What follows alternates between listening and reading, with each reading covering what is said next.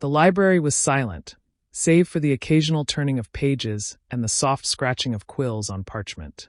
Hermione Granger sat at her usual corner table, surrounded by books on transfiguration and ancient runes. She was supposed to be focusing on a particularly complex theory about magical object resonance, but her eyes kept drifting to something, or rather, someone across the room. Harry Potter. He was bent over a book he clearly didn't want to read, brow furrowed in frustration. Ron sat beside him, half asleep and drooling on a rolled-up scroll. It was the usual scene, one Hermione had witnessed hundreds of times. But today it felt different.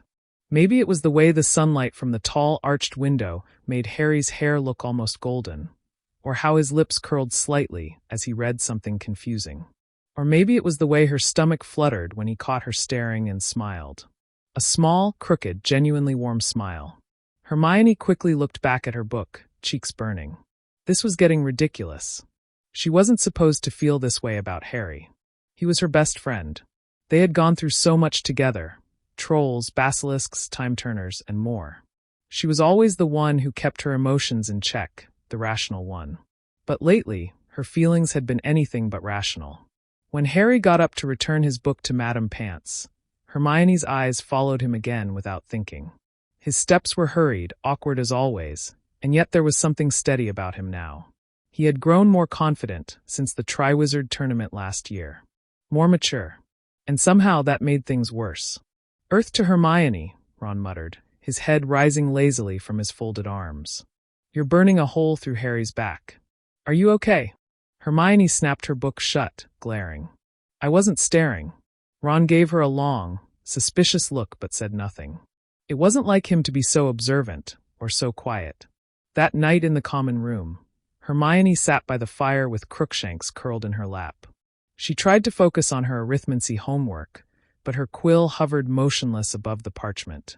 Across the room, Harry laughed at something Dean said, his eyes lighting up with a joy Hermione hadn't seen in weeks. It was infectious, the kind of laugh that made people turn their heads just to hear it again. Her heart thudded. What would he think if he knew how she felt? Would he be surprised? Embarrassed? Would it ruin their friendship? She couldn't risk that. Not after everything. But even knowing that didn't stop the thoughts from creeping in every time he smiled at her. Every time he sat close enough for their hands to brush. "Hermione," Harry said suddenly, walking over to her. "You okay?" She jumped slightly. What? "Yes. Fine. Just tired." "You've been acting a bit off lately," he said, sitting down beside her. His eyes searched hers, green and full of concern. "Is something wrong?" She bit her lip. "No, not really. Just thinking a lot, that's all." Harry leaned back, his gaze still fixed on her. "You think a lot anyway." She chuckled nervously. "True." There was a pause. A long one. "You know you can talk to me, right?" he said quietly. And that did it. Hermione felt her heart squeeze painfully. Of course she could talk to him. That was the problem. He was so kind, so thoughtful, so... Harry. And she was falling harder than she meant to. "I know," she whispered. "Thanks, Harry." He smiled again, that small crooked smile that twisted something deep inside her. That night, Hermione couldn't sleep. She lay in bed, staring at the ceiling of the girls' dormitory, wondering when things had changed. Was it when he saved her from the troll in first year? When he held her hand during Buckbeak's flight? Or was it just the way he looked at her, like she wasn't just another clever witch, but someone who mattered? She sighed and rolled over. This couldn't go on. She had to do something. But what? The next morning, breakfast was a blur. Hermione barely touched her toast, and she only half heard Ron complaining about the weather. Harry, as usual, was more interested in his pumpkin juice than in school gossip, but he kept glancing at Hermione, as if he sensed something wasn't quite right. By the time they got to Charms, Hermione had made up her mind. She would bury this crush. It was just a phase, an illusion caused by stress and proximity. She could ignore it. She had to. Professor Flitwick paired them together for a practical charm exercise, and Hermione groaned inwardly. Harry beamed at her as they moved to their table. "Guess we're partners again," he said cheerfully. Hermione forced a smile. "Yeah, let's get to it."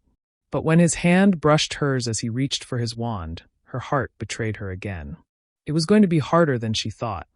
Hermione barely registered Professor Flitwick's instructions as he fluttered through the classroom, praising Seamus and Lavender's levitation technique. Her mind was stuck in a loop, replaying the warmth of Harry's hand brushing hers. It had lasted no more than a second, but it was enough to undo all her resolve from that morning. Focus, she told herself sternly, gripping her wand a little too tightly. Wingardium Leviosa, Harry said beside her, his feather lifting a few inches before wobbling mid-air and crashing onto the desk. Hermione winced. A bit more wrist movement. Try like this. She reached out, demonstrating the swish and flick motion. As she did, her hand came just centimeters from his. Again. Harry watched her intently, nodding. Right. Like that. He smiled at her, and Hermione could barely keep her expression neutral. You're a great teacher, you know that? She swallowed. Thanks, she said faintly. Somehow, they finished the lesson without setting the classroom on fire, but the internal battle Hermione fought through every moment was far more exhausting than any charm practice. After class, they made their way toward the Great Hall. Ron had joined them again, his mouth moving a mile a minute about the Chudley Cannon's upcoming match. Harry nodded occasionally, but kept glancing at Hermione, who was walking silently beside him. As they entered the hall, he slowed his pace. Hey, Hermione, he said quietly. Want to take a walk around the lake later? Just us. Hermione blinked. Why? Harry looked a bit embarrassed. Just feel like talking. Things have been weird. I mean, between us. Haven't they? Her heart skipped a beat. He noticed. Sure, she said after a pause. After dinner? He nodded, offering her that small, endearing grin again. After dinner. The rest of the day crawled by. Hermione couldn't concentrate during defense against the dark arts. Professor Lupin was giving a practical demonstration on shield charms, and Hermione, who usually excelled in this area, barely managed to cast a full Protego. Ron kept asking if she was ill. Harry watched her more than the lesson, and Hermione just wanted the earth to swallow her whole. When dinner finally came, she barely touched her stew. She counted every bite Harry took, wondering what he wanted to talk about. Did he suspect something? Did Ron tell him? Was he going to tell her he knew? Or worse, that he didn't feel the same? The sky was painted in shades of gold and violet when they left the castle. The grass was still warm from the sun, and the lake shimmered with the last light of the day. Hermione kept her arms crossed, both from the breeze and from the tension winding inside her like a coil. They walked in silence for a few minutes before Harry spoke. I've been thinking about last year, he said. The graveyard. Cedric. Everything. Hermione turned her head sharply. Oh, it made me realize how much I've taken for granted. People, time, choices, he said. I've had all these things handed to me, fame, attention, but the things that really matter, I don't think I've paid enough attention to them. Hermione frowned, unsure where he was going. And then this summer, he continued, when I thought about who I missed most, it wasn't who I expected. Hermione's heart thudded loudly in her chest. Who did you miss? He turned to her slowly. You. She stopped walking. I mean, I missed Ron too, Harry added quickly, but with you it was different. I missed your voice. The way you always knew what to say. How you kept me grounded. Hermione's mouth went dry. Harry, He looked down, then back at her. Something's changed, hasn't it? She nodded. There was no point denying it anymore. Do you like me? He asked quietly. I mean, more than just as a friend. Hermione's breath caught. Her instinct told her to deflect, laugh, pretend she didn't know what he meant. But something in Harry's eyes, curiosity, vulnerability, made her heart ache. Yes, she said. I do. There was silence. A breeze blew across the lake, ruffling Harry's already messy hair. I didn't know, he said after a long pause. I mean, I never thought. I wasn't going to tell you, Hermione said quickly. I didn't want to make things awkward between us. Harry looked down at the grass, then back at her with a softness that melted her anxiety. It's not awkward.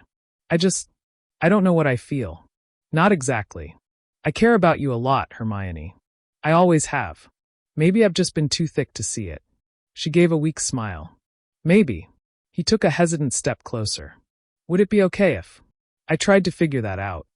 Hermione's heart was in her throat. You mean? I mean, Harry said, maybe we don't have to ignore this. We could see where it goes.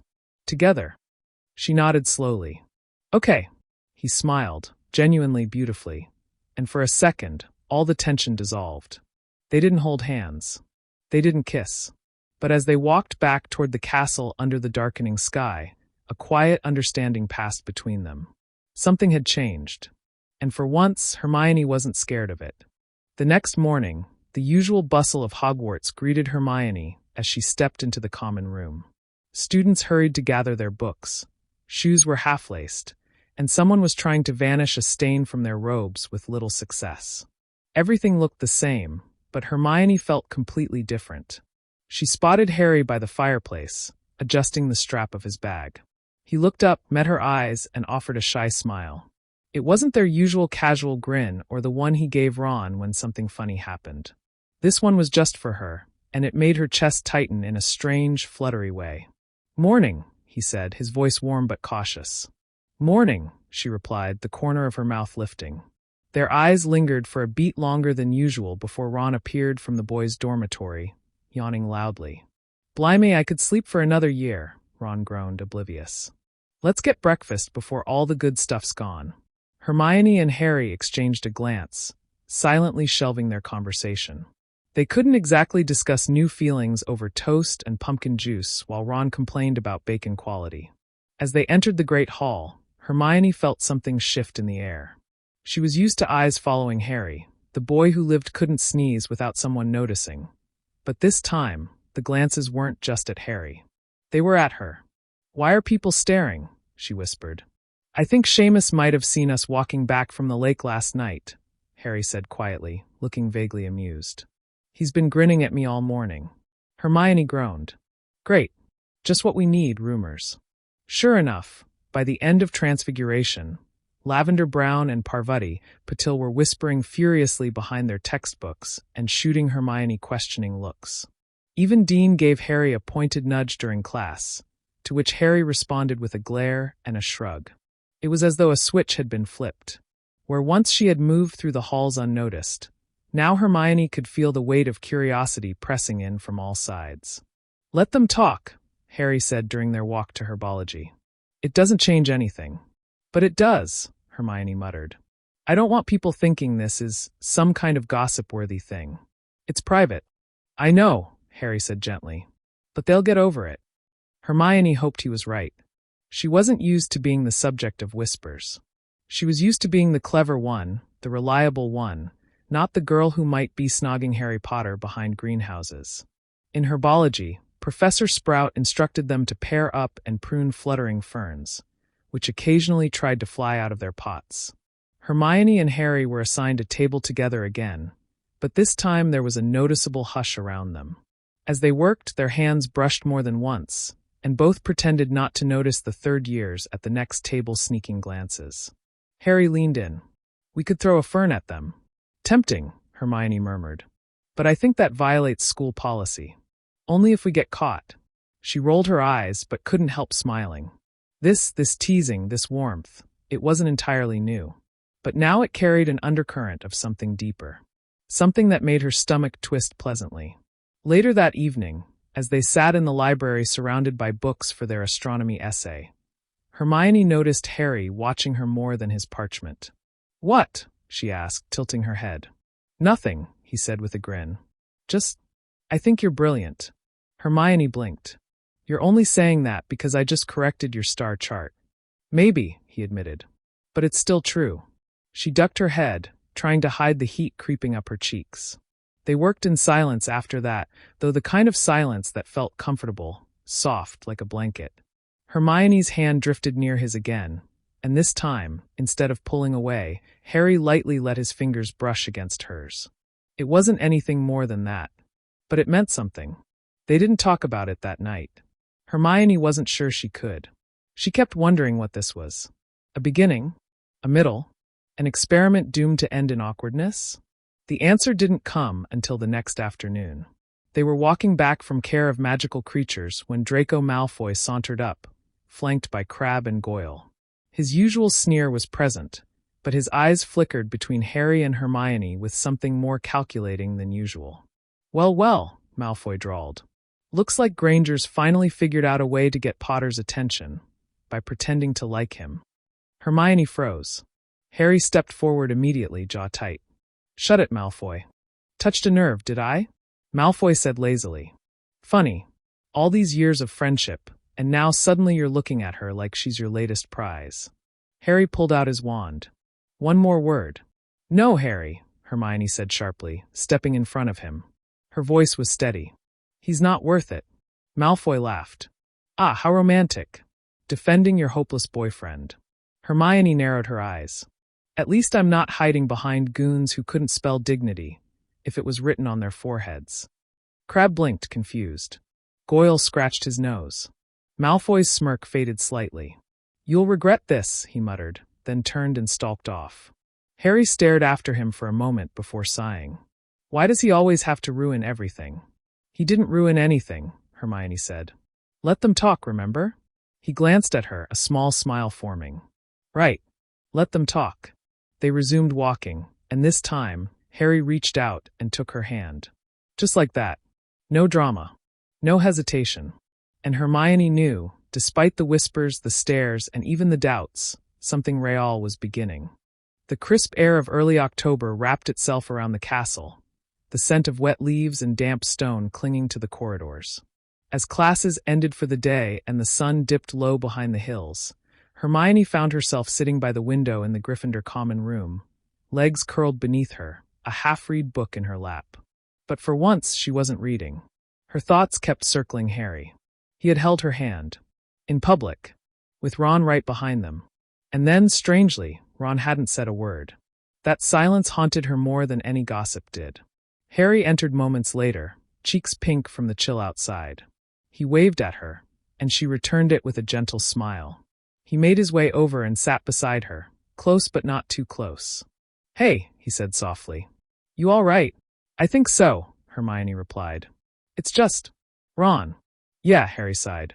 I've been waiting for him to explode since yesterday, but nothing. Not even a grunt. I know, Hermione said, tucking a strand of hair behind her ear. That's what worries me. Just then, as if summoned, Ron stepped into the common room. He spotted them immediately, his eyes flickering from their faces to the space between them. Too close for just friends. He hesitated for a second, then crossed the room and dropped into a chair across from them. Evening, he said flatly. Hermione braced herself. Harry cleared his throat. Ron, can we talk? Ron crossed his arms. About what? How long this has been going on behind my back. It's not like that, Hermione said quickly.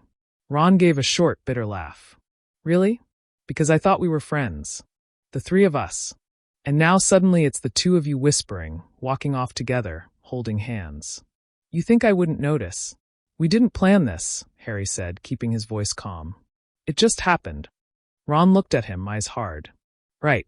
Just like that. Hermione leaned forward. Ron, please don't be angry. I didn't mean for this to change anything between us. Well, it has, Ron snapped. I've liked you for years, Hermione. You didn't know? Really? Her breath caught. I suspected, she said quietly. But I didn't feel the same. Ron stared at her for a long moment, then looked away. I get it, he muttered. I'm always second place, aren't I? In everything. That's not true, Harry said firmly. Isn't it? Ron said. The famous Harry Potter. The clever Hermione Granger. And me, the sidekick. Stop it, Hermione said, hurt in her voice. We've always been equals. Not anymore, he said, standing up. You two figure yourselves out. I need some air. He walked out before either of them could say a word. Hermione turned to Harry, her heart heavy. I didn't mean to hurt him. I know, Harry said gently. Neither did I. They sat in silence, listening to the crackling of the fire. It wasn't supposed to be this complicated. But things had changed. They had changed. And feelings, once buried, never stayed quiet for long. Later that night, Hermione wandered down to the courtyard alone, her cloak wrapped tightly around her. She needed space to think. She leaned against a column and stared up at the stars, wondering if things would ever go back to the way they were. Probably not. But maybe that wasn't all bad. Footsteps approached. Thought I'd find you here, came Harry's voice. She turned, forcing a small smile. Couldn't sleep either? He shook his head. Too much in my head. Same. He He joined her at the column, his shoulder brushing hers. You were really brave today. I didn't feel brave, Hermione admitted. I felt like I broke something important. You didn't break it, Harry said. It was already cracking. Ron's been holding things in for a long time. This just pushed it out. I hate seeing him like that. I do too, Harry said. But I don't regret this. Being with you. She turned to him, surprised by the honesty in his voice. Even if it costs our friendship? She asked softly. He hesitated, then nodded. If it's real, then yes. Hermione didn't speak. Instead, she reached for his hand again, slowly, deliberately. This time, she laced her fingers through his. Harry looked down at their hands and then back at her. So, where does that leave us? I don't know, she said. But I think we're about to find out. The breeze carried their words into the night, and for a moment, everything else faded, the stares, the tension, the heartbreak. All that remained was the quiet certainty in their joined hands and the promise of something new. Tomorrow would bring questions, complications, and possibly more hurt. But tonight, under the stars, Hermione allowed herself to believe in the magic of possibilities. Morning arrived with a gray mist hanging over the castle grounds. Rain tapped softly against the windows as Hermione sat in the great hall, poking at her porridge while Harry attempted to get Ron to at least acknowledge his existence. It wasn't going well. Ron sat at the far end of the Gryffindor table, hunched over a plate of sausages with Dean and Seamus, speaking in low tones. Hermione hated how far apart they all felt. Even though they were only a few seats away, it might as well have been miles. He's still not speaking to me, Harry muttered, dropping into the seat beside her. She gave him a sympathetic look. I suppose it's going to take some time. He's Ron, Harry said.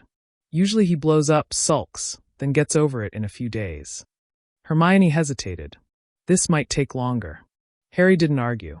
They finished breakfast mostly in silence. The hall was unusually loud, and Hermione noticed more than a few curious stares aimed their way. Her shoulders tensed. Gossip at Hogwarts moved faster than owls on fire, and she knew the whispers hadn't died down. As they exited the hall, Neville caught up with them. Harry? Hermione, he said nervously. You might want to see this. He handed Hermione a piece of parchment, lined with tight, elegant handwriting. She unfolded it, reading aloud. Asterisk love, spells, and secrets brewing. Potter and Granger, a romance stewing. But friendship cracks and hearts might shatter. When feelings bloom, do friends still matter? Asterisk. Hermione stared, her face slowly flushing. Around them, more students were giggling or pretending to be deeply absorbed in their textbooks, only to glance up seconds later. Harry sighed. A poem? Really? Seems like someone's trying to start trouble, Neville said apologetically. Lavender was passing them out this morning. Hermione crumpled the parchment. This is getting ridiculous. Harry placed a hand on her shoulder. Ignore them. I can't, she said tightly. I just want to live normally. We didn't do anything wrong. No, Harry agreed. We didn't. As they walked toward Charms, Hermione tried to focus on the rhythm of her footsteps. But her thoughts swirled. She'd been prepared for awkwardness, for Ron's hurt feelings. But public ridicule? She hadn't expected Hogwarts to turn her life into a theatrical production. Inside the classroom, Professor Flitwick chirped instructions about advanced summoning spells. Hermione, usually precise and focused, botched her first 3 attempts. Her quill spun into the wrong person's hands. Her ink bottle leapt too far and smashed on the floor, and her wand gave off a loud sputtering sound that earned scattered laughter. I'm sorry, she mumbled. Harry leaned over, whispering, They're just jealous. None of them are clever enough to insult us in iambic pentameter. That made her snort, despite herself. Class ended with Flitwick asking Hermione if she was feeling all right. She nodded quickly and hurried out, Harry at her heels. Let's go somewhere quiet, he said. They found themselves in a little-used corridor behind the tapestry of Barnabas the Barmy. Hermione sat on the cold stone bench beneath the stained-glass window and let her bag slide to the floor. I hate this, she admitted. Being talked about. Being watched. Every move we make, it's like we're in some sort of spotlight. Harry nodded. Yeah, I get that.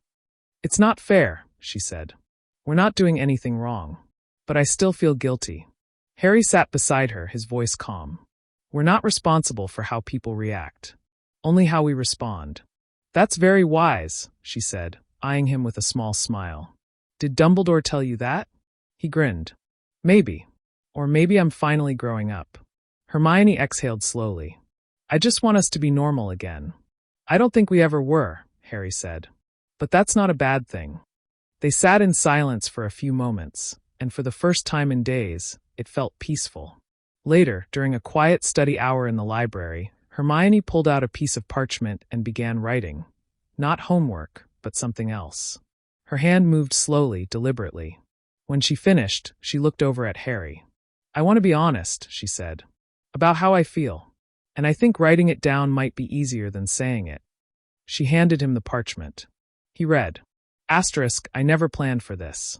For feelings stronger than logic, for my heart to interfere with reason. But when I look at you, everything I know unravels in the best possible way.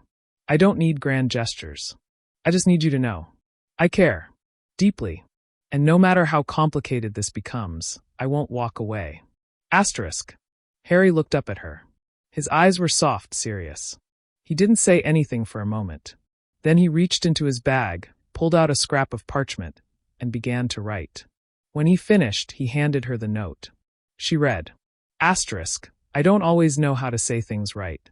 I'm better with spells than emotions. But with you it's easier. Because when I'm with you, I'm not the boy who lived. I'm just me. And that's who wants to be with you. Hermione blinked back sudden tears. They didn't kiss. Not yet. But they sat side by side, closer than ever, two hearts unfolding slowly in the silence between lines. The following week brought an odd calm to Hogwarts, at least on the surface. Classes continued, students grumbled about essays, and Peeves caused chaos in the third-floor corridor by turning suits of armor into singing barbershop quartets. But beneath the ordinary flow of castle life, something simmered quietly for Hermione. She and Harry hadn't defined what they were yet, not with words, but things were different. There was an unspoken closeness now. They studied together more than ever, walked slowly between classes, and exchanged glances that lasted too long to be casual. Even their silences felt full. But Ron's absence from that world was becoming more painful by the day. He wasn't avoiding them outright anymore, but he wasn't exactly present either. He ate meals at odd hours, sat on the far end of the common room, and partnered with Seamus or Neville for class work instead of Harry or Hermione. When he did speak to them, his tone was clipped and careful, like he was trying not to snap. The worst part was that Hermione missed him. Deeply. Their trio felt lopsided without his grumbling and his jokes, even if half of those jokes had been at her expense. And while she was growing closer to Harry, she still felt like part of her world was missing. One quiet afternoon in the library, Hermione was working on a potions chart when a folded note dropped beside her ink bottle. She looked up to see Ron walking past, not even meeting her eyes. The note wasn't addressed, but she knew his handwriting instantly. She opened it, heart thudding. You were my best friend. I thought maybe one day that would mean something more. But I guess I was wrong. I don't hate you. I just don't know how to talk to you right now. I miss what we had, even if I was the only one who felt it. Ron. Hermione's fingers tightened around the edge of the parchment. She knew he wasn't trying to make her feel guilty, at least not entirely. It was honest, raw. Ron had never been good with emotions, but this was as close to vulnerability as he'd ever come with her. She folded the note carefully and slid it into her bag. That night, she found Harry waiting in the common room, flipping through his defense textbook. He looked up as she approached, smiling gently. You look serious, he said. I spoke, or rather didn't speak, to Ron today, she said, settling beside him. He left me a note. Harry frowned. What did it say? Hermione hesitated. That he misses me. That he thought there might have been something between us. Harry's expression didn't change much, but something in his posture tightened. Do you think there ever was? He asked quietly. She thought about it for a moment. I cared about him deeply. I still do. But not in the way he wanted. I don't think I ever could. Harry nodded slowly. I'm sorry. For all of it. Hermione placed her hand gently over his. This isn't your fault. Or mine. Feelings aren't something we choose. They stayed like that for a long while, the fire crackling softly beside them. For a moment, the The tension that had followed them all week seemed to melt into the warm glow of the room. Eventually, Harry spoke. "We should talk to him. Both of us. Together." Hermione nodded. "He deserves that much." The opportunity came sooner than expected. The next day, just after lunch, they found Ron alone near the Quidditch pitch, kicking a stone across the grass. His back was to them, but he turned as they approached. His eyes flicked from Harry to Hermione and back again. "If you're here to tell me how sorry you are, don't bother," Ron said flatly. "We're not," Harry said. "We're here because we miss you." Ron snorted. "Yeah, miss me now that you've got each other." Hermione stepped forward. "Ron, that's not fair. Isn't it? You think I didn't see this coming? You two always had this thing, this connection. I was just the third wheel, wasn't I?" "No," Hermione said firmly. "You were never that. You're one of my best friends, Ron. That hasn't changed." "Feels like it has," he muttered. Harry ran a hand through his hair. "Look, I don't know what to say that won't sound like I'm making excuses. But this isn't about choosing one friend over another. We didn't plan this. It just happened. But that doesn't mean we don't care about you." Ron looked at them both for a long moment, his expression unreadable. Then quietly he said, "I'm angry. And I'm hurt. But I don't want to lose either of you." Hermione blinked, stunned by the honesty. "So," Ron continued, "I'm going to need time. But I'll try." Hermione felt tears prick her eyes. "Thank you," she said softly. Harry nodded. "That's all we can ask." Ron gave a half smile. "And just for the record, I still think I'm better at chess than both of you." Hermione laughed and Harry grinned. It wasn't perfect. Nothing had been resolved in a neat bow. But a door had reopened, just a little, and that was enough. That evening, as the sky turned lavender over the lake, Hermione stood with Harry beneath the beech tree near the shore. Their fingers intertwined again, more naturally now, without hesitation.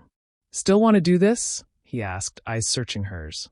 She looked at him, really looked at him, not as the boy who lived or her best friend, but as someone who made her feel safe, seen, and just a little bit reckless. "Yes," she said. "I do." They leaned in together slowly, and this time, there were no interruptions. No doubt, just the soft brush of lips under a whispering wind, and the start of something real. The first snowfall came earlier than expected. Hogwarts transformed overnight. White blanketed the grounds, softening the edges of towers and trees alike. Icicles dangled like crystal daggers from the eaves, and students began walking to class wrapped in layers of scarves and enchantments that kept noses warm and boots dry. Hermione stood by the window in the Gryffindor common room, watching as first years tossed snowballs at each other with giggles echoing against the stone walls. It was peaceful, at least for a few seconds. Then Ginny's voice cut through the air behind her. "So," Ginny said, arms crossed, eyes glinting with barely concealed amusement, "how long exactly have you and my brother's best mate been sneaking off behind greenhouses?" Hermione turned sharply. "We haven't been sneaking off." "Right. And I suppose that accidental kiss under the beech tree was for botanical research." Hermione flushed. "You saw that?" Ginny grinned. "Half the school did. It's not every day Hogwarts sees the golden trio start dating each other." "We're not dating," Hermione said. Then, catching herself, added more firmly, "I mean not yet. We're just figuring things out." Ginny raised an eyebrow. "Does Harry know that?" Hermione paused, her fingers tightening around the window ledge. "We haven't talked about what we are. It's still new." "Well, just be careful," Ginny said, surprisingly serious now. "Harry's not always great at sorting out what he wants. He dives in without looking." Hermione gave a slight smile. "I know. That's part of why I like him. He's brave even when he's unsure." Ginny snorted. "Sounds exhausting. But I'm glad someone can handle him." Despite the teasing, Hermione felt a strange warmth. Not from the fire, but from the quiet reality settling in. People were beginning to accept it, Harry and Hermione. Even Ron, who still wasn't quite okay, had begun joining them at meals again. He didn't laugh much, but at least he stayed. Later that evening, as snow began to fall again in gentle flakes outside the library windows, Hermione found Harry sitting cross-legged in a corner with a thick Quidditch almanac open on his lap. He looked up as she approached, his face lighting up. "Hey," he said, patting the empty space beside him. Come to rescue me from broomstick stats? She laughed. Only if you promise not to start quizzing me on Puddlemere United's defense lineup. No promises, he said with a smirk. She settled beside him, tugging her cloak tighter around her shoulders. For a moment, they sat in comfortable quiet, listening to the muffled sounds of turning pages and scratching quills. Then Harry turned to her, voice a little more serious. So, I've been thinking. Hermione looked at him cautiously. Oh, funny, he said dryly. But actually I wanted to ask, do you want this to be something more? Official, I mean. Hermione's heart gave a tiny jolt. Harry was looking at her now, his gaze steady but unsure, as though bracing himself for the wrong answer. She let the moment stretch before answering. Yes, she said finally. I do. His expression relaxed into a slow smile, one of those rare, quiet ones that made her stomach flip. Good, he said. Because I haven't been able to stop thinking about you. Her breath caught. That's a bit dramatic, don't you think? I'm Harry Potter, he said, nudging her playfully. My whole life's dramatic. She laughed, then leaned her head against his shoulder, and they stayed like that until Madame Pants kicked them out of the library with a stern glare and a floating candle. As they walked back to the tower, snow crunched beneath their boots and their breaths curled into the air like soft clouds. Halfway up the marble staircase, Harry stopped suddenly. What is it? Hermione asked. He pulled a small, slightly wrinkled bit of parchment from his cloak pocket. Found this earlier. Someone slipped it under my bag. He handed it to her. Hermione unfolded it. The ink was smeared slightly, but the words were still legible. Be careful with hearts that trust easily. Some people aren't as honest as they seem. Not everyone wants you happy, Potter. Hermione's brow furrowed. Who wrote this? No name, Harry said. But it's the second weird note I've gotten this week. Second. The first one was shorter. Said I was being watched. Hermione's heart skipped. Do you think it's a joke? I don't know, he said, frowning. But I don't like it. They stood there in silence for a few seconds, the warm air from the castle mixing with the cold creeping in from the stairwell. Maybe we should tell someone, Hermione suggested. Not yet, Harry said. Let's keep it between us for now. If it happens again, we'll go to McGonagall. Hermione nodded slowly, folding the note again and tucking it into her robes. Despite the warmth of Harry's hand in hers as they climbed the last flight of stairs, a chill had settled in her spine that no fire could quite melt. Someone was watching them, and whoever it was didn't seem happy about what they'd found together. By the time the weekend arrived, Hermione could barely concentrate on her homework. Her ink blotched on the corners of her parchment, and her once pristine notes on magical theory had smudges where her fingers had rubbed against them nervously. It wasn't just the pressure of any WT-level classes, or even her feelings for Harry. It was the note. Not everyone wants you happy, Potter. That line replayed in her head far too often. Someone at Hogwarts wasn't just gossiping, they were warning, threatening. And if they were being watched, it meant this wasn't just about jealousy or whispers anymore. That morning, as the Gryffindors filed into the Great Hall for breakfast, Hermione kept her eyes scanning faces, looking not for expressions of surprise or admiration, but calculation.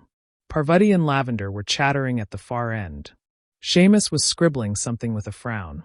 Malfoy was looking smug about something, but that wasn't new. Harry nudged her as they sat down. You're doing that look again. What look? The one where you're trying to solve a mystery without telling me what's in your head. Hermione sighed. I'm just watching people, trying to see who might have sent those notes. You really think it's a student? I don't know. But someone clearly has an issue with us being close. The poem last week, the anonymous notes, it feels targeted. Harry buttered a piece of toast with exaggerated care. It's not like we've got a secret. Everyone knows now. That's what worries me. Whoever's doing this isn't interested in making fun. They're trying to scare us. Harry glanced toward the Slytherin table. Think it could be Malfoy? Maybe. But he's usually louder when he wants to be awful. This feels quieter. Subtler. As they ate, an owl dropped a copy of the Daily Prophet onto the table.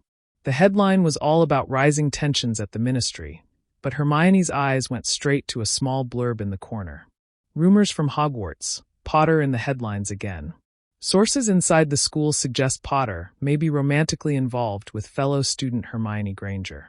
The school has refused to comment. She stared at the paper, stunned. Harry read over her shoulder and groaned. Brilliant. Because we weren't already the center of attention. Hermione pushed the paper away, stomach suddenly twisted. How is this even newsworthy? You know how it is. If I sneeze, it's front-page gossip. He paused. Think the notes and this are connected? Could be. Or it could just be someone at school who wanted to leak something. A whisper from behind them made Hermione stiffen. Did you see the prophet? Guess we know why Granger's been sitting so close to Potter in class. Hermione turned around. 2 fifth-year Ravenclaws flushed as she caught their eyes. Maybe we should eat in the kitchens, Harry said darkly. Instead, they left the hall early and took refuge in the astronomy tower, where the cold wind bit at their cheeks and the distant trees were dusted white like sugar. Why does everyone care so much about who I sit with? Hermione asked, her voice quiet. Harry shrugged, hands stuffed in his robe pockets. Maybe because you're brilliant. And brave. And because people didn't expect us to happen. Well, they didn't expect you to survive the Triwizard Tournament either, and you still managed. Harry smirked. So dating me is that dangerous, is it? Hermione looked at him seriously. It might be. He sobered instantly. You're scared. I'm not scared of being with you, she said. I'm scared of what's coming. Someone doesn't want this to happen. And I don't know if they'll stop at notes. Harry stepped closer, his eyes meeting hers with quiet resolve. Let them try. She exhaled slowly, trying to draw strength from his certainty. That evening, as the common room buzzed with students playing exploding snap and swapping stories, Hermione sat curled in an armchair with her history of magic essay open, but her mind elsewhere. Just before curfew, an envelope slid through the gap in the portrait hole and landed silently on the floor. Hermione spotted it first. She stood, walked over, and picked it up. There was no name, no seal, just a folded bit of parchment. Heart-pounding, she opened it. You can't protect him forever. He's marked for pain, and so are those close to him. Step back now before you regret it. Her breath caught. It wasn't a poem or a veiled warning. This was direct. Harry, reading over her shoulder, took the note from her hand. That's it. We're showing McGonagall. Hermione nodded, unable to speak. The weight of the words still rang in her mind. He's marked for pain. They didn't know who was behind this yet. But someone was watching. Someone who knew what to say to strike fear into her heart. And for the first time since their feelings had surfaced, Hermione wondered, what if loving Harry truly was dangerous? Professor McGonagall read the note 3 times without blinking. Her lips were pressed into a tight line, and her spectacles sat a little lower on her nose than usual, giving her a sharper, sterner look than normal. This was pushed under the portrait hole? She asked, voice clipped. Hermione nodded. Just before curfew. No one saw who left it. Harry sat beside her, his arms crossed, eyes tense. It's not the first one. McGonagall gave him a sharp look. You've received others? Hermione hesitated, then pulled out the folded notes she'd carefully tucked into her bag. The poem, the vague threats, and the most recent one that cut straight to the point. The moment she handed them over, McGonagall's eyes scanned them quickly, her frown deepening. This is no childish prank, she said at last. The language is deliberate. Someone is targeting you both, and they're not trying to be subtle anymore. So what do we do? Harry asked. You let me handle it, McGonagall said firmly. I'll inform the headmaster. In the meantime, you two are not to walk alone. Ever. If you see anything unusual, anything at all, you come straight to me. Hermione opened her mouth to object, but McGonagall raised a hand. I know this isn't easy, she said, her tone softening ever so slightly. But if someone is threatening you, even indirectly, we cannot treat it lightly. The meeting ended shortly after that, and McGonagall insisted a prefect escort them back to Gryffindor Tower. Hermione didn't argue. Once inside the warmth of the common room, they collapsed onto the sofa by the fire, exhaustion clinging to them like a second skin. Most of the students had gone to bed, and the last few were huddled in corners whispering or finishing essays. The flames crackled quietly beside them, casting dancing shadows on the walls. I didn't think it would come to this, Hermione whispered, hugging her knees to her chest. I did, Harry admitted, leaning back against the couch. Not because of us, but because it's always something. There's always someone who wants to break whatever peace we find. Hermione looked over at him. This isn't your fault. He didn't say anything, but the guilt was plain in his eyes. I chose this, she said softly. Being with you, knowing the risks. And I'd choose it again, Harry. 100 times over. A faint smile tugged at his lips. Even if I come with cryptic threats and dark hallways? Especially then, she said, bumping his shoulder. He turned his head toward her, and for a long moment, the world around them disappeared. No threats. No stares. Just firelight and silence. I've never had this before, Harry said quietly. Not like this. Something good. Something I want to protect. Not because I have to, but because I care about it too much not to. Hermione felt a lump rise in her throat. You don't have to say that. I'm not just saying it. His voice was steady. Grounded. For someone so used to running toward danger, Harry had a way of making her feel safe in the middle of it. They sat like that for a while longer, until the fire burned low and their eyes grew heavy. When they finally rose to head up to their dorms, Harry paused at the bottom of the stairs. Hey, he said. I'll walk you to your door. Just in case. Hermione smiled. A true gentleman.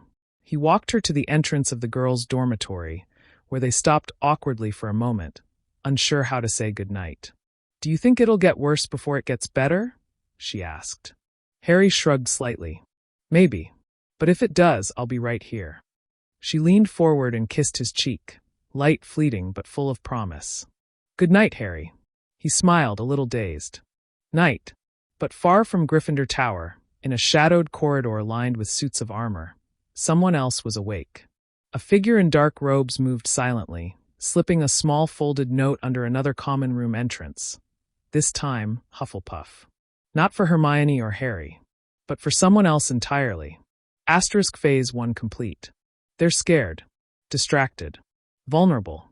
Keep watching. We strike when it hurts the most. Asterisk.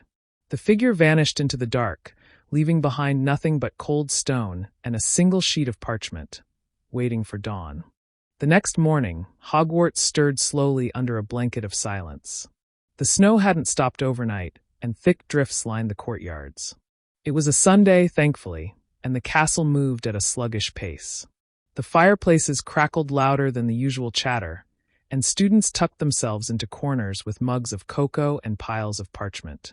Hermione sat near the Gryffindor fireplace again, her notes untouched in front of her, eyes trained on the flames. She couldn't focus, not on arithmancy, not on her revision schedule, not even on the new book she'd started reading 3 nights ago. Not when someone out there was watching them, and planning something worse. Across from her, Harry had his feet on the edge of the table, pretending to read Quidditch through the ages, but clearly not seeing a word of it. Their shared silence was comforting, but heavy. The quiet broke with a soft knock on the portrait hole. Hermione blinked. No one ever knocked. Either you had the password or you didn't get in. Cautiously, she rose and crossed the room. When she opened the portrait, she blinked in surprise. It was Luna Lovegood. Luna, Hermione said, confused but not unkind. What are you doing here? Luna stepped into the common room as if she floated rather than walked. Her radish earrings swung slightly, and her long, pale hair was damp from the snow. She clutched a letter in one hand and looked at Hermione with quiet seriousness. I came to talk to you. Both of you. Harry stood now too, curious. Did something happen? Luna nodded and held up the folded piece of parchment. This was slipped under the Hufflepuff entrance. I'm not in Hufflepuff, but I was visiting a friend and saw it lying on the floor. Hermione took it carefully and unfolded it. Her blood chilled. Asterisk phase 1 complete. They're scared, distracted, vulnerable. Keep watching. We strike when it hurts the most. Asterisk. Harry stepped beside her, reading over her shoulder. That's the same handwriting. Exactly the same, Hermione whispered. It's a plan. This wasn't just a warning, it's an operation. Luna nodded solemnly. I thought you should know. I think someone's targeting you. Hermione looked up. Luna, are you sure you're not in danger? Oh, probably, Luna said airily. But if someone is doing this from inside the castle, I want to help. Hermione and Harry exchanged a glance.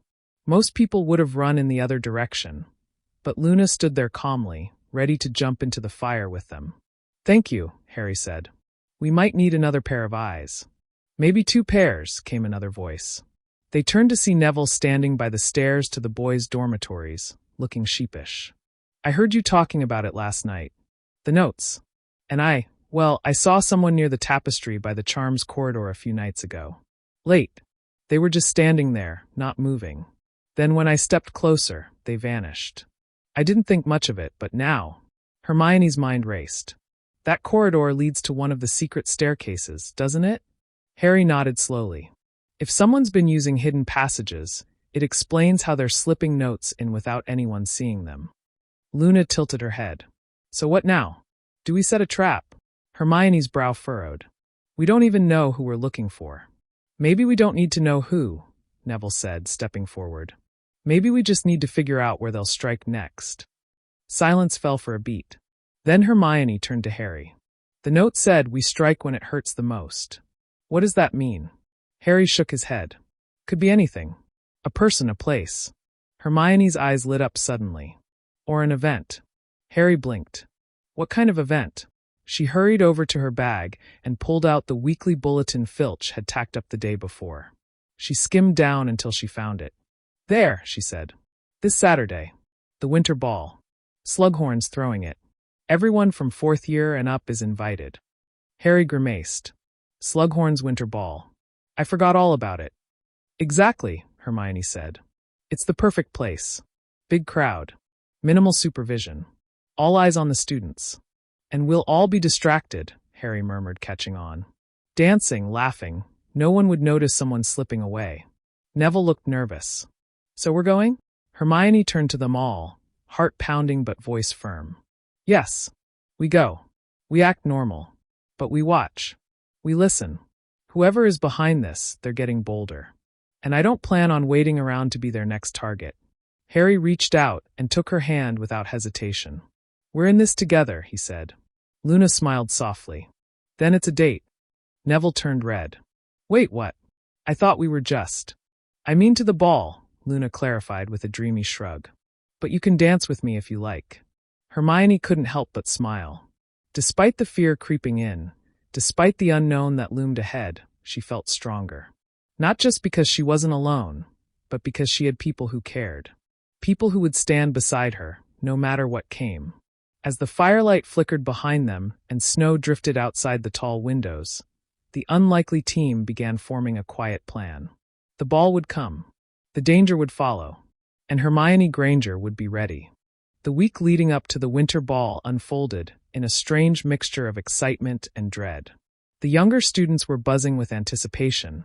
Older students fussed over dress robes, and the Hogwarts elves worked tirelessly to transform the Great Hall into a glimmering winter wonderland.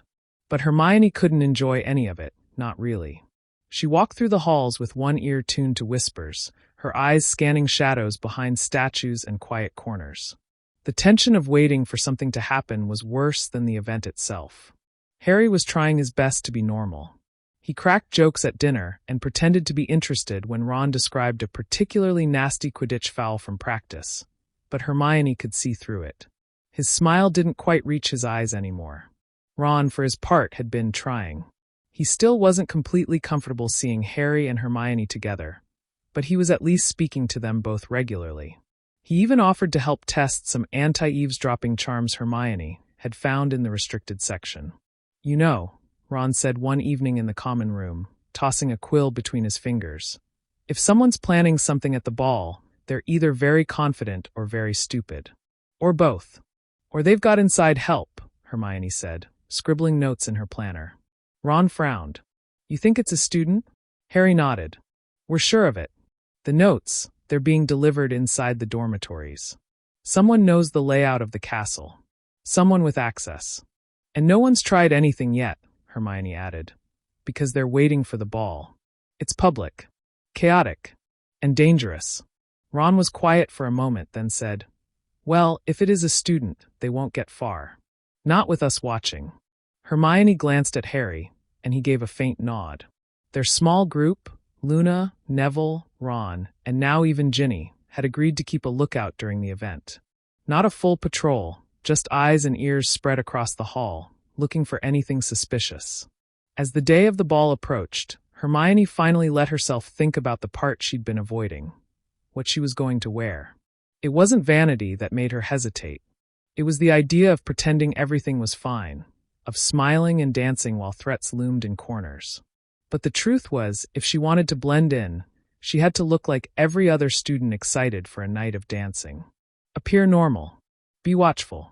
So she dusted off the light blue dress robes she had worn to the Yule Ball years ago, less frilly than the pink ones from fourth year, more elegant and simple. She spent an hour tailoring the sleeves and length with a few spells she trusted, then tucked it away for the evening. That night, as the clock ticked toward 7, the castle changed. The great hall sparkled in white and silver, with snowflakes gently drifting from the enchanted ceiling and hundreds of crystal lanterns floating in the air like frozen stars. Round tables lined the walls, a dance floor shimmered in the center, and soft music played from an unseen source. Hermione stood at the top of the staircase, taking it in. Even she had to admit, it was breathtaking. Harry joined her a few moments later, dressed in clean, simple black robes. He looked older somehow, a little more like the man he was becoming than the boy she'd met on the Hogwarts Express. "You look beautiful," he said, quiet and honest. Hermione flushed. "And you're still terrible at compliments." He smiled, offering his arm. "Come on, let's go pretend we're normal." They walked in together. Students turned, whispered, some even smiled, but most seemed to accept it now. The scandal had dulled, replaced by other drama, and besides, everyone had their own nerves to manage. Neville and Luna were already by the punch table, sipping something pink and fizzy. Luna wore a silvery dress dotted with tiny floating snowflakes, and Neville looked like he was holding his breath just being near her. Ron lingered at the edge of the hall, his date nowhere in sight. He gave Hermione and Harry a nod that was part awkward, part genuine. "You two take the dance floor," Luna said airily. "Neville and I are going to guard the snacks." Hermione chuckled. "Very noble of you." Harry leaned close. "We should probably be seen dancing. Blending in and all that. You just want an excuse to step on my feet." "Absolutely," he said with a grin.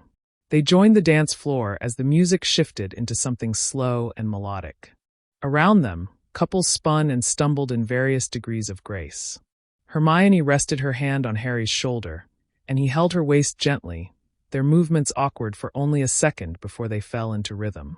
For a brief moment, the world melted away. They didn't talk. They didn't need to. Just being together here, in this fleeting moment of peace, felt like something rare and real. Like magic that didn't need a wand. But then it happened. A scream. It cut through the music like a blade. The room froze. Hermione turned sharply, toward the far corner of the hall, where the doors to the courtyard stood wide open. Snow drifted inside. And just beyond the threshold, barely visible in the darkness, was the shape of a student lying motionless in the snow. Harry was already moving. Hermione ran after him, wand in hand, the warmth of the dance vanishing as cold air slammed into her face. She dropped to her knees beside the figure. It was a boy 6th year Ravenclaw. His eyes were closed, his breathing shallow. Pinned to his robes was a note. Hermione tore it free. "Asterisk, you were watching the wrong ones. While you danced, we moved. Asterisk." Her stomach twisted. They weren't the targets anymore. Someone else had been hurt, someone innocent. And the game had changed. The great hall was chaos. Students crowded at the doors, whispering, crying, or just standing in stunned silence. Professors Flitwick and Sprout rushed to the scene while Madame Pomfrey arrived seconds later, casting diagnostic charms with incredible speed. The Ravenclaw boy, Ethan Whitby, Hermione remembered now, was levitated gently onto a stretcher and floated toward the hospital wing. His eyes never opened. The note in Hermione's hand trembled slightly as she read it again. "You were watching the wrong ones. While you danced, we moved." Harry stood beside her, fists clenched, face pale with fury. Professor McGonagall appeared at their side, her tartan cloak swirling around her, eyes blazing. "What happened?" she demanded. Hermione handed her the note wordlessly. McGonagall read it with growing anger before tucking it away into her robe with a snap. "Back to your common rooms. All of you," she ordered the crowd. Now, there was no argument. The students dispersed quickly, their ball gowns and dress robes dragging through slush and snow as they fled the scene that had once been magical. Hermione walked with Harry back toward Gryffindor Tower, joined quickly by Ron, Luna, and Neville. The five of them said nothing until the fat lady's portrait closed behind them. Then Ron exploded. They attacked someone else? Are they insane? They knew we'd be watching, Harry said bitterly, pacing before the hearth. So they used the ball as a distraction, something big enough to keep us focused in the wrong place. Luna sat in one of the armchairs, tapping her chin thoughtfully. It's clever. Terrible. But clever. Neville, still pale, muttered. Ethan's barely said 3 words all year. Why him? Hermione sank onto the couch, the snow on her hem slowly melting into the carpet. That's exactly it. He's not connected to us. He wasn't a threat. They chose someone no one would expect. Random, Ron muttered. Makes it harder to predict who's next. Harry stopped pacing. Unless it wasn't random. Hermione glanced at him. What do you mean? He looked around at their little group, eyes narrowed in thought. What if Ethan wasn't the message? What if we were? That note wasn't addressed to him. It was addressed to us. While you danced, we moved, Luna repeated softly. It's not just a warning, Hermione whispered. It's a taunt. Ron dropped into a chair and buried his face in his hands. This is spiraling. First threats, now an actual attack. And we still have no idea who's behind it. We need to find out, Harry said. No more waiting for them to strike. We start hunting them. Hermione glanced around the common room. Only a few stragglers remained, students too shaken to sleep or too nosy to leave. The fire cracked behind them, casting flickering shadows that felt colder than comforting now. There's a way, Hermione said slowly, to figure out who's involved. Everyone turned to her. Polyjuice potion, she said.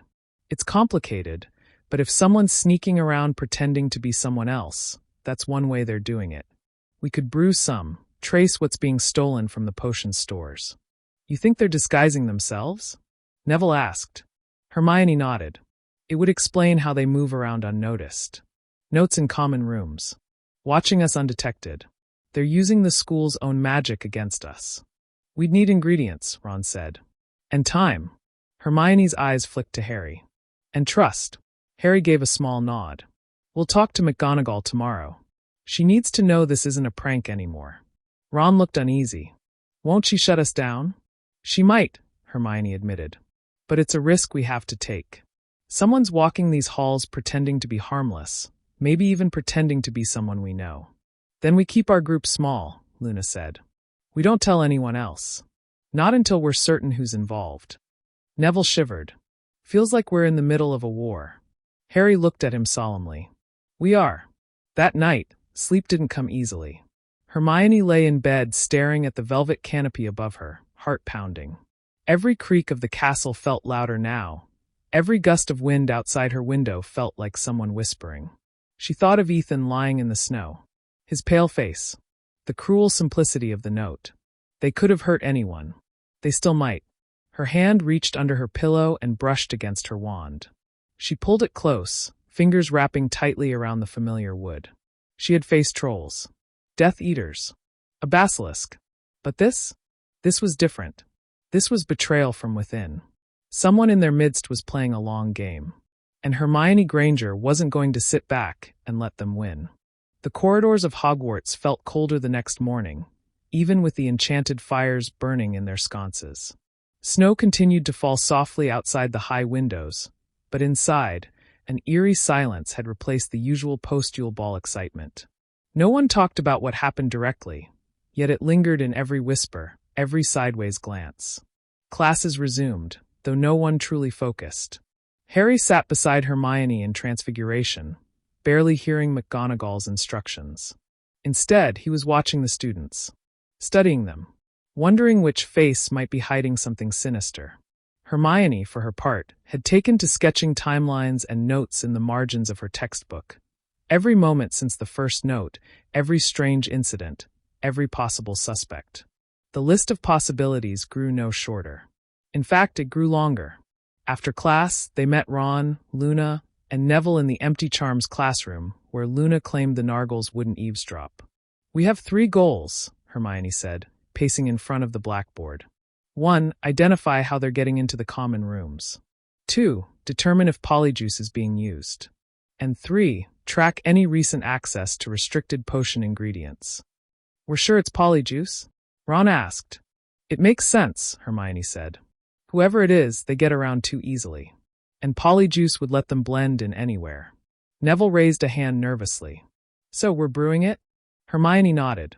Already started the base last night. It'll take about a month to mature, but in the meantime, we can look for signs of who else might be making it. Harry crossed his arms. And we need to figure out who would have wanted to hurt Ethan. Ron frowned. But he didn't do anything. That's what makes it dangerous, Luna murmured. Someone quiet is easy to use as a symbol. Hermione sighed. We still don't know the endgame. Are they just trying to scare us? Or is this building up to something bigger? Harry spoke after a long pause. I think they want us divided, distracted. The longer we guess, the easier it is for them to move. That night, Hermione slipped into the library after hours with Harry at her side. The restricted section was quiet, the lanterns dim and swaying gently overhead. Madame Pants had already retreated to her chambers, trusting the prefects to ensure the rules were followed. Hermione used her prefect badge and a softly murmured Alohomora to slip past the gate. Are we even sure what we're looking for? Harry whispered. Hermione pulled a leather-bound book from the shelf. Anything on magical disguises, illusion spells, historical accounts of impersonation. If someone isn't using polyjuice, there are still other ways to pretend. Harry started scanning titles while Hermione flipped pages rapidly. The two of them worked in silence for nearly half an hour, until Hermione found it. Here. She tapped a passage. There's a concealment charm rarely used anymore. Obscura persona. Not illegal, but extremely unstable in inexperienced hands. Harry read over her shoulder. Creates an illusion of another face over the caster's own, dependent on magical focus and sustained intent, fails under emotional strain. That's dangerous. Exactly, Hermione said. It would explain how they're hiding in plain sight. But if we catch them off guard, if we scare them, they might lose control of it. Harry looked thoughtful. Then maybe we don't wait for them to come to us. Maybe we draw them out. Hermione raised an eyebrow. You want to set a trap? I want to end this, he said firmly. Before anyone else gets hurt. The next day, word began to spread, casually, carefully. That Harry and Hermione had discovered something. That they were close to figuring it all out. That they had proof, but hadn't told anyone yet. The rumor moved like wildfire, just as Hermione intended. We make ourselves the target, she whispered to Harry that night in the common room, pretending to study a textbook while Ron played wizard chess and the fire crackled in the hearth. If they think we're close, they'll act. They have to. Harry leaned closer. And we'll be ready? Hermione nodded. We'll station Luna and Neville on the 7th floor corridor with the Marauders map. If anyone strange moves after curfew, we'll know. Harry gave her a half-smile. You're scarily good at this. I'm scared too, she admitted. But I'd rather be scared and smart than just scared. They sat in silence for a moment, watching the fire. Then, somewhere deep in the castle, a portrait creaked open. A silent figure stepped into the dark hallway and paused, watching. Waiting. Planning. It started with a whisper. Neville, hunched behind a large stone gargoyle on the 7th floor, tapped the Marauder's map and squinted under the soft flicker of his wand light. He's moving, he whispered. Unmarked dot. No name. Heading this way. Luna sat beside him, serene as ever, her silver eyes fixed down the corridor. That's not a good sign, she said dreamily. You only lose your name on the map when you don't know who you are anymore. Neville blinked. That actually makes sense. Sort of. In the Gryffindor common room, Hermione's enchanted coin heated in her pocket. She and Harry exchanged a glance. They're coming. Hermione gave a quick nod. Let's move. The two of them exited through the portrait hole and began walking the pre-planned route through the castle, acting like they were deep in conversation. The idea was to seem vulnerable, to appear as if they were alone, unguarded, and unaware. But they weren't. Luna and Neville followed from behind, tracking the unnamed dot. Ron, under Harry's invisibility cloak, tailed at a distance, his wand ready. Even Ginny, sworn to secrecy and furious she hadn't been included earlier, kept watch from the astronomy tower, giving them an aerial line of sight. As they turned a corner near the empty arithmancy classroom, Hermione slowed her pace. "They're close," she murmured. Harry tensed. Now or never. Without warning, the air shifted. A gust of wind, no, not wind, but magic, swept past them, chilling their bones. The sconces lining the wall flickered out one by one, plunging the corridor into darkness. Hermione grabbed Harry's hand. "They're here." Out of the shadows, a figure emerged, face hooded, posture too smooth, too confident. No footsteps. No sound. Just a silent glide. "You talk too much, Hermione Granger," the voice hissed. It was distorted. Neither male nor female. A charm, maybe. Or something darker. "You really thought you could outsmart us?" the figure continued. "That you'd win this time?" Harry stepped forward, wand out. "You think hiding behind a mask makes you powerful?" The figure raised a hand. A sudden flash of red light blasted toward them. Harry deflected it with a practiced flick, but the force of the impact still knocked them both back against the wall. Then it happened. The enchantment faltered. For a fraction of a second, the illusion peeled back, and Hermione gasped. She recognized the face underneath. It wasn't one of the Slytherins. It wasn't even someone she hated. It was Emma Lockridge, a Ravenclaw, quiet and bookish, always polite. She'd sat behind Hermione in ancient runes for 2 years. The illusion shimmered back into place almost immediately, but Hermione had already seen. "Emma," she whispered.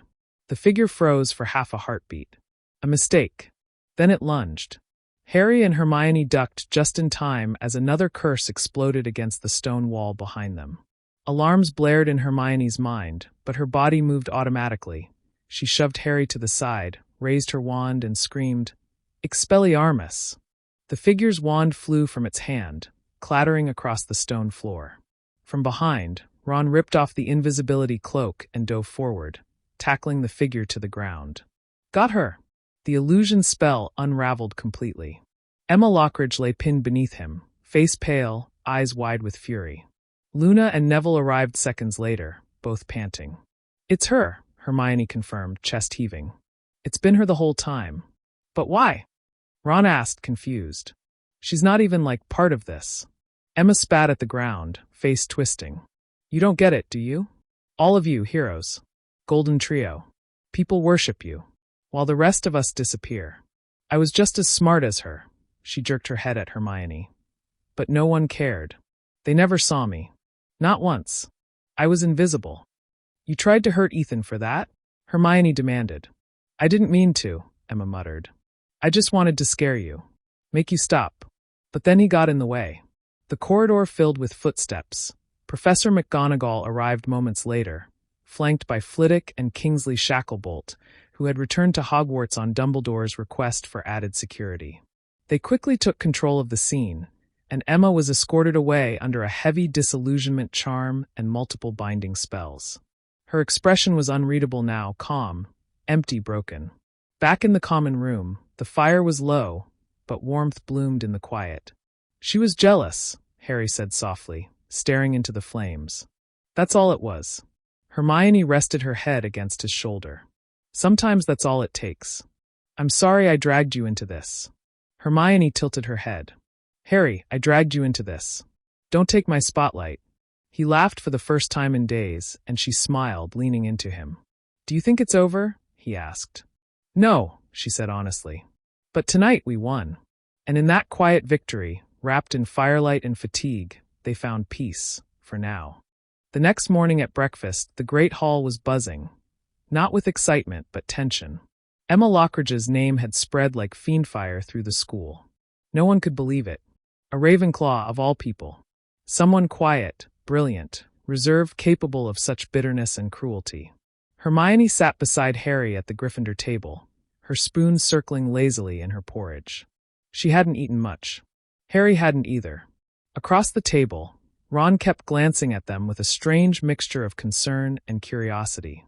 "I still don't get it," he said finally, pushing away his plate. "She tried to kill Ethan just because she felt ignored?" "Not everyone handles jealousy well," Hermione said quietly. "Especially when it festers over years." Ron frowned. "But why you?" Hermione sighed. "Because I was everything she thought she deserved to be. Top of the class. Respected. Friends with Harry Potter. She smiled sadly. Jealousy doesn't always need logic. Ginny sat down beside them and dropped her bag on the bench. You do realize people think you two were targeted because you're secretly dating, right? Harry choked on his pumpkin juice, coughing. Hermione blinked. What? They said in unison. Ginny smirked. It's all anyone's talking about. Emma targeting Hermione because of her feelings for Harry, trying to break you two apart or whatever. Ron's face scrunched in confusion. Wait, but they're not. Ginny cut in smoothly. Exactly. But rumors don't care about truth, do they? Hermione's cheeks flushed, and she quickly bent her head to stir her porridge again, suddenly interested in oats. Harry cleared his throat awkwardly, rubbing the back of his neck. That's ridiculous. Ginny raised an eyebrow. Is it? Ron glanced between them, clearly missing something, but too distracted to push further. Well, either way, I think Dumbledore's going to speak to the school today. Probably to calm everyone down. As the words left his mouth, Professor McGonagall swept through the hall, tapping her wand against a goblet for silence. The clinking sound echoed unnaturally loud, and the students quieted instantly. Professor Dumbledore has asked me to inform you, she said crisply, that he will be addressing the school tonight in the Great Hall. Attendance is mandatory. That is all. The murmurs returned as soon as she left, louder and wilder than before. Harry leaned over to Hermione. Do you think he'll explain what happened with Emma? Hermione looked thoughtful. Maybe, but he'll choose his words carefully. He won't want to paint her as a villain. He never does. Harry nodded. Even when people deserve it. That evening, the Great Hall had never felt more solemn. The enchanted ceiling was dusky and gray, mirroring the clouded sky above the castle. Candles hovered in the air like cautious stars. Dumbledore stood at the front, hands clasped behind his back, eyes twinkling, but not with mischief. With something softer. Regret, perhaps. My dear students, he began, voice calm and deep, Hogwarts is a place of learning, of safety, and above all, of growth. But growth is often uncomfortable. Painful, even. Especially when we feel unseen, unheard, or forgotten. Every ear was fixed on him. Miss Lockridge's actions were misguided, dangerous, and wrong, he continued. But they were born of a feeling many of us know well, loneliness. Let her story serve as a lesson, not of fear, but of empathy. We must look after one another, especially those who suffer quietly. Hermione felt a twist in her chest. Harry's hand brushed hers under the table, hesitant but warm. She didn't pull away. In light of these events, Dumbledore added, Hogwarts will be creating new mentorship programs, student support groups, and private counseling for anyone who feels lost in the shadows. The hall was still. Even the Slytherin table didn't scoff. After the announcement, students began to filter out slowly, conversations hushed and heavy. Hermione and Harry lagged behind. Outside the hall, he turned to her, eyes soft. Hey, can we talk? Alone. She nodded, heart suddenly hammering. They walked silently to the courtyard. The moonlight spilled over the flagstones in silver puddles, and the fountain whispered gently nearby. Hermione folded her arms. What's on your mind? Harry looked down, then up, then finally met her gaze. I've been thinking about everything. Emma, what she said. How people see us. And how I see you. Hermione swallowed. Her voice came out smaller than she meant it to. And how do you see me? Harry took a step closer. You've always been there. Since the troll. Since first year. And somewhere along the way, I think I stopped seeing you as just my best friend. Hermione blinked. What are you saying? Harry exhaled, his voice barely above a whisper. I think I've felt something for a while now. But I didn't realize it until someone tried to take you away. The words hung in the air between them. Hermione stepped forward, close enough to feel the warmth of his breath. Harry, she whispered, I've liked you since third year. Maybe longer. He blinked, surprised. You have? She nodded, a shy smile breaking through. You were just too thick to notice. Harry laughed, breathless, and something unspoken between them finally shifted into place. And then gently he leaned in. Hermione met him halfway. Their first kiss was tentative, awkward, sweet, and full of promise. When they pulled apart, the courtyard seemed warmer. Softer. Harry grinned. Well, I guess Ginny was right. Hermione chuckled. She usually is. They stood there for a long moment, hand in hand under the stars, no longer unsure. Not just friends. Something more. By the time Harry and Hermione returned to Gryffindor Tower, it was well past curfew. But neither of them cared. Their hands remained lightly intertwined until the fat lady gave them a knowing smirk as she swung open to let them in. "Romance in the moonlight, she said slyly.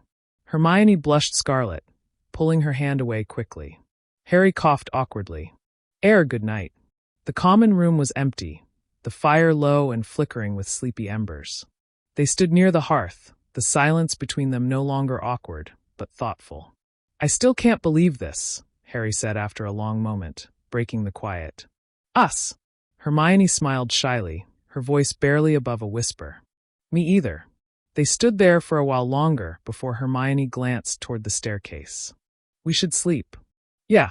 Harry hesitated. "Hermione." She turned back. This doesn't change everything between us, does it?" She walked back to him, brushing her fingers along his arm gently. "No," she said softly.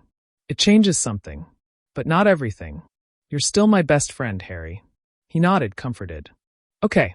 Good night." "Good night." As she climbed the stairs to the girls' dormitory, Hermione's heart felt lighter than it had in weeks. She'd faced sabotage, betrayal, fear, and almost death. But tonight, something had finally gone right. The next few days brought a quiet shift in their dynamic. Harry and Hermione didn't announce anything to anyone. There was no need. But Ginny noticed immediately. So did Ron, though he reacted differently. "Something's weird," Ron said during lunch, squinting at them across the table. "You two keep smiling at each other like you've got secrets." Harry blinked. "We've always had secrets. That's kind of our thing." "Yeah," Ron muttered, stabbing a sausage. "But this time, it's not let's defeat an evil Dark Lord kind of secret. It's more like, let's be disgustingly happy and smug about something I don't know." Hermione rolled her eyes. "We're not smug, Ron." Ron gave her a long look. "You're glowing." "I am not." "You are." Harry's glowing too. "It's creepy." Ginny snorted. "Honestly, it's about time." Ron's fork clattered onto his plate. "Wait, what? You knew?" "Please," Ginny said, tossing her hair. "The way Hermione looked at Harry in third year? I thought she was going to melt the snow at Hogsmeade." Hermione's ears went pink. Harry looked bewildered. "Wait, that was obvious?" "Painfully," Ginny said with a smirk. "Just like how you always look around for her before entering a room." Ron threw his hands in the air. "Is everyone in on this except me?" "Yes," Hermione and Ginny said at the same time. Ron groaned, but then shook his head with a small smile. "Well, I guess I'm happy for you both. Just try not to snog in the common room, all right?" Harry laughed. "No promises." Later that evening, Hermione sat by the window in the library, sunlight painting golden stripes across her notes. She was attempting to revise for Transfiguration, but her mind kept drifting back to the courtyard, the moonlight, the kiss. She'd never imagined it would feel like that. So full. So right. Across from her, Harry was flipping through a book on magical defense. But every so often, he glanced up at her, catching her eye. They'd share a small smile, then look away again, hearts racing. It was in one of those quiet glances that someone slammed a stack of books on the table beside them. It was Lavender Brown. She didn't say anything for a long moment, just stared at Hermione, her expression unreadable. "Congratulations," Lavender said finally, though her tone was clipped. Hermione looked up, confused. "On what?" Catching Harry. Lavender's voice held no warmth. "You've been circling him for years. Took long enough." Harry frowned. "Lavender. I mean, good for you," she interrupted, flipping open a book with a dramatic sigh. "Guess it's true what they say. The clever girls always win in the end." Hermione's expression hardened. "It wasn't a competition. Isn't it always?" Lavender said sweetly. "Anyway, don't mind me. I'll be over here, quietly reading and not interrupting true love." She turned her attention back to her textbook, clearly expecting them to leave. Harry glanced at Hermione. "Want to go?" But Hermione shook her head. "No. Let her read. I'm not giving up my favorite spot." They stayed, not because of pride, but because they didn't owe anyone an explanation. Hermione returned to her notes. Harry reached over and squeezed her hand beneath the table. Lavender huffed and muttered something under her breath, but neither of them flinched. Hermione smiled to herself. Some things were worth standing firm for. That night, as she lay in bed with Crookshanks curled at her feet, Hermione opened her diary. Dear Diary, today wasn't about spells or near-death experiences. It was just about him. And me. And the feeling that maybe, just maybe, we're finally allowed to have something that's ours. I've waited a long time for this. And I don't think I'll ever take it for granted. He makes me feel safe, even when the world's a mess. And for once, it's not about saving the world. It's about loving someone in it. She closed the diary gently, set it aside, and turned out the light. Outside the castle, the night was calm. Peaceful. For now. The next morning dawned bright and unusually warm for late October. The Gryffindor common room buzzed with chatter about an upcoming Hogsmeade weekend, but Hermione barely heard it. Her thoughts were far from honeydukes or zonkos. Her mind remained fixed on Harry and the delicate balance they were now learning to navigate. Things between them had changed, undeniably so, but not in the way she feared. Their friendship hadn't been sacrificed, it had evolved, deepened. Still, part of her was waiting for the moment it all fell apart. As Hermione packed her bag for the day, she noticed Ginny watching her from the other end of the room with an amused expression. What? Hermione asked, pausing as she slung the strap over her shoulder. You're humming, Ginny replied with a grin. You never hum. At least, not unless you've read something particularly brilliant or Harry Potter is involved. Hermione flushed. I wasn't humming.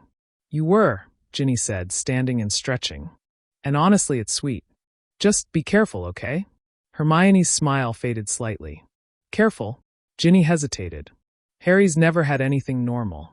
And you, well, you plan everything to the minute. This won't follow a neat timeline, Hermione. It'll be messy. Emotional. Are you ready for that? Hermione straightened her shoulders. If it's Harry, I'll handle messy. Ginny gave her a warm nod. That's what I thought. That day in class, Harry and Hermione sat beside each other as usual, sharing parchment and whispered jokes. Professor Flitwick didn't seem to notice, or if he did, he said nothing. Neither did the rest of their classmates, though Parvati exchanged a few meaningful glances with Lavender, who had taken to avoiding Hermione's gaze entirely. During a break between classes, as they walked along a quiet stretch of corridor, Harry leaned close. You know, he said casually, if Ron doesn't change his mind about coming to Hogsmeade with us, it'll just be you and me. Hermione tilted her head. Is that your way of asking me on a date? He grinned. Maybe. She gave him a mock thoughtful look. Well, it depends. Will this date involve butterbeer and a stop at the bookshop? Only if you promise not to make me carry every book you buy. No promises. They laughed, and Harry reached for her hand again, something he was doing more often, like it had become second nature. But their warmth was interrupted by a low voice from the shadows. Potter. They both turned sharply. Draco Malfoy stepped out from behind a nearby suit of armor, arms folded and face expressionless. What do you want, Malfoy? Harry asked warily, his hand unconsciously tightening around Hermione's. Malfoy's eyes flicked downward to their joined hands, and he sneered. Well, isn't this charming? Hermione rolled her eyes. Go away, Draco. But Malfoy didn't leave. Instead, he stepped closer, lowering his voice. You two should be careful. Harry narrowed his eyes. Why? Planning something. Malfoy looked unusually serious. Not me. But there's talk. Hermione frowned. What kind of talk? Whispers in the common rooms. Rumors, Malfoy said, voice hushed. About the Dark Lord. About what he's planning next. You think this school is safe just because Dumbledore's here? Harry straightened, his expression hard. What do you know? Nothing concrete, Malfoy admitted, surprisingly honest. But even my father's nervous. And when Lucius Malfoy is nervous, it's not just gossip. He stepped back into the shadows. Enjoy your little romance while it lasts, Potter. You may not get much time. With that, he was gone. Harry and Hermione stood in silence for a moment, the cold returning to their bones. Do you think he's telling the truth? Hermione asked quietly. I don't know, Harry said. But we'd be stupid not to pay attention. The weekend arrived with clear skies and a breeze sharp enough to justify scarves and mittens. Harry and Hermione met at the bottom of the stairs, both bundled up and smiling, the unease from earlier in the week pushed to the back of their minds. They walked to Hogsmeade together, fingers intertwined, enjoying the normalcy. At the Three Broomsticks, they found a cozy corner booth and shared a pair of butterbeers. Hermione's cheeks were flushed from the cold, and Harry couldn't stop staring at her. "You've got foam on your nose," he said. She wiped it quickly, embarrassed. "Better." "Not really." He leaned forward and kissed the spot gently. "Now it's better." Her face lit up, and she ducked her head, her hair falling like a curtain around her face. "You're getting better at that." "Well," he said, leaning back, "I have a pretty good reason to practice." Afterward, they visited the bookshop, of course, and Hermione spent far too long browsing titles while Harry stood nearby pretending not to be completely in love with how her face lit up at every new discovery. Their final stop was the Shrieking Shack, where they stood looking up at the haunted house in silence. "It's strange," Hermione said softly.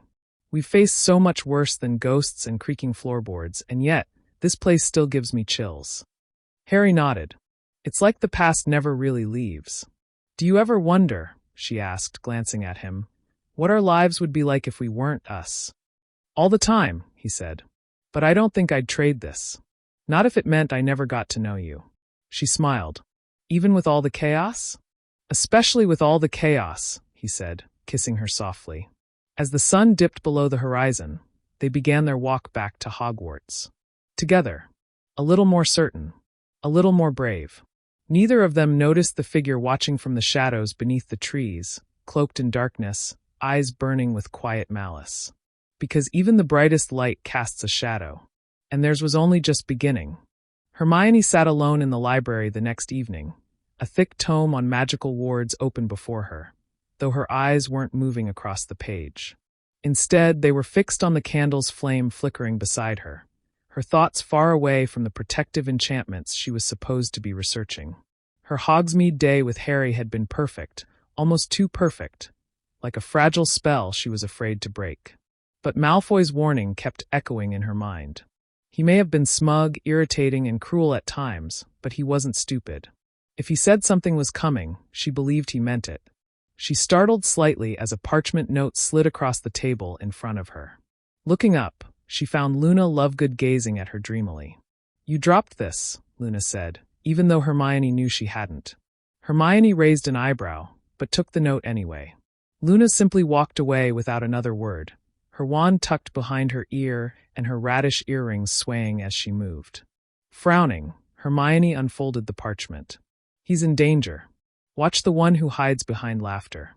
The storm is closer than you think." Hermione's heart thudded. There was no signature, no context. Just a warning. Her first instinct was to dismiss it as nonsense, but something in the phrasing unsettled her. The one who hides behind laughter? That could mean anyone at Hogwarts. But deep down, a single name surfaced in her mind. Ron. She didn't want to believe it, but his distance from her and Harry had been growing. Every conversation was shorter. His frustration was more visible. Hermione didn't want to think he'd ever harm Harry, but if someone was manipulating him. She folded the note quickly and shoved it into her bag. She needed to talk to Harry. Now. Harry had been practicing defensive spells in the room of requirement with Neville when Hermione burst in, breathless and eyes wide. "Hermione," he asked, instantly alert. "What's wrong?" She tossed her bag aside and pulled the note from it. "Luna gave me this. I don't know where it came from, but Harry, read it." He scanned the note, his expression tightening. "Who hides behind laughter," he muttered. "You think this is about Ron?" "I don't want it to be," she admitted. "But he's been so distant lately. And if someone is using him, twisting his feelings." Harry shook his head. "Ron wouldn't hurt me." "No, not on his own," she agreed. "But Harry, think about it. You and I, our relationship. He's never really come to terms with it. He's not angry outright, but he's changed." Harry leaned against the wall, troubled. "We've been through too much together. He wouldn't betray us." Hermione stepped closer. "But what if he doesn't even know he's being used?" The question hung in the air. Harry sighed. "All right, we'll keep an eye on him. But we don't accuse him, not unless we know for sure." Hermione nodded, relieved that he didn't dismiss her entirely. "Thank you." Harry offered a faint smile. "I trust you." Her chest tightened at those words. And I trust you. He glanced down at the parchment again, then folded it carefully and tucked it into his pocket. We'll find out who's behind this.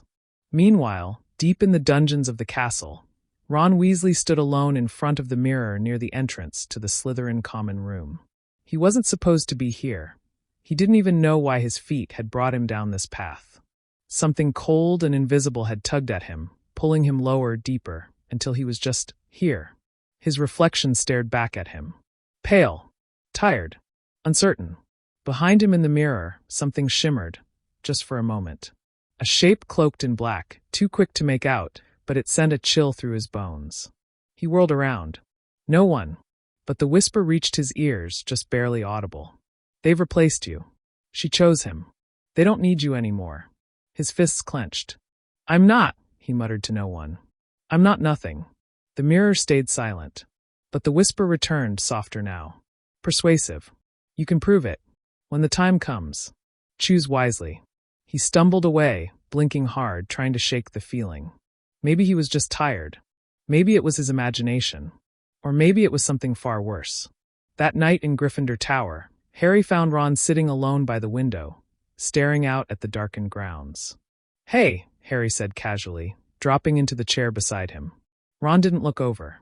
Hey. Silence stretched between them. Going to Hogsmeade next weekend? Harry asked. Ron shrugged. Dunno. Harry hesitated. I miss hanging out with you. Ron turned his head slightly, finally meeting Harry's eyes. Yeah, me too. Something about the way he said it, distant like the words cost him something, made Harry's skin prickle. He wanted to believe it was just awkwardness. That Ron was still adjusting to the changes between him and Hermione. But the whisper of doubt had already settled. Hermione sat in bed that night, staring at the enchanted ceiling above her as soft snores filled the girls' dormitory. She couldn't sleep. That note. Ron's face in the common room. Malfoy's warning. Something dark was coming. She could feel it pressing in around them. And somewhere, someone was already moving the pieces across the board. She closed her eyes, but the words echoed again in her mind. He's in danger. Watch the one who hides behind laughter. Ron was laughing at breakfast. It wasn't forced or awkward, at least not on the surface. He and Seamus were joking about Quidditch strategies, their loud voices cutting through the usual morning noise in the Great Hall. But to Hermione, something about Ron's laughter sounded off. Too sharp. Too loud. Like it was covering something up. Hermione stirred her tea slowly, eyes flicking between Ron and Harry, who sat beside her quietly reading the Daily Prophet. The paper's front page showed Kingsley Shacklebolt delivering a speech outside the ministry, calling for increased vigilance after a surge in minor dark magic incidents across the country. You're staring, Harry murmured, not looking up. Hermione blinked. What? Ron. You're watching him again. I'm just observing. Harry folded the paper and set it down. Hermione, we agreed we'd keep an eye on him, not make it obvious. He'll notice. I know, she sighed. But something's off. He barely talks to me anymore. He won't even look me in the eye for more than 2 seconds. And he's always disappearing lately. Harry gave her a wary glance. You think he's really being manipulated? I think someone wants him to feel isolated, she said quietly. And if they're using magic, subtle enchantments, or even legilimency, he might not even realize it. Harry leaned closer. Should we talk to Dumbledore? Hermione hesitated. Not yet. We don't have proof. Just instincts. A voice cut through their conversation. Oi, Potter. Ron called across the table. Angelina says practice is moving to Saturday morning. You still good? Harry nodded. Yeah, fine. Ron glanced at Hermione just briefly. You coming to watch again? She paused. Of course. He gave a short nod and turned back to Seamus. Harry frowned. Did that sound normal to you? Hermione's lips pressed into a thin line. No. Later that day, in the library, Hermione pulled a dusty book from a high shelf in the restricted section. Unseen Strings, Subtle Magic and Covert Control. She checked it out under Madame Pance's watchful eye and brought it to the room of requirement, where Harry, Luna, and Neville were waiting. This book explains dozens of obscure magical techniques, Hermione said, flipping through pages with care. Some of them are illegal, others forgotten. Most of them deal with influence. Controlling thoughts, planting feelings. Neville paled. You think someone's doing that to Ron? Hermione nodded. Possibly. And I think they're doing it gradually. Luna peered over her shoulder. Emotional manipulation magic isn't easily cast. You need something personal. An item. A memory. Hermione froze. What is it? Harry asked. She stood slowly. Ron's been wearing that old Chudley Cannon's badge. The one Fred gave him in second year. He hadn't touched it for ages, but suddenly he wears it everywhere. Neville blinked. You think it's cursed? I think we need to find out, she said grimly. That evening, Harry knocked on the door to the boys' dormitory. Ron answered, already half-dressed for bed, wand in hand. Hey, Harry said casually. Can we talk? Ron shrugged. Sure. Harry stepped inside. Dean and Seamus were out, and the room was empty. He scanned it quickly. Ron's trunk sat at the foot of his bed, a broomstick rested near the window, and hanging from the bedpost was that tattered orange badge. Chudley Cannons. Flashing in bright, pulsing lettering. Harry walked over to it slowly. You still wear this? Ron looked confused. Yeah. Why? I just remember you saying it was annoying. Kept buzzing. Ron touched the badge lightly. I don't even notice anymore. Harry's eyes narrowed. Can I borrow it? Ron hesitated. Why? Harry shrugged. For luck. After a moment of tension, Ron pulled it off and tossed it to him. Whatever. Harry took it, his fingers tingling slightly as they closed around the metal. There was something wrong with it. Subtle, like a vibration of energy under the surface. Hermione would know for sure. Thanks, Harry said. I'll bring it back tomorrow. Ron nodded, but his eyes lingered on the badge as Harry left, his face strangely blank. Hermione was waiting near the portrait of the fat lady, pacing. When she saw Harry, her eyes zeroed in on his hand. You got it. He handed it to her. She raised her wand and muttered a series of detection spells. A thin violet glow seeped from the edges of the badge. It's been enchanted, she confirmed. Complex magic. Probably layered. Could be compulsion-based. It won't control him outright, but it could influence his feelings. Stir up anger. Jealousy. Harry exhaled slowly. We need to destroy it. No, Hermione said quickly. We need to trace it. Find out who cast the enchantment. It might lead us to the person behind all this. They brought the badge to the room of requirement, where Luna and Neville joined them once again. Hermione cast an advanced revealing charm, Veritas Imprintum. Glowing threads of magic swirled from the badge and wove themselves into a vague symbol in midair. Luna tilted her head. That's not just a signature. It's a mark. Hermione's voice dropped. It's the mark of a shadowbinder. Neville blinked. What's a shadowbinder? Hermione's expression darkened. A practitioner of ancient, nearly forgotten magic. They manipulate emotion and identity. Most of them went underground centuries ago. Only a few exist today. And they serve one master. Harry's blood ran cold. Voldemort. Hermione nodded. This isn't over. It's just beginning. Back in the boys' dormitory, Ron sat on the edge of his bed, staring at the empty bedpost where the badge had hung. He didn't know why he felt restless. Or angry. Or why his thoughts had started twisting on their own, whispering doubts into his mind. He just knew something was wrong. And deep down, a small, frightened part of him wondered if maybe he wasn't entirely himself anymore. The next morning, Harry and Hermione sat in a quiet corner of the library, their heads close together over a set of ancient-looking scrolls Hermione had unearthed from the restricted section.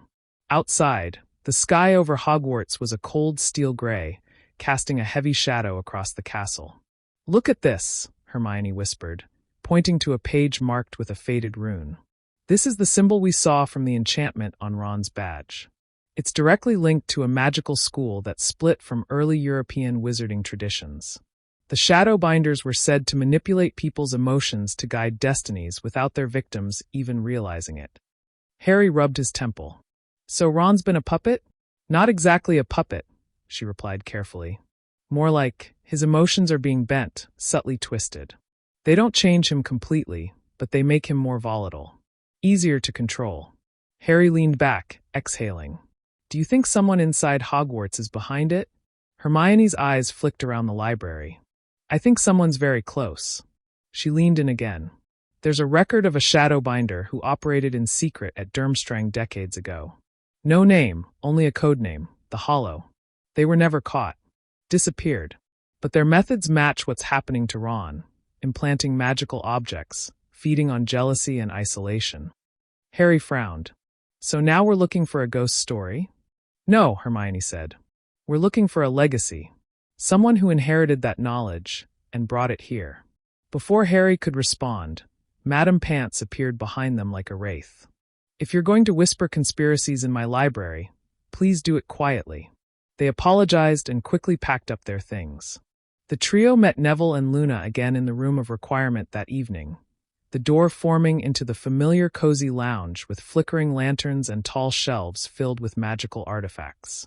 Did you find anything else on this hollow person? Neville asked. Hermione nodded.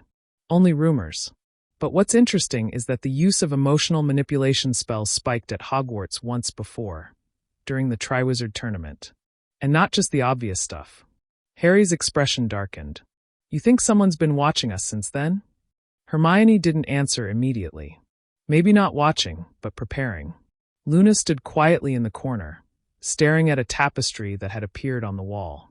It showed 4 shadowy figures surrounding a student whose face was changing constantly. Sometimes a Gryffindor, sometimes a Slytherin. I don't think this is just about Ron, she said softly. Everyone turned. Luna's expression was distant but focused. I think someone is trying to fracture all of us. Make us doubt one another. Maybe not just for revenge, but to create something. Or someone. Neville looked uneasy. Like what? Like a weapon, Luna whispered. Meanwhile, Ron stood at the edge of the Black Lake, watching the ripples stretch across the dark surface. He didn't know why he was there. He didn't remember walking out of the castle. He didn't even remember picking up the badge again. But it was back in his pocket. He could feel its cold weight. He reached for it slowly and hesitated. Somewhere deep inside, a voice whispered, "Don't." He clenched his fist instead and stared into the water. Behind him, someone moved through the trees. A shape cloaked in heavy fabric, face hidden behind a smooth white mask with no mouth. The figure watched Ron silently, then faded into the shadows. That night, Hermione stayed up late, reviewing everything. She couldn't sleep. Her thoughts kept returning to Ron, to his silence, to the flickers of their old friendship, one now tangled in confusion and magical interference. Then there was Harry. She couldn't shake her feelings, and even now, they pulsed under her skin like a slow, stubborn heartbeat. Her crush had turned into something else, something deeper. But the timing felt all wrong. And more than anything, she feared Harry would see it as weakness, a distraction when the world around them was unraveling. She closed her book and rubbed her eyes, then gasped. Something had appeared on the parchment. Glowing words shimmered briefly before fading into the fibers. The hollow sees the cracks, and through them we will enter. Her skin went cold. The parchment was supposed to be blank. She leapt from the chair and bolted to the Gryffindor common room. Harry was still awake, reading on the couch near the fireplace. His eyes lifted as Hermione rushed in, breathless and pale. Hermione! She held out the parchment. Someone wrote this. But I didn't use ink. I didn't even cast anything. He read the sentence, his jaw tightening. They're watching us. No, she said, voice trembling. They're warning us. Harry stood, brushing her hand by accident as he handed the parchment back. Their fingers lingered, just for a moment. We're not going to let them win, he said quietly. Hermione swallowed. Even if they already started breaking us? Harry looked at her then, really looked at her. No, he said. Because we're going to fight smarter. And together. Across the castle, deep within a hidden corridor beneath the dungeons, the white-masked figure knelt before an old, rotting tapestry depicting the 4 founders of Hogwarts. Their hand raised slowly, wand emitting a circle of pale, flickering light. Behind them stood a line of cloaked followers, young but not students. Not anymore. The figure whispered, "Let them play heroes." And on the ground, symbols began to burn. The next morning dawned with an eerie stillness.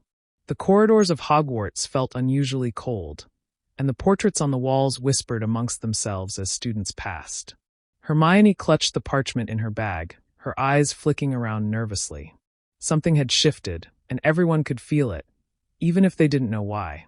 Down at breakfast, Ron finally joined them again. He sat across from Harry and Hermione, his eyes sunken, but his voice more grounded than it had been in weeks. I think I've been cursed, he said, staring at his pumpkin juice like it held the truth. There's something in my head. It's not mine. Harry leaned in. The badge? Ron nodded slowly.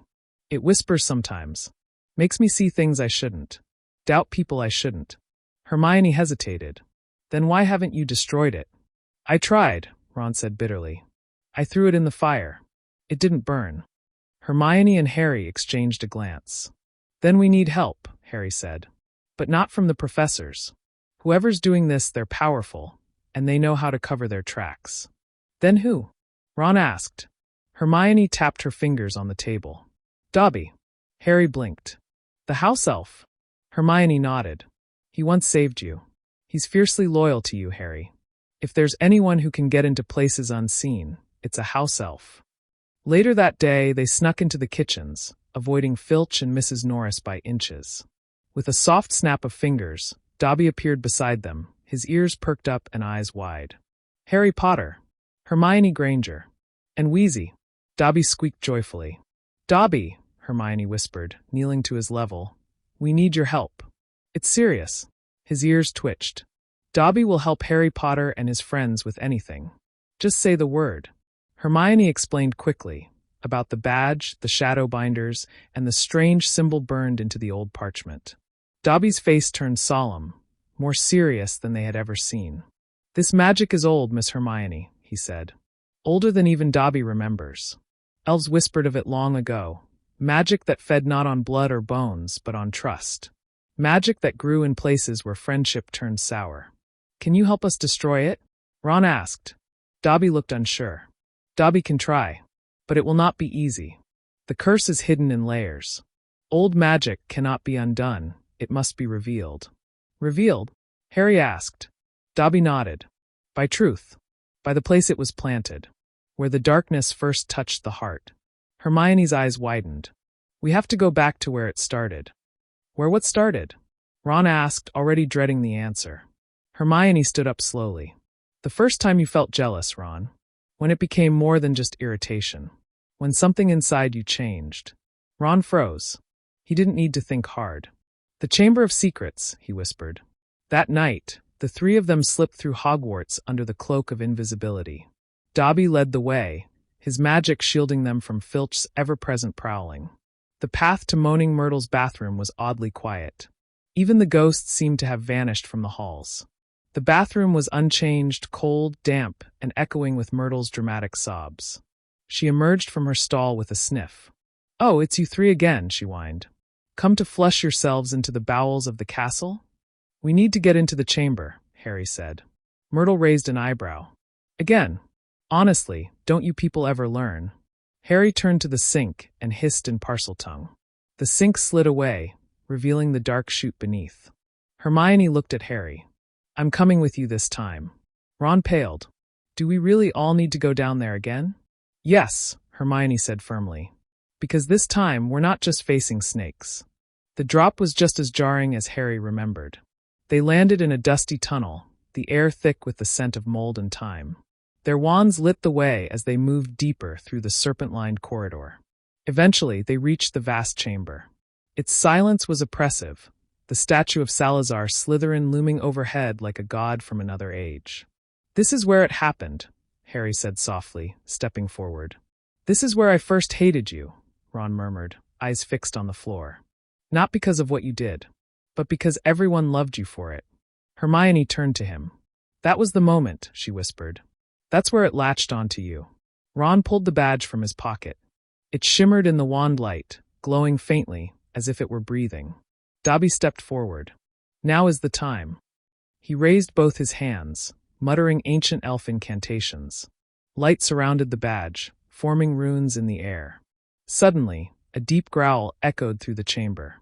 The walls began to shake. Something's coming, Harry warned, turning toward the dark tunnel they'd just crossed. From the far end, shadows poured in. Figures cloaked in black, masks glinting in the light. The Hollow's followers had arrived. We're not ready to fight, Hermione whispered. We don't have to, Ron said. He stepped into the runes Dobby had formed and dropped the badge in the center. The chamber trembled. The badge burst into silver fire, rising into the air like a phoenix, and then shattered. A shockwave knocked everyone backward. The shadows shrieked, recoiling violently as if burned. When it was over, the chamber was still. The masked figures had vanished. Dobby wobbled on his feet. "It is done," he said weakly. "The tether is broken." Hermione ran to Ron, who sat against the wall, blinking in a daze. "Ron, are you?" "I'm me again," he said. Then looked at Harry. "I'm sorry. For everything." Harry nodded, his expression softening. Hermione exhaled, tears brimming. "We have one piece of the puzzle down. But the hollow is still out there," Harry said grimly. "And they know we're coming." Hermione looked up at the statue of Slytherin, now cracked at the base. "They won't hide forever," she said. "Not anymore." The trio sat in the quiet aftermath of the broken curse, the chill of the Chamber of Secrets wrapping around them like a shroud. Dobby had vanished with a soft pop after giving a weak smile and whispering, "Be careful." Now, all that remained was silence, and the weight of what they'd just done. Harry's fingers brushed the ancient floor, tracing the cracked tiles beneath the statue of Slytherin. "That wasn't just any curse," he murmured. "That thing was feeding on Ron's feelings. Twisting them." Hermione nodded slowly. "It was parasitic, like a parasite that found fertile ground in jealousy. And if it could latch onto him like that, it means they can manipulate anyone, even those we trust." Ron leaned back against the wall, rubbing his temples. "I can still feel the echo of it. Like it's not in me anymore, but the memory of it is." Hermione turned to Harry, her voice more cautious. "That symbol from the parchment, the one we found in the library? I think it's part of something older. I've seen it before. Not in books, but somewhere deeper." Harry looked at her, brow furrowed. "What do you mean?" Hermione hesitated. "A dream. Or maybe a memory. But it didn't feel like it was mine." Ron gave her a side glance. "You're starting to sound like Trelawney." Hermione ignored him. "After we left the room of requirement last week, I had a dream. I was standing on a stone bridge surrounded by mist. There were voices, familiar ones, whispering about Harry. About the power he has that even he doesn't understand. And that symbol was carved into the stone beneath my feet." Harry went still. "That's not just a dream." Hermione met his eyes.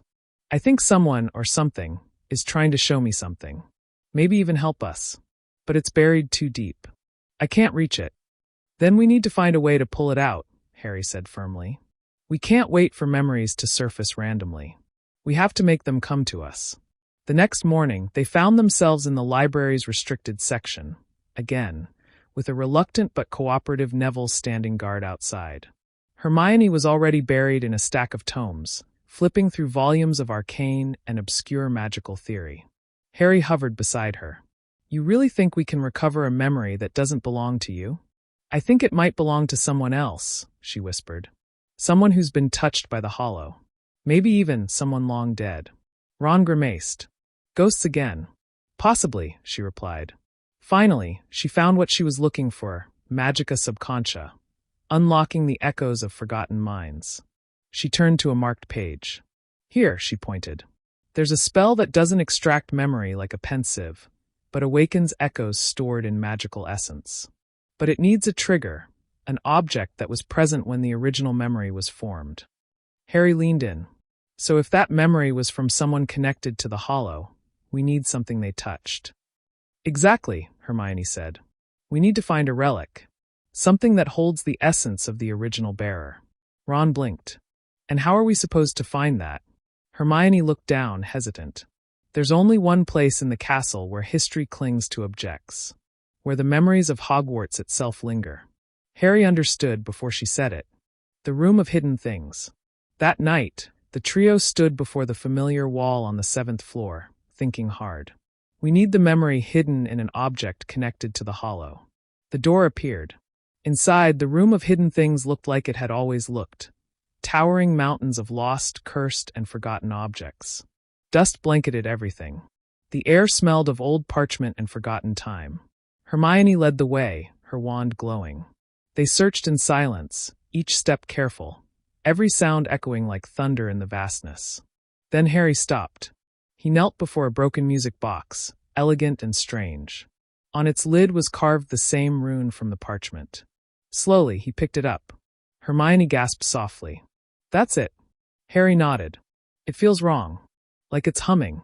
Hermione opened her book and traced the incantation. "This might hurt," she warned. "And it might not just show my memory. It could show anyone's. You ready?" Harry swallowed and nodded. She cast the spell. The music box glowed, shuddered, and released a surge of energy that threw all three of them backward.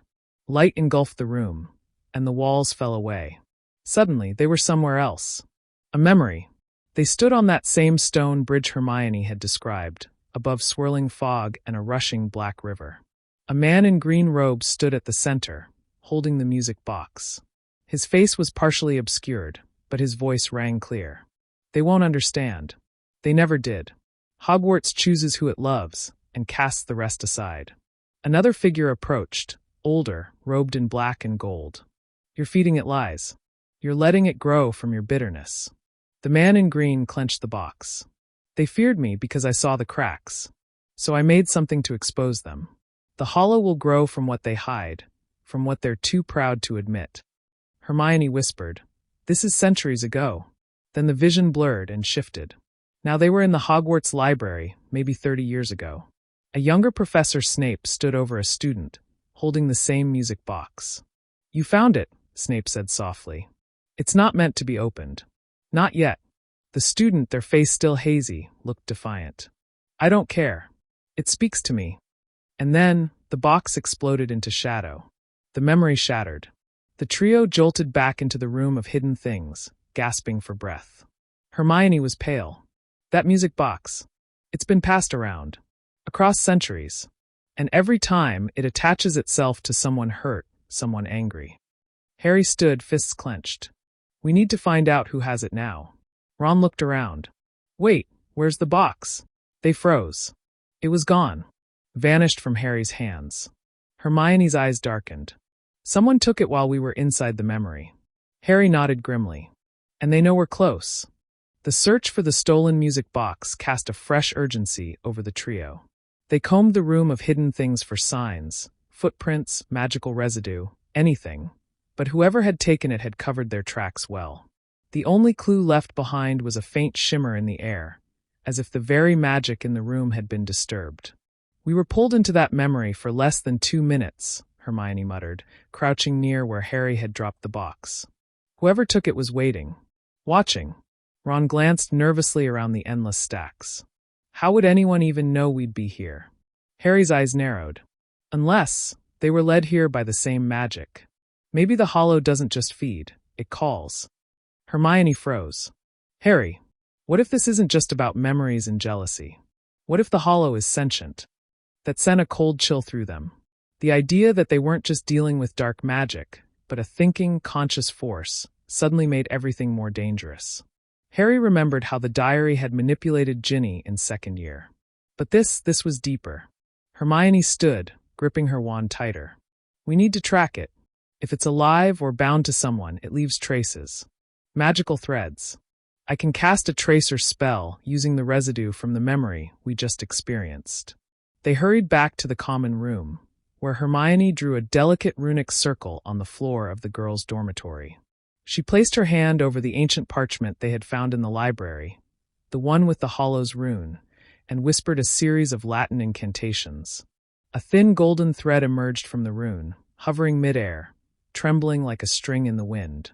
"It's pulling," she breathed. "It wants us to follow." Ron squinted at it. "That looks like it's going toward the astronomy tower." Harry glanced at the window. No one should be up there this time of night. The three of them moved quickly, dodging prefects and Filch, hearts pounding with each creaking step. When they reached the base of the astronomy tower, the thread led them up the spiral staircase, flickering more violently with each step. At the top, the thread vanished, curling into the air like smoke. They emerged into the open night. The moonlight illuminated a figure standing at the far edge of the tower. Draco Malfoy. Harry instinctively stepped forward, wand raised. "Draco." Malfoy turned slowly. His face was pale, strained, not with fear, but with something else. Exhaustion. Beneath his cloak, The edge of a box-shaped object glinted under the moonlight. You've been following the same trail, haven't you? Draco said quietly. Hermione moved beside Harry. You took the box. I didn't take it, Draco snapped. It found me. Just like it found your friend Weasley. Just like it whispered to me when I passed it last year in the room of hidden things. I didn't listen then. I should have. Ron stepped up, eyes narrowed. You don't even understand what that thing is. Draco ignored him, looking at Hermione instead. I saw your face. In the vision. You were there on the bridge. I don't know how, but that box, it's tied to you. Hermione's breath caught. The memory wasn't just a memory. It was a prophecy. A warning. Draco held up the box. It keeps replaying that bridge in my dreams. But each time, something changes. The voices say Harry is the key. That you're the heart. And that when the Hollow fully awakens, it will choose between devotion or destruction. Harry took a step forward. You can still let go of it, Draco. Give it to us. We'll destroy it. Draco hesitated. His fingers hovered over the lid. Then the box shuddered. A dark fog erupted from it, coiling around Draco's wrist like a serpent. He screamed. Expelliarmus! Harry yelled, but the box didn't fly out of Draco's hand. Instead, it melted into shadow, merging into Draco's chest like ink into water. He collapsed. Ron caught him just in time. Bloody hell! Draco's eyes opened slowly, but they weren't entirely his. A pale gray shimmer glazed over them. Hermione knelt beside him, wand glowing. It's bonded. The Hollow has chosen him. But he didn't resist, it wasn't like with Ron. This was emerging. Draco spoke in a low, echoing tone, his voice not quite his own. I see the past. I see her, the one who created me. She forged me from silence. I am the echo of forgotten pain. Hermione recoiled slightly. It's speaking through him. Harry stepped forward. Then listen, whatever you are, let him go. Draco twitched. You are the cause. You are the break. You are the boy who lived, while others suffered. Harry's jaw clenched. Then take it out on me. Not him. Fight me. The fog around Draco flickered.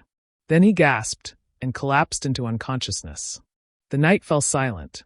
Hermione's wand light flickered as she looked between Harry and Draco. It's growing stronger. And now it knows who we are. What we feel. Ron looked down at Draco, shaken. If it can speak through him, it can use him. Harry turned back to the stars. Then we don't have much time. Because next time, it won't be a warning. It'll be war. Madame Pomfrey agreed to keep Draco in the hospital wing overnight, but even she admitted she'd never seen magical possession like it before. His mind seems fine, she told them, but something is embedded in his magical core, almost as if he's carrying a second consciousness. The Medowitch's voice dropped to a whisper. If I didn't know better, I'd say he's not entirely alone in there. Hermione stayed by Draco's bedside longer than the others. As much as she didn't trust him, couldn't fully trust him, something had shifted. She no longer saw just a rival or a nuisance. She saw a boy who had been marked by the same creeping force now threatening them all. She understood now. The Hollow didn't discriminate. It didn't care about house rivalries or bloodlines. It only cared about emotion. Back in the Gryffindor common room, Harry sat in an armchair, staring into the fire. Ron slumped nearby, feet up on a footstool, arms crossed. I still don't get it, Ron muttered. Why does the Hollow keep targeting people close to you, Harry? Hermione, me now, Draco? Harry didn't respond immediately. Then he said quietly, because it's feeding on connection. And maybe it's trying to sever them. Hermione entered, looking exhausted but thoughtful. It's worse than that. I've been going through the parchment again. There's a line I missed the first time. It's faint, written in old runes, layered beneath the rest. It says, only the bearer of fate shall choose which bond survives. Harry turned to her. Bearer of fate? Harry, she said gently. It's you, the prophecy child, the one tied to Voldemort. You've always been the bearer of fate. So I have to choose? His voice turned sharp. Choose who lives, who gets spared by this thing. Hermione hesitated. I don't think it's literal death, not yet. I think it means which emotional bond the Hollow can't break. The one strong enough to anchor you. The rest, well, it'll try to corrode them. Ron frowned. And if you don't choose? Hermione looked grim. Then it chooses for you. That night, Harry couldn't sleep. He stood by the window in the dormitory, gazing out at the forbidden forest. Somewhere in the twisting blackness of the trees, the hollow pulsed. He could feel it now like a distant echo in his chest. A low hum at the edge of consciousness. He pulled the invisibility cloak over his shoulders and slipped out. He didn't know where he was going until he found himself outside the hospital wing again. Peering inside, he saw Draco lying still in the bed, but not alone. Luna Lovegood sat beside him, humming quietly, folding a paper bird from an old Quibbler page. Harry slipped inside. "Luna." She didn't look surprised. "I figured you'd come." Harry glanced at Draco. "Is he still asleep?" Luna shook her head. "Not entirely. He talks in his sleep sometimes. About bridges. About fire. About being swallowed." Harry sat down. "You've seen something, haven't you? You always know more than you let on." Luna gave a small smile. "I've seen shadows around hearts. I saw one around yours before the Triwizard Tournament. But it was never as thick as this." Harry lowered his voice. "What do you think the Hollow wants?" Luna didn't blink. "It wants what most broken things want. To be remembered. And to make others remember what it felt." He left her words hanging in the air as he returned to the common room just before dawn. The next morning, McGonagall summoned them. "I have news," she said, looking between Harry, Hermione, and Ron. "Professor Binns, of all people, may have uncovered a connection in the archives of magical grievances. It mentions a device created during the founding of Hogwarts. A box forged with rune enchantments meant to contain emotion itself. It was known as the Vessel of Echoes." Hermione's eyes widened. "That's what the Hollow is. That's why it reacts to feelings." McGonagall continued. "It was sealed beneath the castle in a forgotten chamber. Lost centuries ago. Until recently." Harry stepped forward. "So how do we seal it again?" "You don't," McGonagall said, voice tight. "The vessel was designed to be fed. Once awakened, it can only be weakened, not destroyed." Hermione looked troubled. "Then someone must have awakened it. Accidentally, or purposefully." A memory surfaced in Harry's mind. Ginny, she mentioned feeling strange after visiting the Room of Requirement. What if it wasn't just Draco or Ron or me? What if the Hollow has already touched more students? That afternoon, they conducted discreet interviews. Ginny, Neville, even Seamus. And one pattern emerged. They had all been drawn to the Room of Hidden Things recently. All had vivid dreams afterward. Nightmares, flickering memories, or whispers urging them to go back. Hermione scribbled on a large sheet of parchment, mapping the growing web. "It's spreading. Like a virus. But magically. An emotional contagion," Ron muttered. "Bloody brilliant." Harry stared at the center of the map, the Room of Hidden Things. "Then that's where we make our stand. We lure it there. And we confront it." Hermione hesitated. "We might not all come back from this." Harry looked her in the eyes. "We've never backed down before. We won't now." She gave him a soft, lingering look. Then, barely above a whisper, "I trust you, Harry. Always have." He held her gaze. Something sparked between them, stronger now, sharper. The storm was closing in, and the one bond the Hollow couldn't unravel might be the one forged in secret glances and buried emotions. And the Hollow was waiting, ready to test them all. It was nearly midnight when they stood outside the Room of Requirement, hearts thudding with the weight of what was to come. The corridor was silent, save for the occasional hiss of a torch crackling along the wall. Harry paced before the stretch of blank stone 3 times, thinking, "We need the Room of Hidden Things. We need to face the Hollow." The door appeared. None of them spoke as it creaked open, revealing the vast cathedral-like chamber, packed with towering mountains of discarded items. Old cauldrons, broken furniture, books with rotted pages, tarnished goblets, even a half-burnt wardrobe. It smelled of dust, time, and something colder. Something far more ancient. Hermione stepped in first, wand held high. "Lumos." The others followed. Harry, Ron, Ginny, Luna, Neville. Even Draco, pale but defiant, had insisted on coming. His voice was still raspy from the possession, but his magic was steady. He had something to prove now, not to them but to himself. They walked in silence through the maze of forgotten things, following the pulse of dark magic that seemed to throb beneath their feet. "It's stronger," Harry murmured. "It knows we're here." Hermione scanned the surroundings. It's not hiding anymore. A shape moved in the distance. Shadow flickered. Then a voice echoed through the chamber, not loud, not threatening, but hollow, like wind passing through a crypt. You brought them all.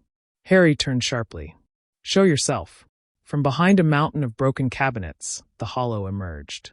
It didn't have a form in the usual sense. It was a silhouette stitched from the absence of light, shaped like a person but constantly shifting. Its edges blurred, face unreadable, as if memories had tried to make it real and failed. Hermione gripped Harry's sleeve. It's not just feeding on us. It's learning. The hollow glided forward. You are bound to one another. So tightly.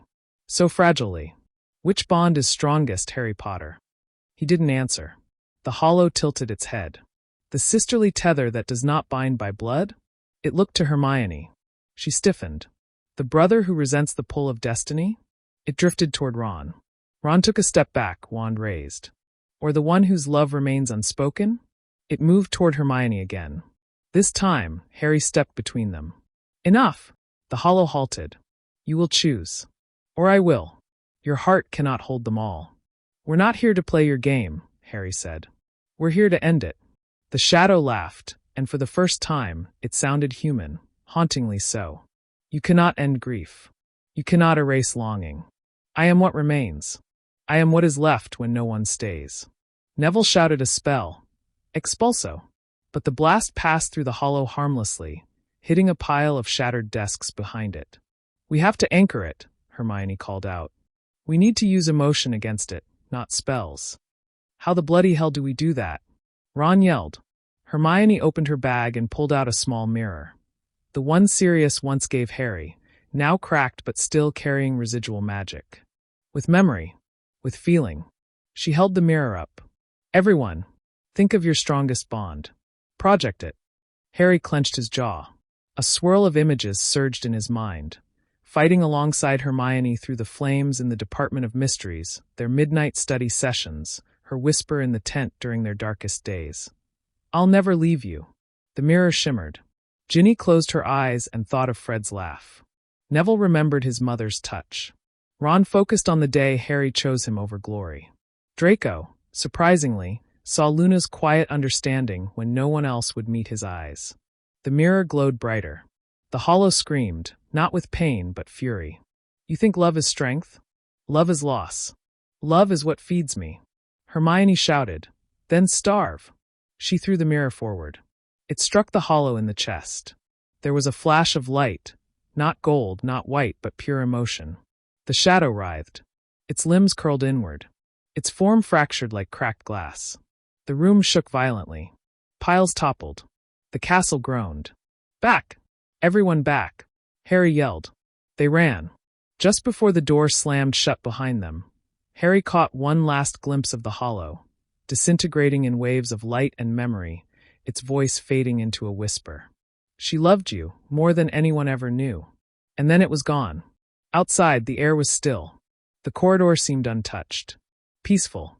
They stood in silence for several minutes, catching their breath, unsure if it was truly over. Then Ron muttered, Did it just say she? Harry looked to Hermione, who looked stunned. But it was Luna who answered in her usual dreamy tone. The hollow wasn't born from rage or fear. It was born from love that was never returned. That kind of heartbreak never really dies. No one spoke. Later that night, in the common room, Harry sat beside Hermione. The fire crackled. The others had gone to bed. You knew, didn't you? He asked softly. What the hollow was feeding on. Why it was so strong. Hermione didn't look at him.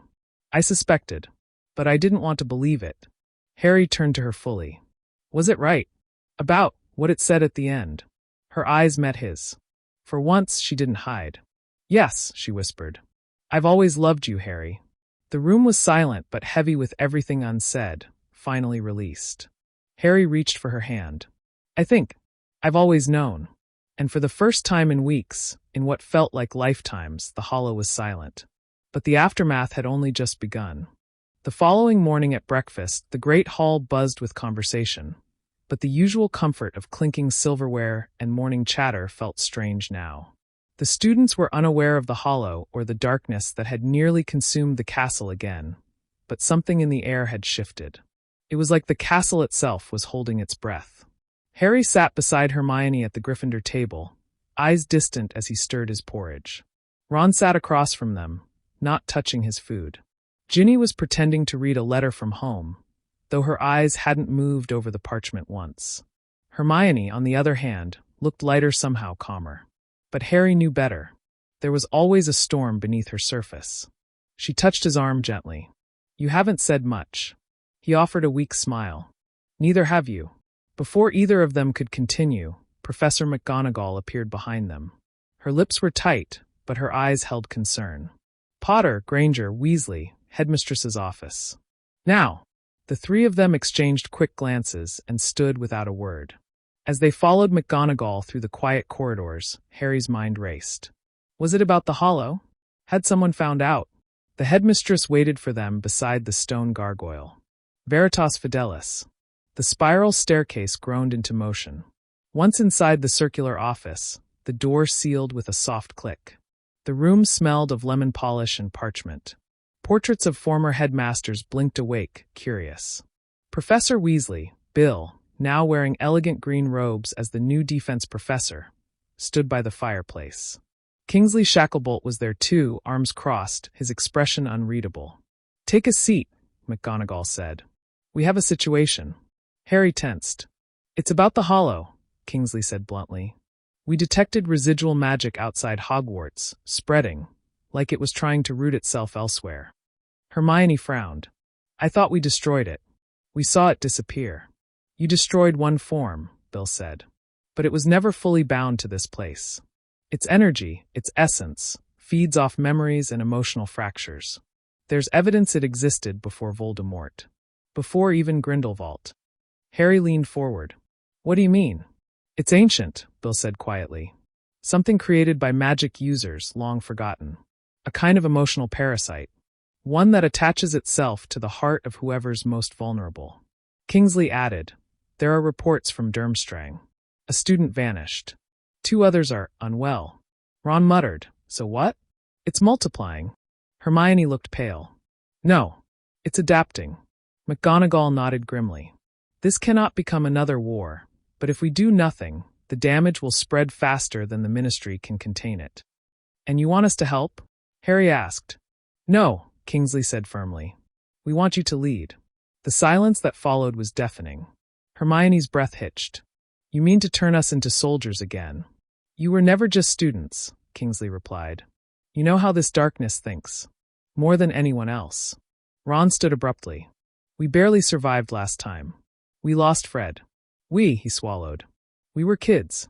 Bill looked at him, softly but seriously. "And now you're not." Harry looked at Hermione. She didn't speak, but her eyes met his, and he knew what she was thinking. "I'll do it," Harry said. Ron stared. "Mate, I'm not going to watch this happen all over again," Harry said. "Not while we can stop it." Hermione's hand found his. "Then I'm with you."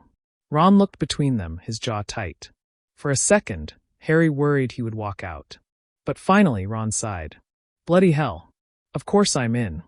By nightfall, the room of requirement had transformed again, this time into a war room. A great round table stood in the center, scattered with maps, magical artifacts, and books Hermione had summoned from the restricted section. The DA had returned, not just in name, but in purpose. Neville was already there, organizing enchanted scrolls. Luna had brought a charmed orb that could detect magical disturbances. Ginny arrived next, carrying a handful of broomsticks, followed by Seamus and Dean, then Cho and even Zacharias Smith. They all looked to Harry. He stood at the head of the table. Not as the chosen one. "Just Harry. I won't lie to any of you," he began. "We thought we ended it. But it was just the beginning. The Hollow is still out there, maybe even more dangerous now. It feeds on what makes us human. Our memories, our fears, our love." He glanced at Hermione, who nodded at him, silently urging him on. "We're not kids anymore. We know what loss feels like. But we also know how to fight. We won once, not because we had better spells, but because we had each other." Hermione stepped forward. "This time, it's not about destroying something evil. It's about protecting what we love. That makes this war different." There were murmurs of agreement. Wands tapped on the table, eyes lit with resolve.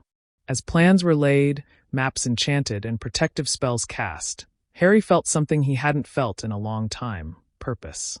Not thrust upon him by prophecy, but chosen by his own will.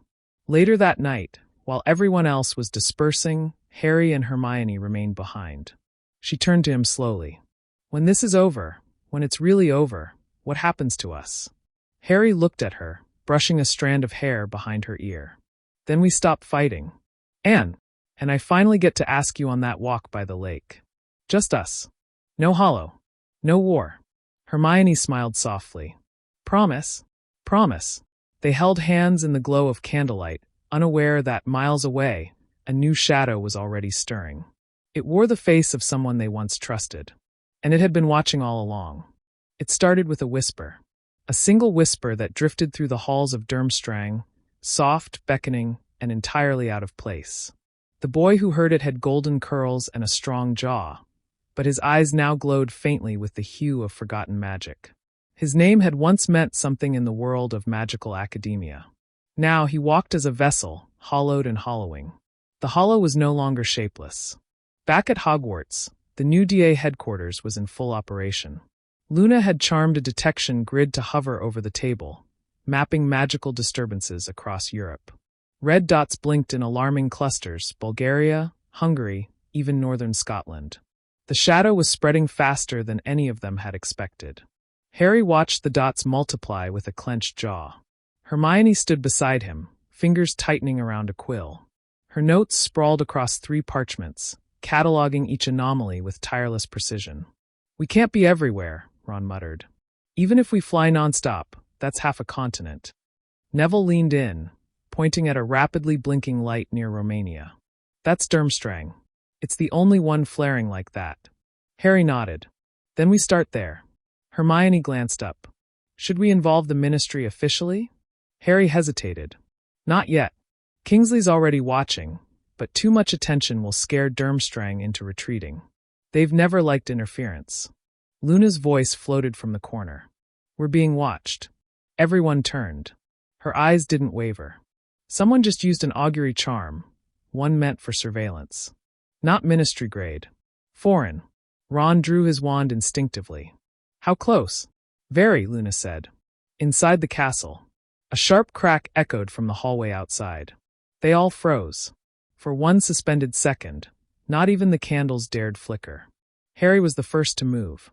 He threw open the door and pointed his wand down the corridor. Nothing. But he felt it. The presence. It was like ice pressing against his ribs. Hermione moved beside him, murmuring a detection spell. The air shimmered. A face appeared, flickering, broken, ghost-like. It was Draco Malfoy. Ron groaned. "Oh, bloody brilliant." But Hermione narrowed her eyes. "That's not him." The flickering grew stronger, and now it was clear. It wasn't a ghost. It was an echo. A magical imprint. "Message charm," Harry muttered. "Delayed trigger." The projection of Draco Malfoy began to speak. "Potter. Granger. Weasley. If you're seeing this, then you've realized what's happening. The Hollow isn't a spell. It's not even a curse. It's a choice. And someone's made it again. They're inside Durmstrang. They're not alone." The image glitched, but the voice stayed strong. "I tried to stop them, but I wasn't fast enough. If you come, bring only those you trust completely. The Hollow can't possess what it can't corrupt. And not everyone in your precious DA is safe." The image froze for a final second. Draco's eyes locked directly on Hermione's, and then vanished. They stared at the empty hallway for several long seconds. Neville finally spoke. "We trust him now?" Hermione's voice was oddly soft. "He risked his life sending that. We should have known he wouldn't disappear without a reason." Harry turned back to the table. "All right. We go to Durmstrang. Quietly. Ron, Luna, Neville, you're with me." "Hermione." She blinked. "You're not taking me. You need to stay and protect the DA," Harry said gently. "Someone needs to watch the castle." And, she asked. He hesitated. "If something goes wrong, you're the one I trust to stop it." There was a silence that hurt worse than shouting. Finally, she gave a single nod. "Fine. But you'd better come back, Harry James Potter." He smiled. I'll come back if you promise to finish cataloging those dots. Her brow arched, but she smirked. Deal. That night, Harry flew with the team across blackened clouds, the wind howling past his ears. Durmstrang's mountain fortress loomed in the distance, its spires clawing the sky. Inside, something watched their approach from the highest tower.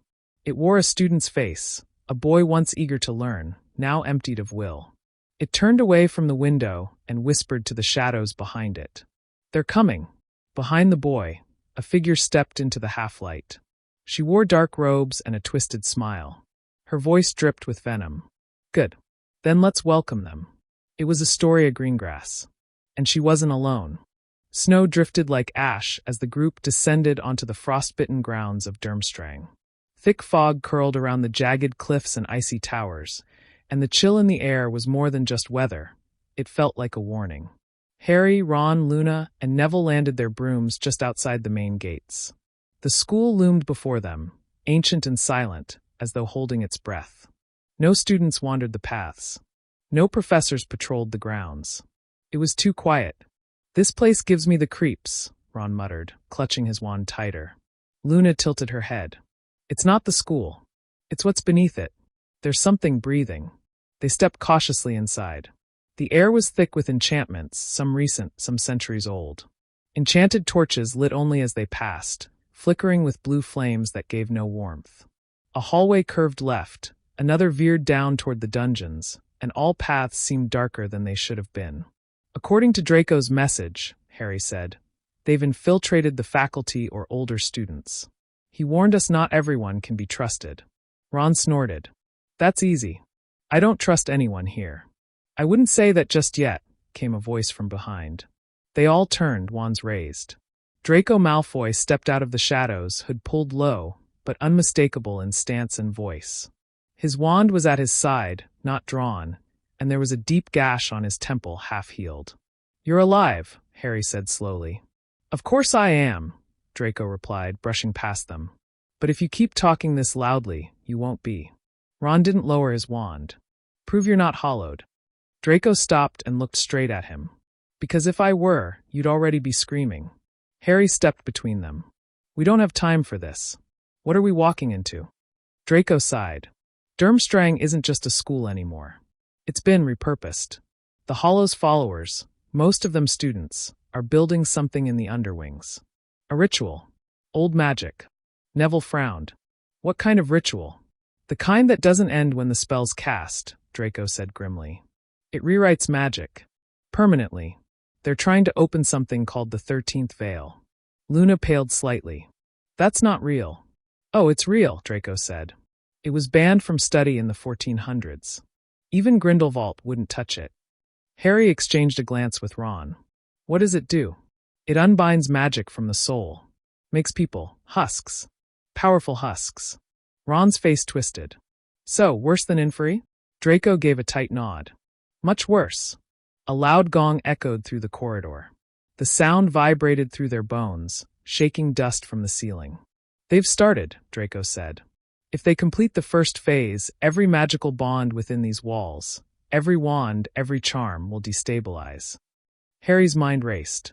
Where's the ritual happening? The catacombs. Lower levels, past the frost barrier. It's guarded. Ron rolled his eyes. Of course it is. They followed Draco deeper into the belly of the school. Each step was heavier than the last. The stone grew colder. The torches dimmer. The walls seemed to weep frost. Finally, they reached a massive arch sealed with enchanted ice, swirling with runes and bones trapped within. Draco raised his hand, muttering something in a Slavic tongue. The ice shuddered, cracked, and then shattered like glass. The chamber beyond was a cavernous cathedral of ice and obsidian. At its center, runes burned red along the floor in the shape of a twisted star. A circle of robed figures stood around it, chanting in a tongue older than Hogwarts itself.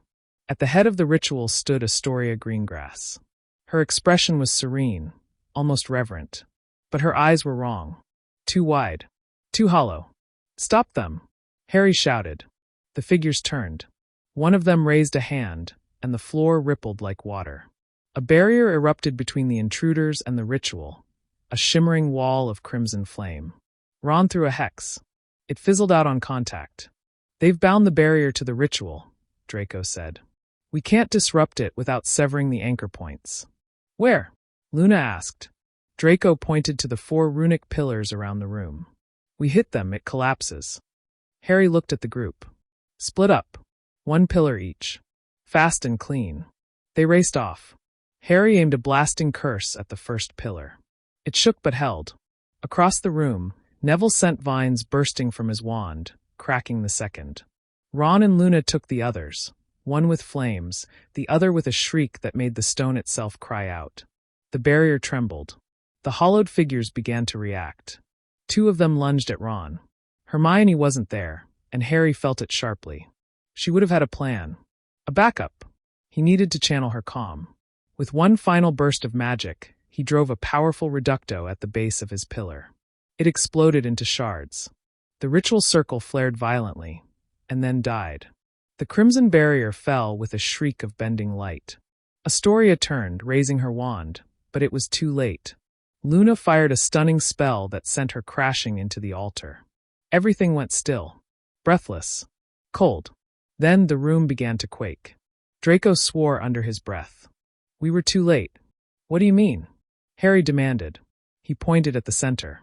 The runes were still glowing, barely, but something was now pulsing underneath the stone. Like a heartbeat. Someone else started phase 2, Draco said. From somewhere else. Harry stared at the dying runes. This wasn't over. It had only just begun. The stone beneath their feet pulsed again. Not a tremor from below, but a rhythmic thudding, like a drum buried in the foundation of the world. The broken ritual circle still shimmered faintly, and the runes glowed with ghost light. They've linked the ritual to somewhere else, Draco muttered, voice sharp with dread. Someone continued the incantation remotely. Remotely?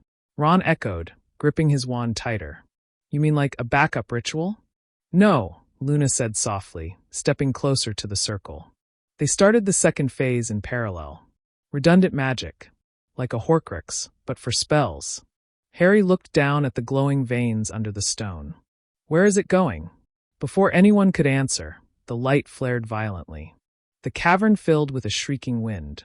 From the center of the shattered circle, a rift opened, an actual tear in the fabric of reality. The air bent around it.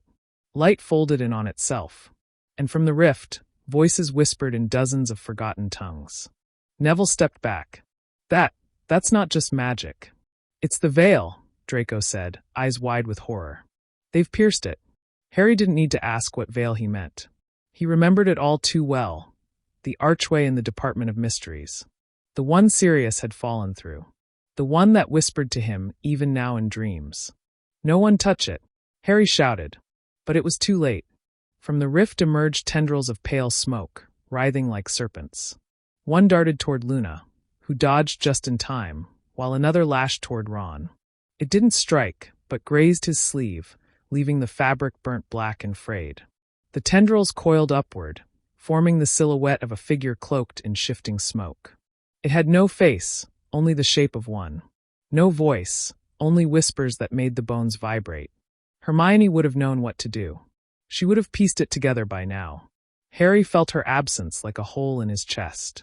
I think it's testing us, Luna said suddenly, eyes fixed on the figure. Testing us?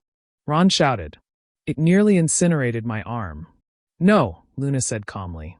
That was a warning. If it wanted to hurt us, we'd already be gone.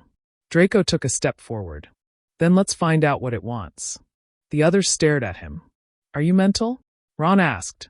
But Draco ignored him and approached the apparition, wand lowered. The figure didn't move. Its smoky outline shifted and crackled with power. Old, ancient, forbidden power. What are you? Draco asked.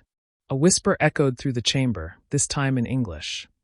We are the memory before time. The void behind the wand. The silence between spells.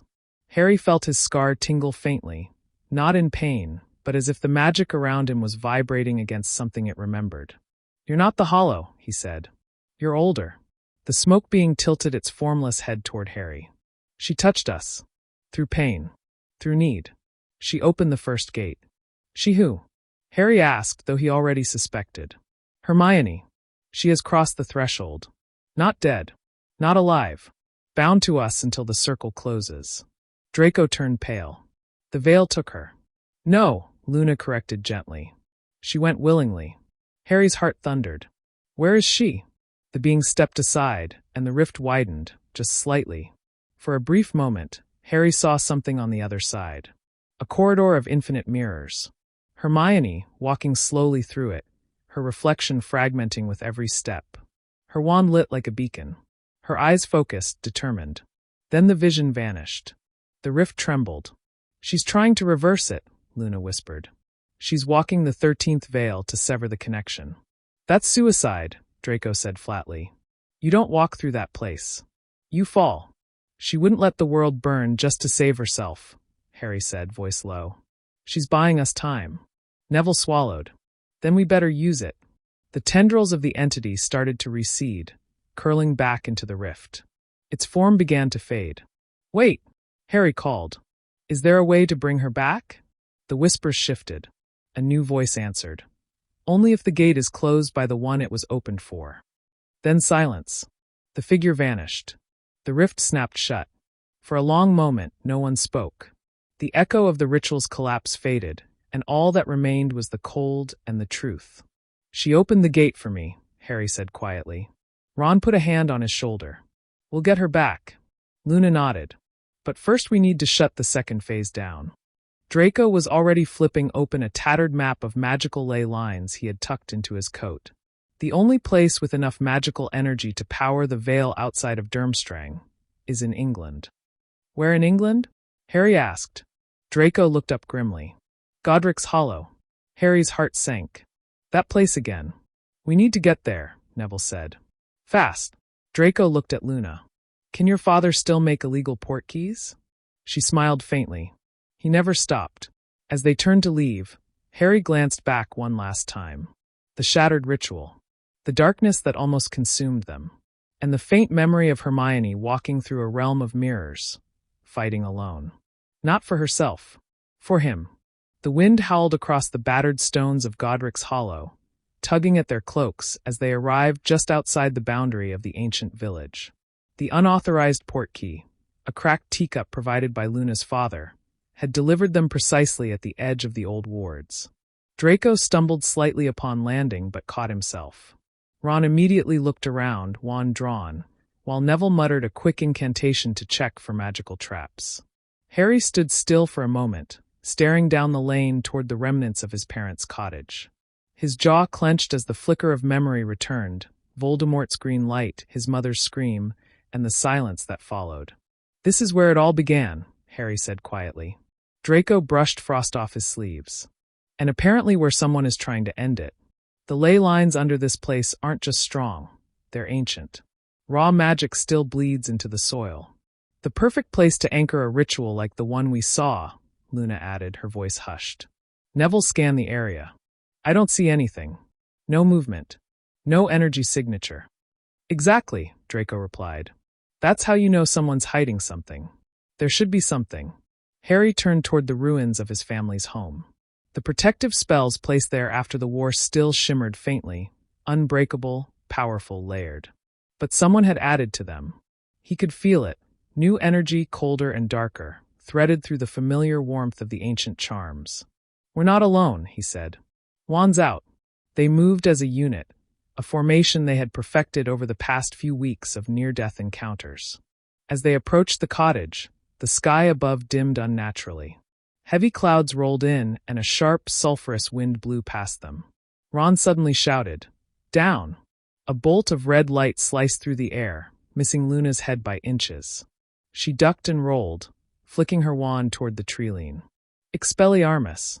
A robed figure stumbled out of invisibility, wand flying from his hand before he was slammed against a tree. Ron and Neville pinned him before he could recover. "Who are you?" Harry demanded, storming forward. The man hissed through bloodied lips. "You're too late. She walks the path.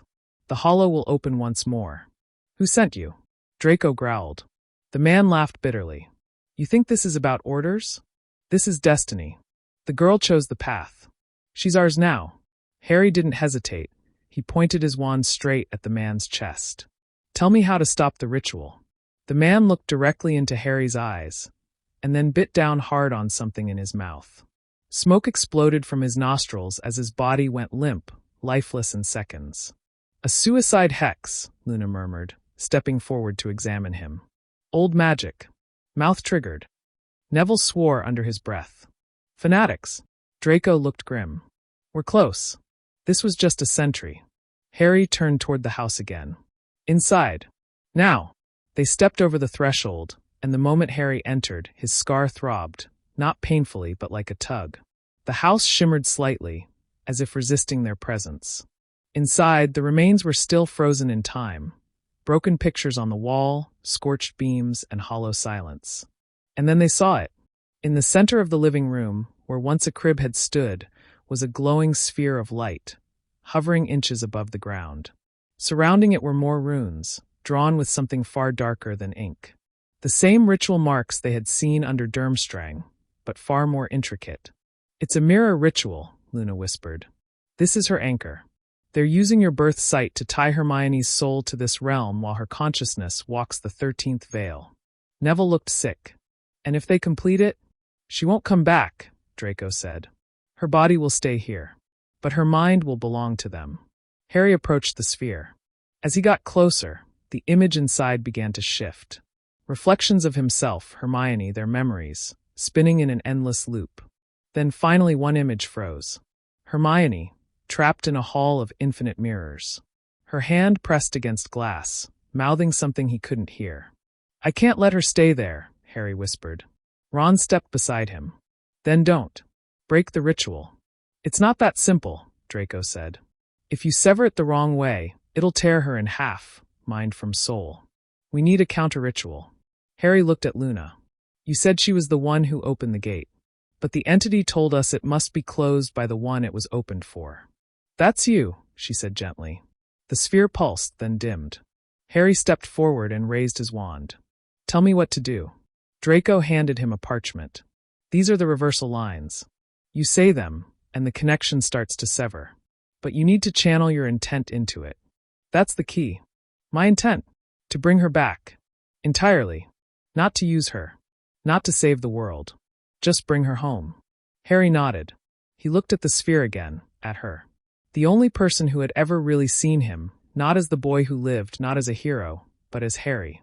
And who had dared to love him anyway. He began the incantation. The runes flared, and the ground trembled. Outside, winds screamed, tearing through trees and shaking the earth. The mirror images began to break apart, one by one, shattering like glass. Then everything went still. The light vanished. The ritual circle faded. And from the shadows behind them came a voice. "Harry." He spun around. Hermione stood in the doorway, barefoot, her clothes torn and eyes wide with disbelief. She looked real, whole, alive. He didn't think. He just ran to her and pulled her into his arms. "You brought me back," she whispered, tears spilling down her cheeks. "No," he said softly. "You never left." Harry held Hermione tightly, as if letting go might shatter the fragile miracle standing before him. Her heartbeat fluttered against his chest, fast and uneven, proof that she was truly back. No illusions. No veil. No dark magic anchoring her elsewhere. "I thought I was lost," she whispered, voice hoarse. "There were mirrors everywhere, versions of me, of you. Some of them screaming. Some empty. I tried to find the right one, the right path back, but everything twisted." "You found it," Harry murmured, pulling back to brush the hair from her tear-streaked face. "You found me." Her eyes scanned the faces behind him. Draco, pale but composed. Luna, trembling with silent awe. Neville, mouth parted in relief. And Ron, his expression unreadable, caught somewhere between shock and guilt. "We need to get out of here," Draco said, glancing toward the flickering shadows beyond the broken windows. "The energy here is still unstable. Whatever you just undid didn't go unnoticed." Ron nodded sharply. "I'll check the perimeter.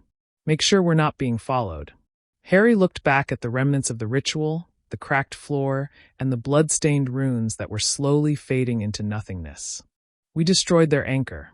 That means we've set them back." "For now," Luna said, her tone more cautious than usual. "But they'll come harder next time. You stole something from them, Harry." She was meant to be the final gate. Hermione winced. I remember them calling me that. The gate. The vessel. They wanted me to see the world as they did, distorted beyond time. But I never let go of what was real. Neville gave a small, proud smile. That's because you're stronger than any of us. Draco raised an eyebrow. Speak for yourself, Longbottom. Hermione managed a small laugh, but it faded quickly as she looked around the room. This is where your parents died, isn't it? Harry nodded slowly. They used your pain to draw me in. Used my feelings, my love, as a compass to get to you. Everything's connected now, Harry. More than it's ever been. He didn't flinch at the word. Love. She'd said it like a fact, not a question. Not a confession. And it fit, easily, terrifyingly, beautifully. We'll figure it out, he said. They moved swiftly out of the house, making their way to the edge of the village where the ancient wards still offered some protection. Ron returned a few minutes later, wand raised. Clear. No sign of anyone yet. Neville conjured a protective dome while Draco began to prepare another portkey. Hermione sat beside Harry on the moss-covered stone near a gnarled tree, legs folded under her and eyes distant. You look tired, he said gently. She nodded. I'm exhausted. But it's not just my body. It's like part of me still hasn't caught up. Like I'm lagging behind myself. I get it. After I faced Voldemort in the forest, I felt the same. She turned to him. Did you see me? In the sphere. He nodded. You pressed your hand to the glass. I heard you call me. I did. 100 times. Her eyes watered again. I thought if I said it loud enough, you'd find me. I always will, Harry whispered. Draco cleared his throat, approaching them with a silver pocket watch glowing faintly in his palm. This'll take us back to Hogwarts' boundary. It's not perfect, but it'll hold. Hermione stood and Harry offered his hand. She took it without hesitation. As the group gathered close, ready to activate the portkey, Luna paused and stared at Hermione. What is it? Hermione asked. You've changed, Luna said quietly. Hermione stiffened. Not in a bad way, Luna added quickly. But there's something about you now. Like, you've seen beyond what we were meant to see. Hermione's hand twitched in Harry's. I don't know what I brought back with me. The wind picked up, and the portkey pulsed. Time to go, Draco said. 3, 2, 1. With a tug behind their navels, they were pulled away from Godric's Hollow and into the familiar woods near Hogsmeade. The sun was rising. Back at Hogwarts, the castle loomed in the distance, unchanged and timeless, but everything inside them had shifted. They were no longer simply students. They were survivors of a battle no one yet knew had been fought. As they made their way toward the castle, Harry noticed something strange. Shadows moving against the morning light. A chill in the summer air. And when he looked back at Hermione, a glimmer in her eyes that hadn't been there before. Like a spark of something else, something watching. That night, Hermione stood alone at the astronomy tower, her hair loose and wind-tossed. She stared out over the forbidden forest, her hand absently brushing over the scar, now burned faintly into her wrist. A rune from the ritual that had not faded with the others. Harry found her there, quiet as the stars. You okay? He asked. She hesitated, then nodded. I should be. But you're not. She turned to face him. Something came back with me, Harry. I can feel it. It whispers sometimes. Like it's waiting. His breath caught. Do you want me to tell McGonagall? Or Luna? Maybe they can help. No, she said quickly. Not yet. I need to understand it first. If they find out I've been marked, they might lock me away. Harry stepped forward. I won't let that happen. Whatever it is, whatever comes next, we face it together. Her eyes searched his. Even if I change? You won't, he said firmly. You're Hermione.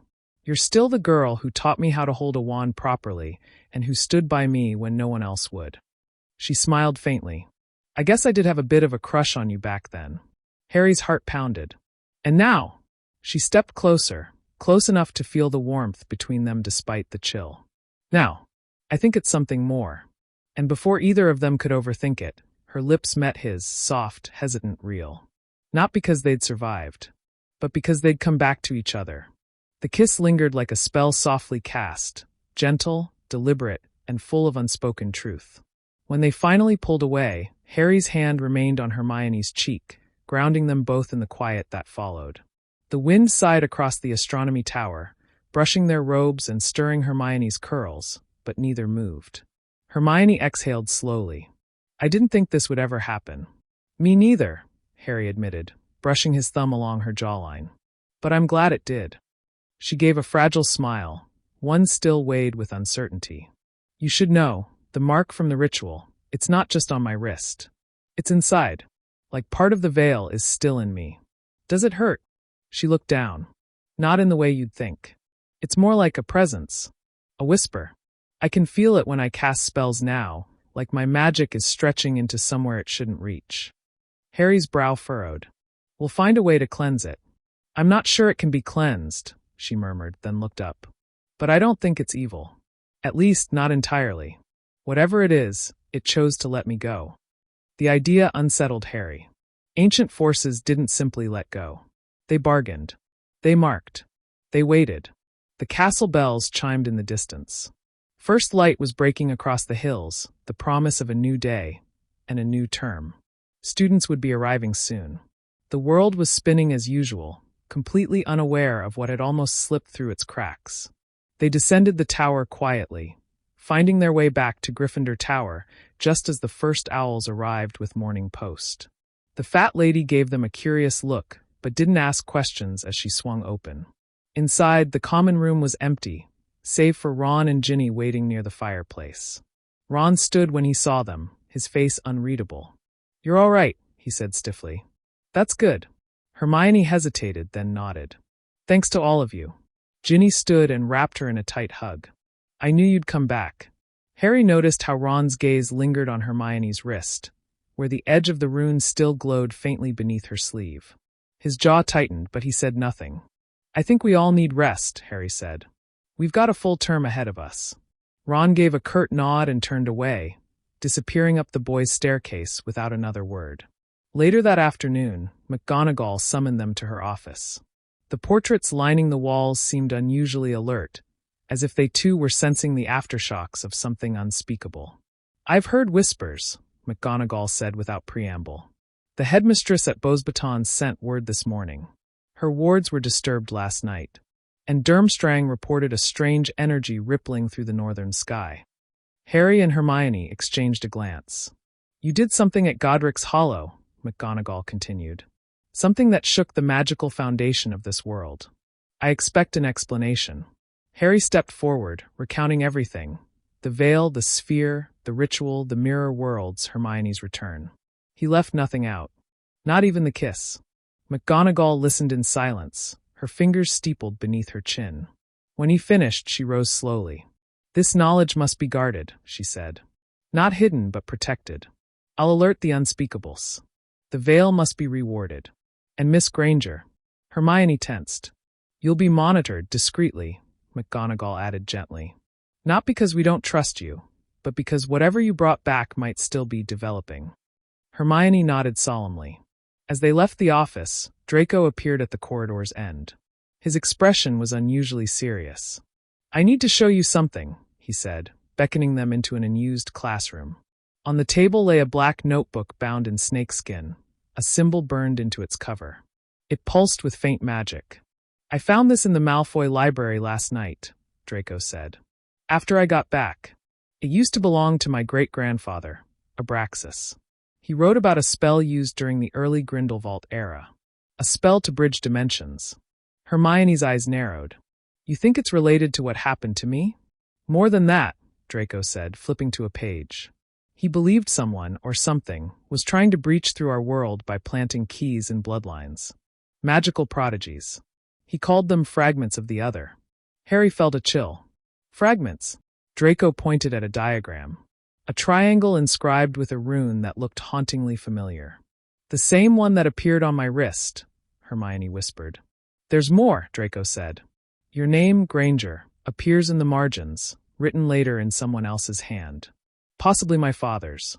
I think Lucius knew about this. Hermione reeled. Why would he write my name? Draco looked uneasy. Because the key isn't just what you are, Hermione. It's who you choose. Abraxas's theory said the fragment only awakens when the vessel finds an emotional anchor in this world. Harry stared at her. Me. She swallowed. I was the gate, and you were the lock. Silence filled the room, thick and stretching. Then Luna entered, as if guided by some unseen thread.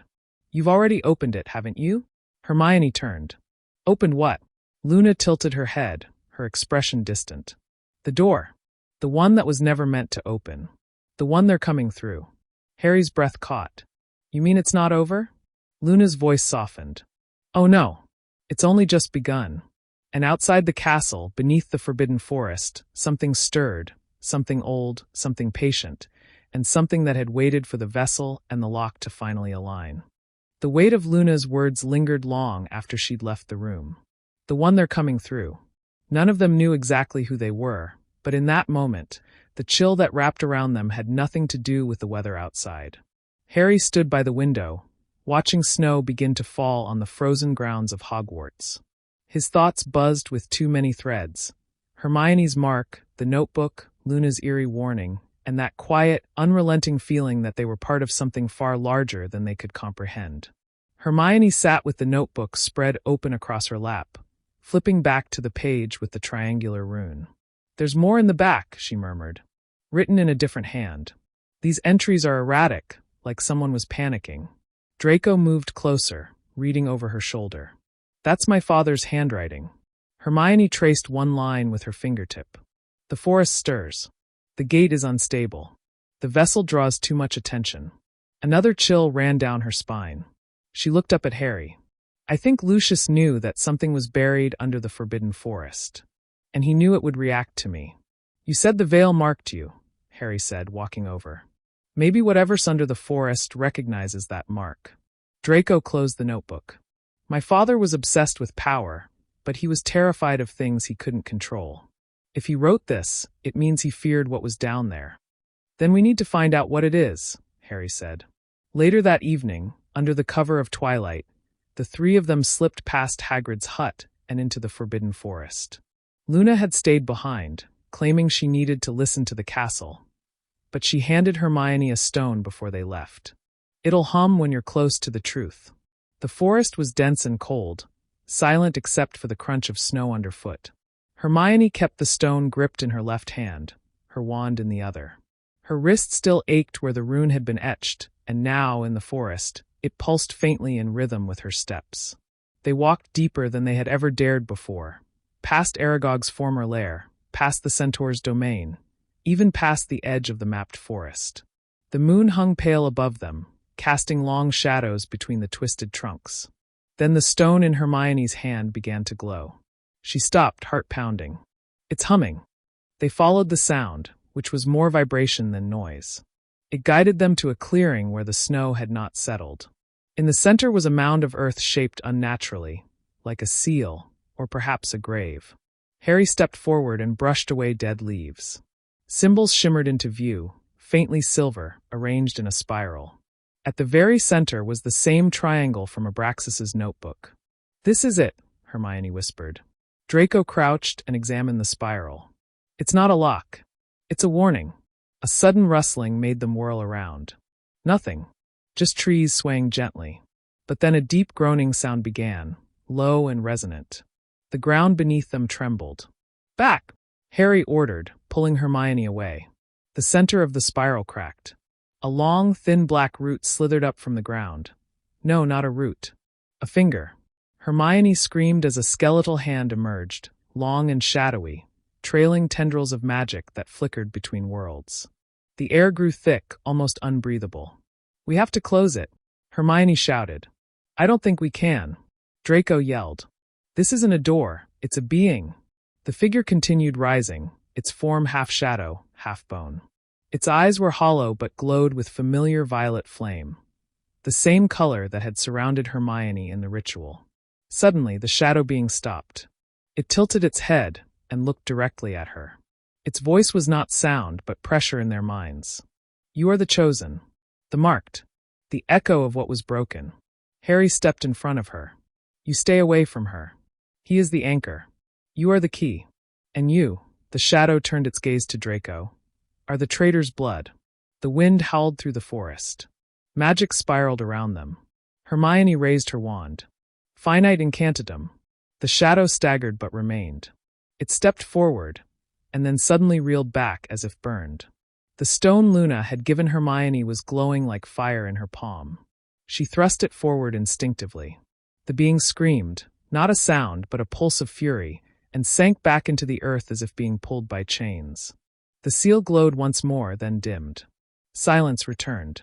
They stood shaking, surrounded by the untouched trees of the forest once more. Hermione fell to her knees, panting. What the hell was that? Draco's face had gone pale. I think that was the thing my grandfather feared. Not a demon. Not a creature. A memory. An echo of a war between dimensions. Harry offered Hermione his hand. And it saw you. All of us. As she stood, the mark on her wrist faded entirely. Gone, as if it had done its job, acted like a beacon, and now was no longer needed. We need help, she said, her voice trembling. Real help. From people who understand this level of magic. Harry nodded. Then we talked to the unspeakables. And far away, deep below the castle, another whisper stirred in the darkness, ancient and watching. One gate had flickered open, but others still waited. The Ministry of Magic was quieter than expected, especially given the hour. The only sound that echoed through the arched halls was the distant ticking of a clock and the soft clatter of their footsteps. Hermione, Harry, and Draco moved swiftly through the atrium, cloaked in invisibility under Hermione's disillusionment charm. They had learned too much to approach this meeting openly. The Department of Mysteries was buried beneath Level 9, behind a door that only responded to those authorized. Or, in this case, clever enough to bypass the enchantments. With Hermione's modifications to the spellwork in Luna's stone, the door hummed open, revealing the dim circular chamber that had haunted their memories since 5th year. The room spun, as always, doors shifting until one stopped dead. That door, ancient and smooth, pulsed with an energy none of them had felt before. Hermione looked to Harry and Draco. This is the one. They entered without hesitation. Inside was a tall, vaulted room filled with glowing runes carved into obsidian walls. It was colder here, and not just physically. It felt removed from the normal world, like time moved slower. At the center stood an unspeakable. Robed in black, faceless beneath a silver mask, they didn't flinch at the trio's arrival. You've touched something, the unspeakable said. The voice was distorted, neither male nor female, echoing as if spoken underwater. Hermione nodded. We need answers. Something's awakened in the Forbidden Forest. It marked me, and it's connected to the veil. The unspeakable turned slightly. The veil is not a door, Miss Granger. It's a wound. A tear in the fabric of the magical world. Something tried to pass through it long before you were born. You carry its echo. Draco stepped forward. We saw it. In the forest. A being of shadow and bone. It spoke to us. It knew who we were. The unspeakable didn't move. Then it has begun again. Hermione's brow furrowed. What has? The masked figure reached into their robe and drew a small, transparent orb. Inside swirled violet smoke, the same color as the flames that had once wrapped around Hermione. A prophecy was buried, the unspeakable said. Buried by your ancestors, Draco Malfoy. Abraxas was one of many who knew of the war before magic was shaped into wands and spells. They fought against what you saw in the forest, a force known only as the Hollowborn. Harry's grip on his wand tightened. And now it's waking up again.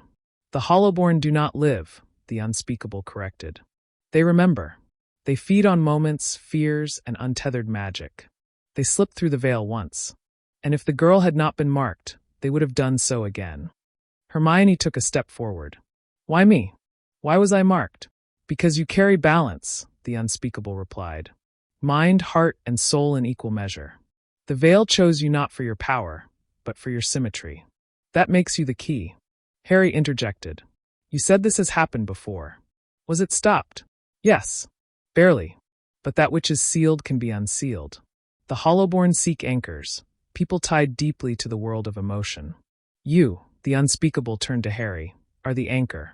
That is why the Hollowborn sought your pain after Sirius fell. Harry's eyes widened. The whisper I heard in the department, right after he died, that was them? Yes. The silence that followed was heavy. Hermione's heart pounded. She glanced at Draco, who had gone stiff. There's more, Hermione said quietly. Lucius knew. He tried to stop it. He even helped create a ward in the forest. He tried to rewrite his sins, the unspeakable said. But only you three can finish what was started. The orb they held pulsed once, and then shattered into mist. You must find the echoes. 3 relics tied to the Hollowborn's first attempt to enter this world. They are hidden across magical Britain. One is already beneath your feet. Draco's eyes narrowed. Here, in the Hall of Memory, the unspeakable said, where time forgets itself. But beware, what lies there does not wish to be remembered.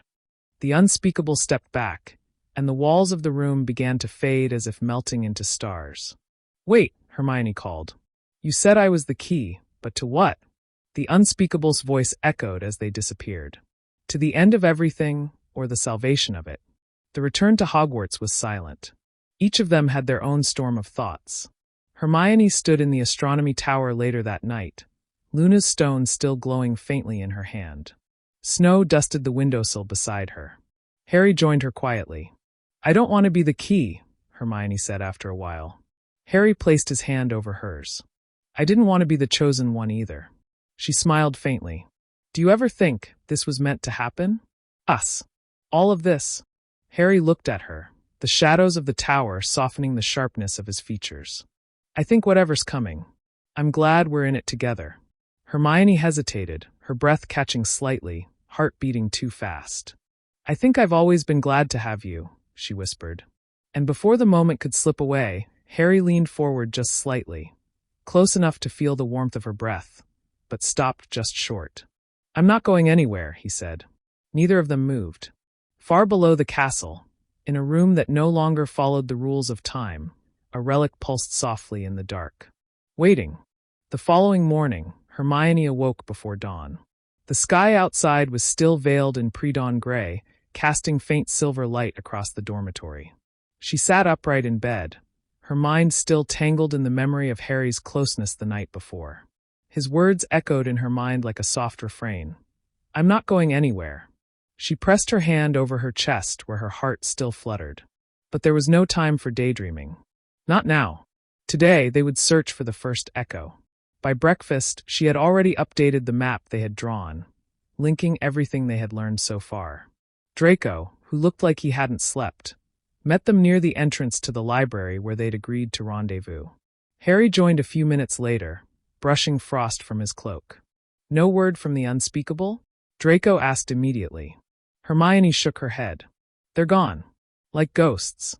Fitting, Draco muttered. We're about to walk into a place full of them. They made their way through the castle, sneaking past Filch and Mrs. Norris with the help of the invisibility cloak and several disillusionment charms. Their destination wasn't somewhere on the usual Hogwarts map. The Hall of Memory was not listed among the castle's known rooms, and yet it existed, hidden deep beneath the library. It was Hermione who'd found the reference in a book long since banned, Architectural Secrets of Hogwarts, Rooms That Time Forgot. The entry had been half-burned, but it mentioned a hidden spiral stairwell behind the restricted section's northernmost wall.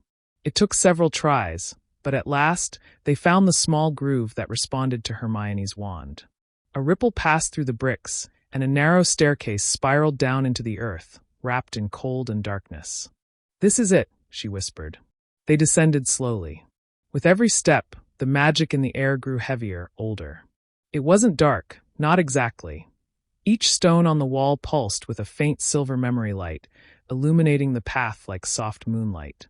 After what felt like an eternity, they arrived in a domed chamber unlike anything they had seen.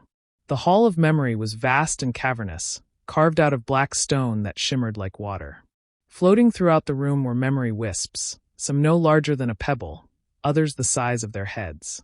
They floated aimlessly, glowing with scenes from centuries past. Draco stared in awe.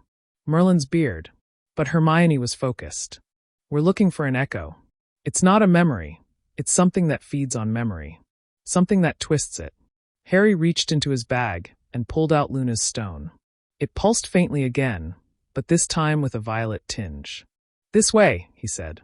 They followed the tug of the stone across the chamber, weaving between floating recollections of long-gone professors, students, even ancient battles. Some hovered close enough to watch. One showed a younger Minerva McGonagall dueling a man in a cloak, another a scene of a girl crying alone in a forgotten tower. But the deeper they went, the darker the memories became. The magic here was starting to warp them, showing things they weren't supposed to see. "Guys!" Draco paused, pointing to a massive orb suspended in the center of the room, surrounded by ancient runes glowing violet. Inside it, scenes played rapidly. A boy with black hair screaming for his mother, a girl in the forest wrapped in flames, a tall man falling into a black void. And then, suddenly, an image of Hermione, alone, reaching for Harry's hand in the Department of Mysteries. "It's pulling from us," Hermione whispered. "It's showing us our own past." "That's not all," Harry said, his voice tense. "It's distorting it." The orb suddenly flickered. The image of Harry reaching back for Hermione turned into him walking away. Her hand left outstretched, abandoned. Then another image, Hermione shouting as she fell into the veil. These weren't memories. They were lies. Fears. "The echo," Hermione said. "It feeds on what we fear most." Without warning, the orb shuddered, and a shape began to emerge. It crawled from the memory like a shadow turned solid. Its form was amorphous, a twisting silhouette of forgotten nightmares and grief. And it spoke, not aloud but in their minds. "You should not have come."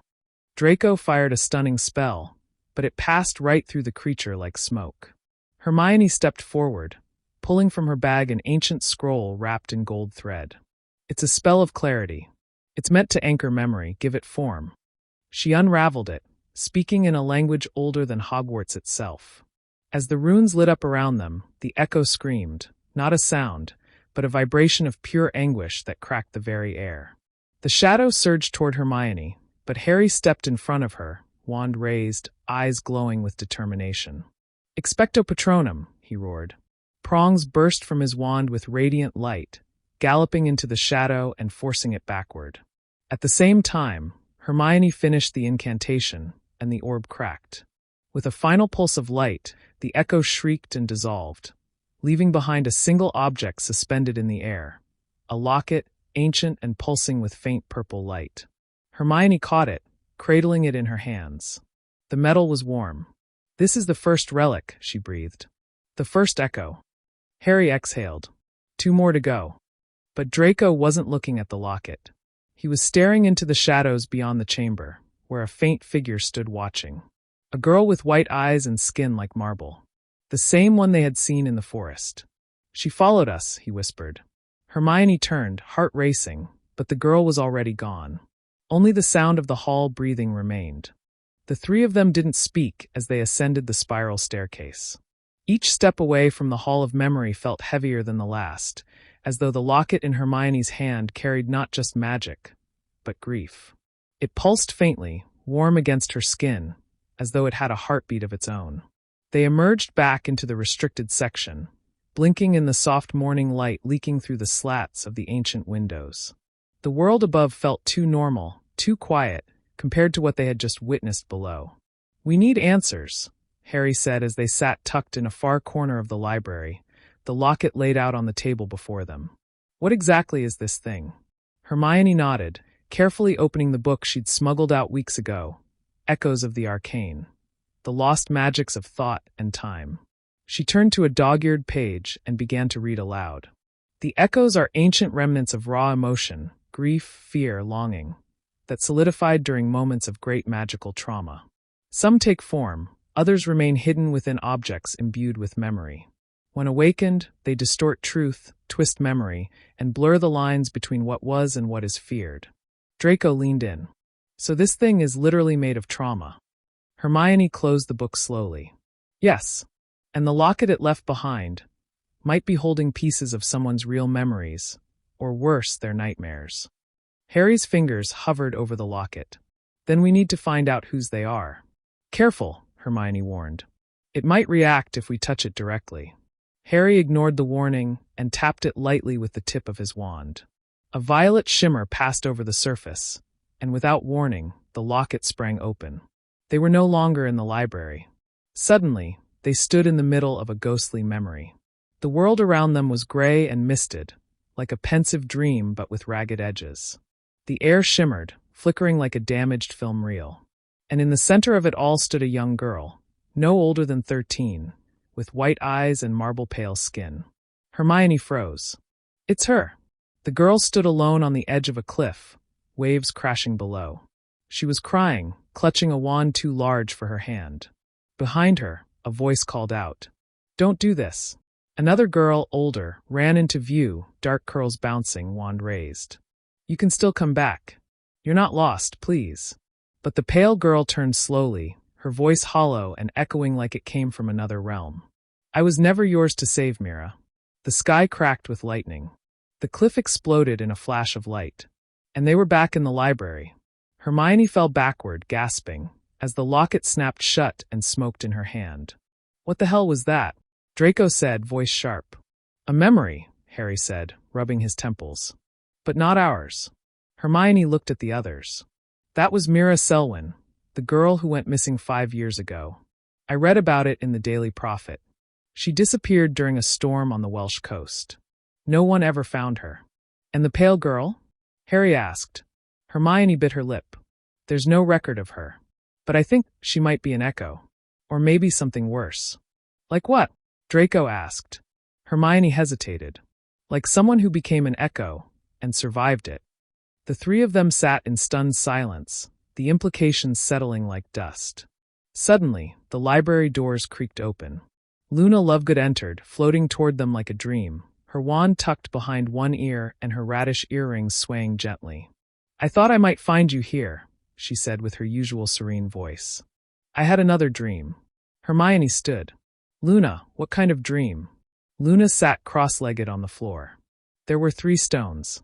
One was violet, one silver, and one black. They formed a triangle in the air. And the girl with white eyes stood in the center, humming to herself. But when I tried to reach her, the stones started to bleed. The room fell silent. "She's connected to all 3 echoes," Hermione whispered. "Not just one." Harry frowned. "Then if we're going to stop her, we need to find the others." "Before she does." Luna's dreamy expression faded slightly. "She's not trying to stop you. She's trying to lead you." "To what?" Draco asked. "To the truth," Luna said simply. "But truth has a cost." Hermione's heart beat faster. "Do you know where the next echo is?" Luna nodded slowly. "It lies in a place where no shadow falls, where fire burns without heat, and silence speaks louder than words." Harry blinked. "That sounds like..." "The Room of Whispers," Hermione finished, stunned. "It's a subchamber off the Department of Mysteries, thought to be sealed after the war." Draco looked annoyed. "Of course. Another cursed chamber. Delightful." Hermione grabbed her bag and stood. "We leave tonight. There's no time to lose." As they gathered their things, the locket pulsed again, once, then went silent. And in the shadows of the library, unseen by any of them, a pale figure watched with unblinking eyes. Hermione had only ever read about the Room of Whispers in dusty corners of magical theory books, usually buried in footnotes or whispered through vague references in unspeakable interviews. It was a place that had supposedly existed long before even the Ministry was built. A chamber where pure magical thought drifted like fog, collecting secrets, prophecies, and memories too unstable for the Hall of Prophecy. "Sounds like my kind of vacation," Draco muttered as they stood in the atrium of the Ministry of Magic, hidden under Hermione's expertly cast disillusionment charms. Cursed rooms and talking fog. All we're missing is a murderous poltergeist. "Don't tempt fate," Harry replied, checking the passage in his invisibility map. A complicated magical parchment Hermione had devised from bits of the Marauder's map and enchanted blueprints. "Security's thinner near level 9. We take the old wand permit tunnel and bypass the main staircase."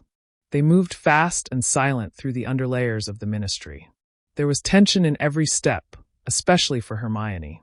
The locket was wrapped tightly in velvet and hidden in her cloak's deepest pocket, but she still felt it like a second heartbeat. When they reached the wand permit corridor, they paused. A faint golden glow shimmered at the end of the passage, swirling slightly like smoke trapped in amber. "That's the barrier," Hermione whispered. "It only allows entry for those the room considers true seekers. No force can break it. Either we pass or we don't." Harry stepped forward first. The light parted for him like a curtain. Draco went next, scowling, but passed cleanly through. Hermione's breath caught as she walked forward, the locket near her chest humming louder. The light pulsed, then opened. The Room of Whispers was unlike anything Hermione had ever seen. It was vast and circular, the walls made of smooth obsidian that absorbed all light. Hovering above them, like stars caught in a storm, were silver threads, each one whispering a different voice. Some cried, some laughed, some merely repeated names over and over again. "This place is alive," Harry murmured. Hermione nodded, eyes fixed on the floating center of the room. There, rotating slowly in midair, was the second echo. It wasn't an object like the locket. This one took the form of a glowing sphere, about the size of a bludger. It pulsed softly, casting the floor beneath it in dancing white light. As they approached, Hermione noticed something strange. The voices around them grew louder, as if responding to the sphere. Then one voice rose above the rest, clear, unmistakable, and piercing. "Hermione." She froze. The voice was her own. "Hermione, don't trust him. He will betray you. He always does." The voice came again, layered with doubt. "You think Harry will choose you? You're just the clever friend. The background girl." "No," Hermione whispered, backing away from the sphere. "This isn't real." Draco took a step forward, his wand raised. But then a voice echoed in his ear. "She doesn't really care for you.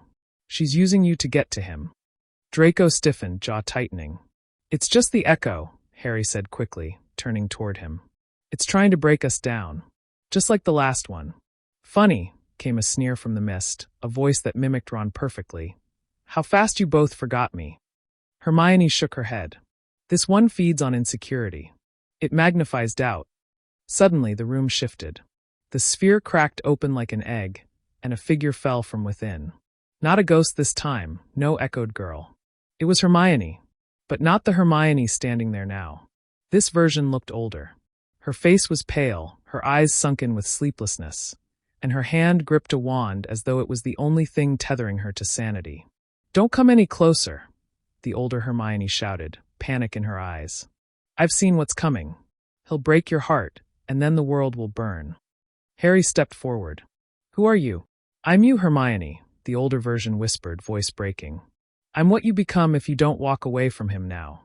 Hermione stared at her future self, her heart racing. "No, that's not truth. That's fear." The older Hermione raised her wand, and the walls of the chamber convulsed, light shattering into 100 chaotic images. Flashes of war, of Voldemort's rise again, of Harry falling, of Ron shouting, "You knew this would happen. Fight it!" Harry yelled, taking Hermione's hand. "Don't let her in." But the older version was crying now. "He doesn't love you, not like you love him. And you'll never be enough. Not for him. Not for yourself." The words were like knives, sharper because they came from her own voice. But Hermione took a deep breath. She turned, her eyes meeting Harry's, and saw the truth reflected there. Not fear, not pity, but something deeper. Something real. "I am enough," she whispered. And she stepped forward and embraced the echo. There was a blinding flash. When the light cleared, the room had gone silent. The older Hermione was gone. The sphere had vanished. In its place was a small crystal shard, clear and humming with soft light. Hermione picked it up gently. "The second echo," she said. "But this one's personal." Harry placed a hand on her shoulder. "You faced it. That means something." Draco let out a breath. 2 down. 1 to go. They didn't speak as they left the chamber, the weight of what Hermione had seen still heavy in the air. But one thing was clear. The echoes weren't just tests. They were warnings. And time was running out. The return from the Room of Whispers left a silence among the trio that even magic couldn't smooth over. Though they had secured the second echo, a shard that pulsed faintly like a sliver of Hermione's soul, none of them could forget the confrontation. The older Hermione's words had left deep marks, and while Harry had tried to reassure her, Hermione hadn't said much since. Back at Grimmauld Place, the crystal shard was carefully placed in a magically reinforced box beside the velvet-wrapped locket. 2 echoes down, but the journey was far from over. "We need to talk about the third," Hermione finally said, her voice firmer than it had been since they left the ministry. "I've been researching. The third echo isn't just hidden. It's trapped." "Trapped where?" Harry asked, glancing up from the parchment map he'd been decoding. Hermione swallowed. Inside the mirror of Eriste. Harry blinked. The mirror? But it was moved years ago. Exactly, she replied. Moved and sealed. After Dumbledore died, McGonagall ordered it taken to the Department of Mysteries. But that wasn't where it stayed. According to the spell logs, it was secretly relocated to Godric's Hollow. Dumbledore's last protection charm was linked to that place. The mirror is guarded by ancient enchantments, and now it holds the final echo. Draco leaned against the doorway. Let me guess. The mirror shows you what you want most, but the echo inside it will show you what you fear the most. Hermione nodded. A distortion of your heart's desire. Whatever echo is inside, it's sentient. It doesn't just reflect. It invites you in. Harry rubbed his eyes.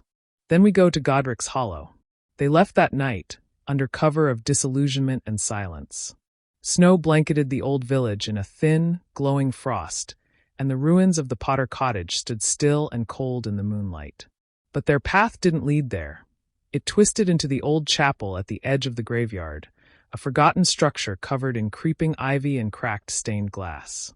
Inside, in the center of the shattered stone floor, stood the mirror of Eriste. It looked the same as Harry remembered, tall, gilded, its golden frame shining despite the dust. But now, a dark mist coiled inside the glass like a living thing, pulsing with faint silver threads, echo magic. Hermione stepped forward first. The crystal shard in her pocket glowed in response. The final echo, it's waiting. She looked into the mirror. She didn't see books or accolades or the quiet world she used to dream about. She saw herself standing beside Harry in a cottage by the sea, laughing, hands entwined, sunlight dancing across their faces. Then it flickered, and she saw the opposite. Harry turning from her, walking toward Ginny. The Weasleys surrounding him. Hermione alone again, invisible in the background. She gasped and stumbled back. Harry caught her. It's trying to twist the desire into pain. Just like before. Draco approached and looked in. His face went pale, and he turned quickly away. I'm not looking into that again. No thanks. The mist in the mirror thickened. Then it spoke. You want the truth? It hissed. Come and take it. Suddenly, a shape emerged from the glass. Not a reflection, an actual figure, stepping forward, stepping out. It was Harry, but not the Harry they knew. This version wore darker robes, eyes colder, mouth curled into a cruel smile. His hand held a wand, but it wasn't pointed at a threat. It was pointed at Hermione. You should have stayed away, the dark Harry said. You're always trying to fix things. You ruin everything. Hermione's heart raced. This isn't real. You're not him. I'm what he could be, the echo replied. If he gave in to everything he's been hiding. Draco stepped between them, wand raised. Back off, the echo Harry sneered. And you, still chasing a girl who never truly wanted you. You're nothing but a shadow in their story. Draco didn't respond. His silence was more dangerous than words. The Real Harry raised his wand. You don't get to use our fears against us anymore. You think you love her, the echo said, voice dripping with venom. But she'll never love you the way you want. Not fully. You'll always doubt it. Hermione stood straight now, the pain replaced by anger. You don't speak for me. I choose what I feel. And I do love him. The room shook. The mirror cracked. The echo snarled and lunged at Hermione, wand slashing toward her chest. But before it could reach her, Harry stepped in the way, catching the spell on a hastily conjured shield charm. The impact knocked them both back, but the distraction was enough. Hermione raised her wand and cast the spell she'd been preparing for hours. Eximo Animus. A burst of golden light erupted from her hand, wrapping around the echo like chains of flame. It screamed, twisting violently, and then shattered, fragments of mirror and magic flying in all directions. When the dust cleared, the final echo lay in the form of a single golden ring, pulsing, humming, glowing warm. Hermione picked it up carefully. That's all three. Harry stood, brushing dust off his robes, his eyes never leaving her. You meant it, what you said. She met his gaze. Every word. Draco looked away, jaw clenched, saying nothing. They walked out of the chapel in silence, three echoes in hand, and the weight of 1,000 choices resting on their shoulders. Ahead of them, answers, truths, and the final test, facing what the echoes were truly for. Back at Grimmauld Place, the three magical echoes, each pulsing with soft, mysterious energy, were laid out on the old wooden table in the drawing room. The room was silent except for the occasional creak of the floorboards, as if the house itself was holding its breath. Hermione stood closest, her hands hovering just above the crystal shard, the locket, and the golden ring. Each one represented a fragment of her innermost desires and fears, drawn from parts of her soul she hadn't realized were so raw. Harry watched her with concern, standing beside her but giving her space. Draco sat on the edge of the couch, arms crossed, refusing to show how deeply unsettled he was. "These aren't just relics," Hermione murmured. "They're a part of me, something ancient, something old magic tied to who I've become." Harry spoke gently. "And now that we have them all, what do we do?" Hermione looked up. "We bind them. Together. If I'm right, combining the echoes will allow me to reclaim what I lost, or chose to hide. But there's a catch." "Of course there is," Draco muttered. "There always is." Hermione ignored him. "The spell requires two things. First, the person the echoes belong to. Me. Second, someone who loves me enough to anchor me through it." Draco's mouth opened, but it was Harry who stepped forward first. "I'll do it," he said quietly. Hermione's eyes flicked to him, a trace of nervousness behind her determination. "Harry, it's dangerous. The echoes could overwhelm me. You'll have to go into my mind, see everything. Even the parts I've tried to bury." Harry stepped closer. "Then I'll see them. All of them. I'm not going anywhere." There was a long pause. Even Draco didn't say a word. Hermione slowly nodded. She picked up the echoes and carried them to the center of the room, where she had drawn a ritual circle in white chalk and old runes. Candles flared to life with a wave of her wand. "Stand here," she told Harry, gesturing to a space beside her within the circle. Harry stepped in without hesitation. "Draco," she added, turning slightly. "If anything goes wrong, break the circle. No matter what you see or hear." He nodded once, reluctantly. Hermione took a deep breath and laid the echoes in front of her. She raised her wand. "Unio anime." The air around them thickened instantly, swirling with energy.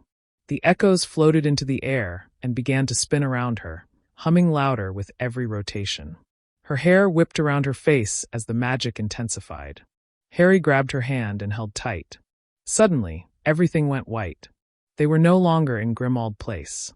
They stood inside a vast, endless library, its shelves stretching far beyond what the eye could see.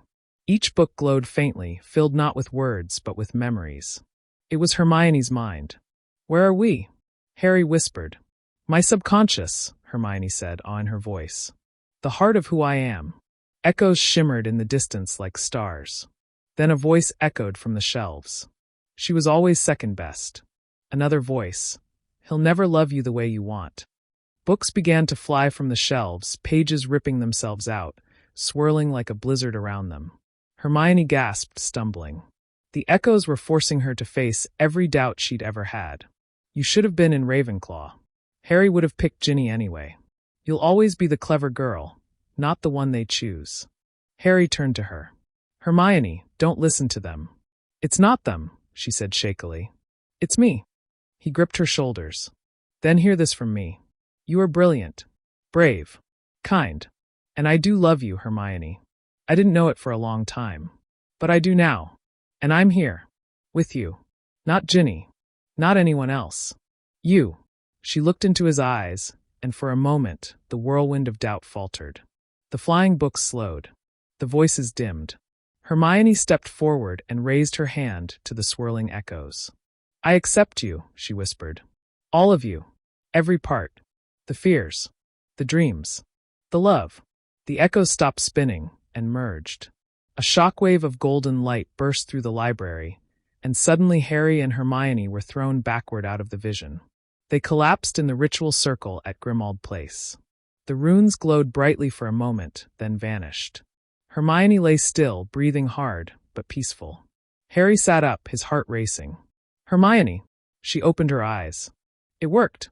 Draco exhaled loudly in relief from the edge of the room. "About time." Hermione smiled softly, then turned to Harry. "You were right. I wasn't broken. just unfinished. Harry reached for her hand. And now, she said, I'm ready to face what's next. They didn't know it yet, but the binding of the echoes had awakened something far more ancient, a magical ripple that would soon reach the deepest corners of the wizarding world. The wind outside Grimmauld Place howled against the shuttered windows as though the house itself was bracing for what was to come. Inside, the atmosphere had changed. The merging of Hermione's echoes left a quiet hum in the air, subtle, steady, and alive. Hermione felt it pulsing beneath her skin like a second heartbeat. For the first time in weeks, her mind felt whole. Harry sat beside her on the couch, fingers loosely intertwined with hers. Draco lingered nearby, acting disinterested, but unable to tear his eyes away from her. Hermione broke the silence. When the echoes merged, something happened. I felt it, like I touched something ancient, something older than Hogwarts. Draco raised an eyebrow. That's comforting. No, listen, she insisted. It wasn't malevolent, just powerful. Waiting. Watching. Like it had been dormant until now. Harry leaned in, concerned. Do you think it's connected to the castle? Hermione nodded slowly. I do. The founders, Rowena Ravenclaw especially, were rumored to have mastered soul magic far beyond what we learn at Hogwarts. What if this ritual wasn't just about me? What if I activated something built into the foundations of the school itself? Draco scoffed. So what, you've awakened a magical ghost? A buried spell? What does that even mean for us? I'm not sure yet, she admitted. But I intend to find out.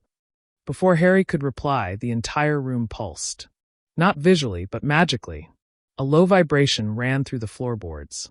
Creature, who had been silently lurking, yelped and vanished with a loud pop. Harry stood immediately. Did you feel that? Draco drew his wand. It came from the walls. Hermione rose slowly, eyes wide.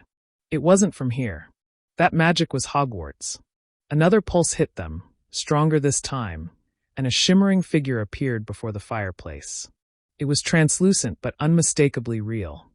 The ghostly form of Rowena Ravenclaw. Harry stared. Is that Ravenclaw? Hermione breathed. Her echo. The apparition hovered in place, serene but powerful. Her eyes locked with Hermione's. You have touched the soul thread, child. Ravenclaw's voice echoed across the room like a bell. And in doing so, you've disturbed what has long slumbered. What have I disturbed? Hermione asked, stepping forward. The roots of the school, Ravenclaw replied. The 4 pillars of balance, mind, heart, courage, and ambition, are weakening. The soul of Hogwarts is unraveling. Hermione's voice faltered. Because of me? No, said Ravenclaw. But you are now bound to it. Draco frowned. Typical. A magical catastrophe bound to Hermione Granger's personal development.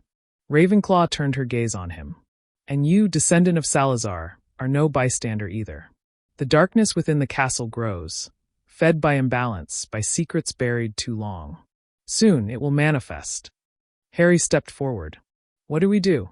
The path forward lies beneath, she answered cryptically. In the chamber where it began, and in the tower where it was hidden. The castle remembers. And it is dying. Hermione's heart raced. The Chamber of Secrets? Yes, Ravenclaw said. And the lost Tower of Thought, hidden even from your professors. You must go there. All 3 of you. Only together can the foundation be restored. With that, her form began to fade. Beware the 5th echo. It is not yours, Hermione, but it waits for you all the same. Wait, Hermione called. What is it? Where? But the ghost vanished, and the room returned to silence. Harry turned toward her, stunned. The 5th echo? Draco looked between them. I'm guessing that's not something we want to meet unprepared. Hermione swallowed. We need to go back to Hogwarts. That night, they returned to the castle under the cover of an invisibility cloak, the air unnaturally cold. Hogwarts looked as it always had, yet something had shifted. The corridors were quieter. The portraits watched more closely. Even the staircases creaked as if whispering secrets beneath their steps. They made their way to the entrance to the Chamber of Secrets. Are you sure you can open it again? Draco asked. Harry nodded grimly. Let's find out. He leaned in and hissed in Parseltongue. The wall began to shift, stone grinding on stone, revealing the familiar tunnel. They descended in silence. The chamber was exactly as they remembered, dark, damp, the skeleton of the basilisk still stretching across the floor. But at the far end, beneath the statue of Salazar Slytherin, a strange light glowed. It was a mirror. Hermione stepped forward first. That wasn't here before. It looked ancient, more ornate than even the mirror of Ariste. Strange runes danced across its frame, and its surface rippled like water. Harry frowned. It's not a mirror. It's a door. Suddenly, Hermione froze. Her breath caught in her throat. She saw something in the reflection, herself, but different. Her eyes glowed with power, her face was harder, colder.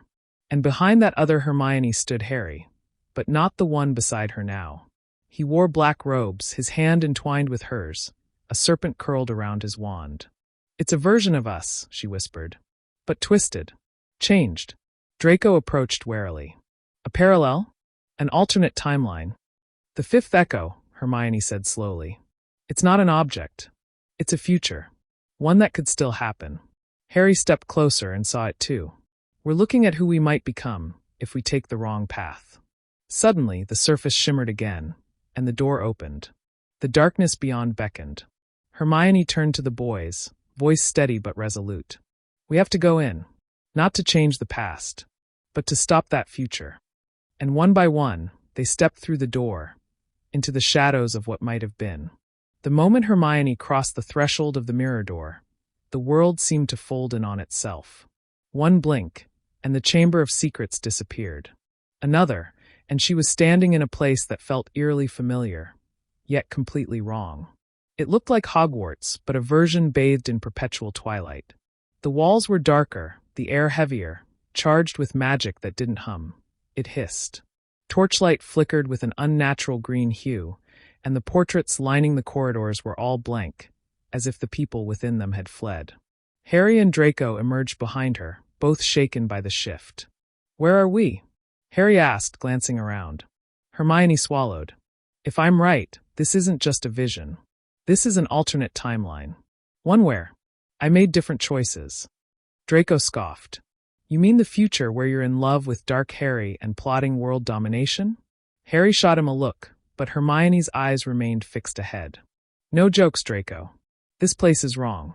And if this is what Ravenclaw meant by the fifth echo, it's not just a warning, it's alive. They cautiously moved through the corridor. No students. No ghosts. Even the staircases stood still, as though afraid to move. Let's find the Great Hall, Hermione suggested. If this world reflects ours, it might give us a clue what went wrong. They descended the stairs, each footstep echoing louder than normal. As they passed the Defense Against the Dark Arts classroom, the door creaked open on its own. Inside, the room had been transformed into a throne chamber. At the far end sat Hermione. Not their Hermione, but the one from the mirror. Her hair was swept back in elegant curls, her eyes shimmered with an unnatural silver light, and she wore midnight robes laced with emerald and crimson. Power radiated from her like heat. And beside her stood another Harry. His scar was gone. His green eyes glowed unnaturally, and he looked at the trio with a cold familiarity. So, he said, his voice smooth and confident, they've finally arrived. Dark Hermione rose slowly, hands clasped in front of her. Welcome, travelers, she said with a small smile. It's not every day I get to meet myself. Hermione took a step forward, tension bristling in her limbs. What is this place? A possible future, her other self answered. One where we grew tired of playing by everyone else's rules. Tired of waiting. Tired of pain. So we took control. Harry narrowed his eyes. Control over what? Everything, Dark Hermione replied. The Ministry. The magical world. Hogwarts. It was surprisingly easy, once we stopped pretending to be what everyone expected. Draco sneered. And what did you become? Dictators? We became necessary, Dark Harry snapped. We built a world without fear. Without weakness. You built it on fear, Hermione countered. I can feel it in the walls. Dark Hermione stepped down from the dais. And yet here you are, standing in my shadow, trembling with the same magic that brought me here. The two Hermiones stood face to face now, mirror images twisted by choice. You're the fifth echo, Hermione whispered.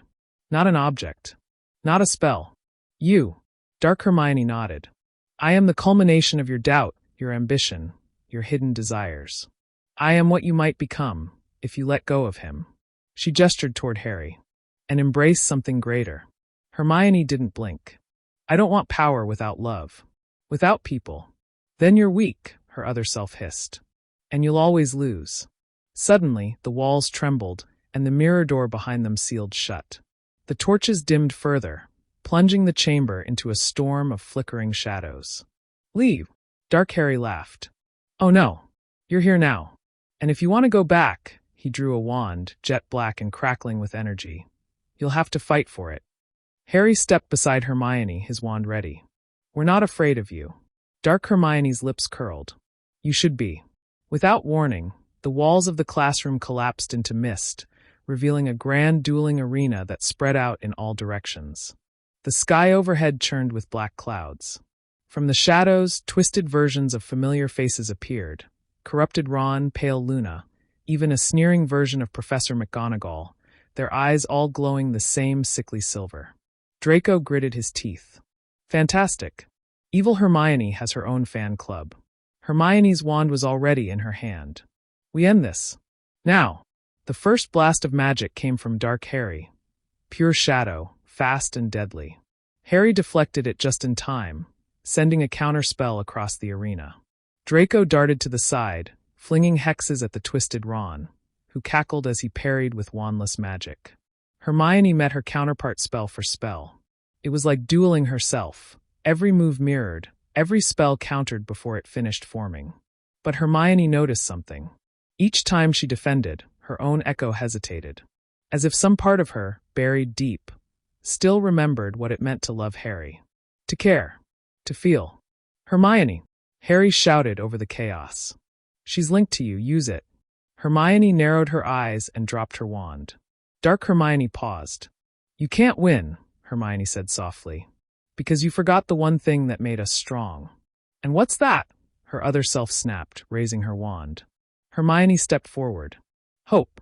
With a sudden burst of light, the runes carved into her skin, those from the original soul ritual, flared to life. The chamber lit up. The alternate versions screamed and vanished into the mist like smoke in the wind. Dark Hermione stumbled, her eyes wide. No, no. Hermione reached out and touched her own chest. You're part of me, but you don't define me.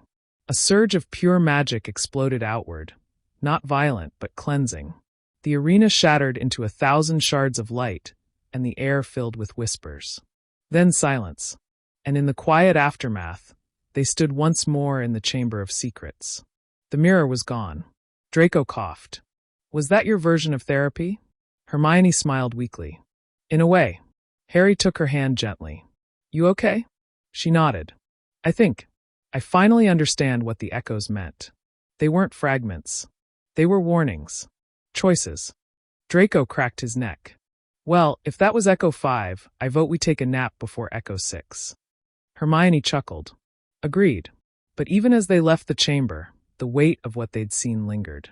They had seen what could be. Now it was up to them to shape what would be. The corridors of Hogwarts never felt quite the same after what they saw in the mirror world. Even the moving staircases seemed to hesitate slightly before shifting. Though they were physically back, the weight of the encounter with their darker selves still clung to Harry, Hermione, and Draco like a fog they couldn't quite shake off. Hermione sat alone in the library the next morning, a stack of dusty tomes untouched before her. Her fingers rested gently on a page, but her eyes weren't reading. Instead, they were focused somewhere beyond the text, deep in thought. The fifth echo had been the most personal, the most dangerous, because it hadn't just shown what might happen. It had nearly become reality. She had almost become her. Harry approached quietly, dropping a small plate of toast and pumpkin juice beside her. Breakfast as ordered, he said softly. She glanced up and gave him a small, grateful smile. You're amazing. Figured you wouldn't eat otherwise, he said, sliding into the seat across from her. There was a beat of silence between them. Not awkward, just heavy. You okay? He asked gently, eyes searching hers. Hermione closed the book and looked directly at him. I think I've spent so long burying how I feel that I didn't realize the damage it was doing to me. That other version of me, she was born from everything I suppressed. Every fear, every doubt, every moment I thought I wasn't good enough. Harry reached across the table and covered her hand with his. You are good enough. You're brilliant. You always have been. She stared at their hands for a moment, then looked up at him with a vulnerability he rarely saw in her. Even when I fell for you? He blinked, startled. Hermione. I need to say it, she interrupted. Before we face the sixth echo. Before we fight anything else. I need you to know that I've been in love with you for a long time. Maybe since third year. I just didn't want to ruin what we had. Harry's breath caught in his throat. She looked away, suddenly embarrassed. It's okay if you don't feel the same. After seeing what I could become, I need to be honest with who I am now. Harry didn't speak at first. Instead, he stood up, walked around the table, and gently pulled her to her feet. You're not ruining anything, he whispered. You've saved me more times than I can count. You've stood by me when I didn't even believe in myself. Of course I have feelings for you. I've just been too much of an idiot to say anything. Hermione blinked, stunned. And then he kissed her. It was soft and real, and filled with all the emotion they'd kept buried for years. No urgency, no fear. Just truth. When they finally pulled apart, she laughed shakily. So that's a yes? He grinned. That's a very strong yes. Just then, the doors to the library swung open and Draco burst in, looking slightly winded and very annoyed. Hate to interrupt whatever sappy Gryffindor moment this is, but we've got a problem. Hermione rolled her eyes. Of course we do. Harry straightened. What kind? Draco tossed a piece of folded parchment onto the table. McGonagall found this pinned to the doors of the Great Hall this morning. No one saw who put it there. Hermione opened it. The handwriting was unfamiliar, and the parchment reeked faintly of seawater. The sixth echo waits beneath the bones of a forgotten sea. Only those who carry truth in their hearts shall breathe its air. The liar will drown. Harry frowned. That's ominous. And specific, Hermione muttered. A forgotten sea? There's no ocean near Hogwarts. Draco shrugged. Unless we consider the lake. Hermione nodded slowly. The Black Lake. It's old. And there are shipwrecks beneath it, centuries of debris. Some call it a sunken graveyard. That could count as a forgotten sea. Harry's jaw tightened. Then we'll need gillyweed. A lot of it. Draco raised a brow. I assume someone's going to mention the part about drowning? Hermione stared at the parchment again. Only those who carry truth in their hearts shall breathe its air. It's not just about magic. It's about emotional honesty. If you go down there hiding something, anything, you'll be punished for it. Draco paled slightly. So, if I've ever lied? You'll suffocate, Hermione finished grimly. It's a magical ward designed to protect the echo. It senses deception. Draco folded his arms. Brilliant. So we dive into an ancient underwater graveyard, hope the truth in our hearts is pure enough, and pray we don't die. Pretty much, Harry said. Hermione looked between them. We go at dusk. That's when the magical currents are weakest. I'll prepare wards. And no secrets. If we're going to survive this, we need to be completely honest, with each other and with ourselves. Draco muttered something under his breath about trust falls and truth circles, but followed them nonetheless. As the sun began to dip below the horizon, the trio stood at the edge of the Black Lake once more. The water was still and dark, mirroring the sky like a shadowed abyss. Harry handed out the gillyweed. Once we're down there, stay close. If anyone starts to struggle, signal immediately. Hermione stared into the water, her expression resolute. The sixth echo is waiting. And I think it's not just another relic. What then? Draco asked. She turned to him. I think it's a person. Without another word, she placed the gillyweed in her mouth and dove in. Harry and Draco followed, the surface of the lake closing over their heads like a curtain. Below them, shadows stirred. The sixth echo had awoken. The world beneath the Black Lake was nothing like the surface. The moment they submerged, it felt like entering another realm altogether, darker, colder, and strangely alive. The gillyweed took effect immediately, their throats tightening before opening to let water in like air. Gills flared at their necks, and webbing formed between their fingers. Hermione led the descent, her wand lit like a lantern. Around them, the water swirled with sediment and flashes of eerie bioluminescence from deep-dwelling creatures. Strange shadows loomed in the distance, ruins, remnants of wrecked boats, and the bones of ancient creatures long forgotten. Harry swam just behind her, wand at the ready, while Draco brought up the rear, darting anxious glances around them. The further down they swam, the more oppressive it became. The water thickened, vibrating with a magic that made their chests feel tight, not physically but emotionally. Hermione slowed, signaling them to stop. She pointed ahead.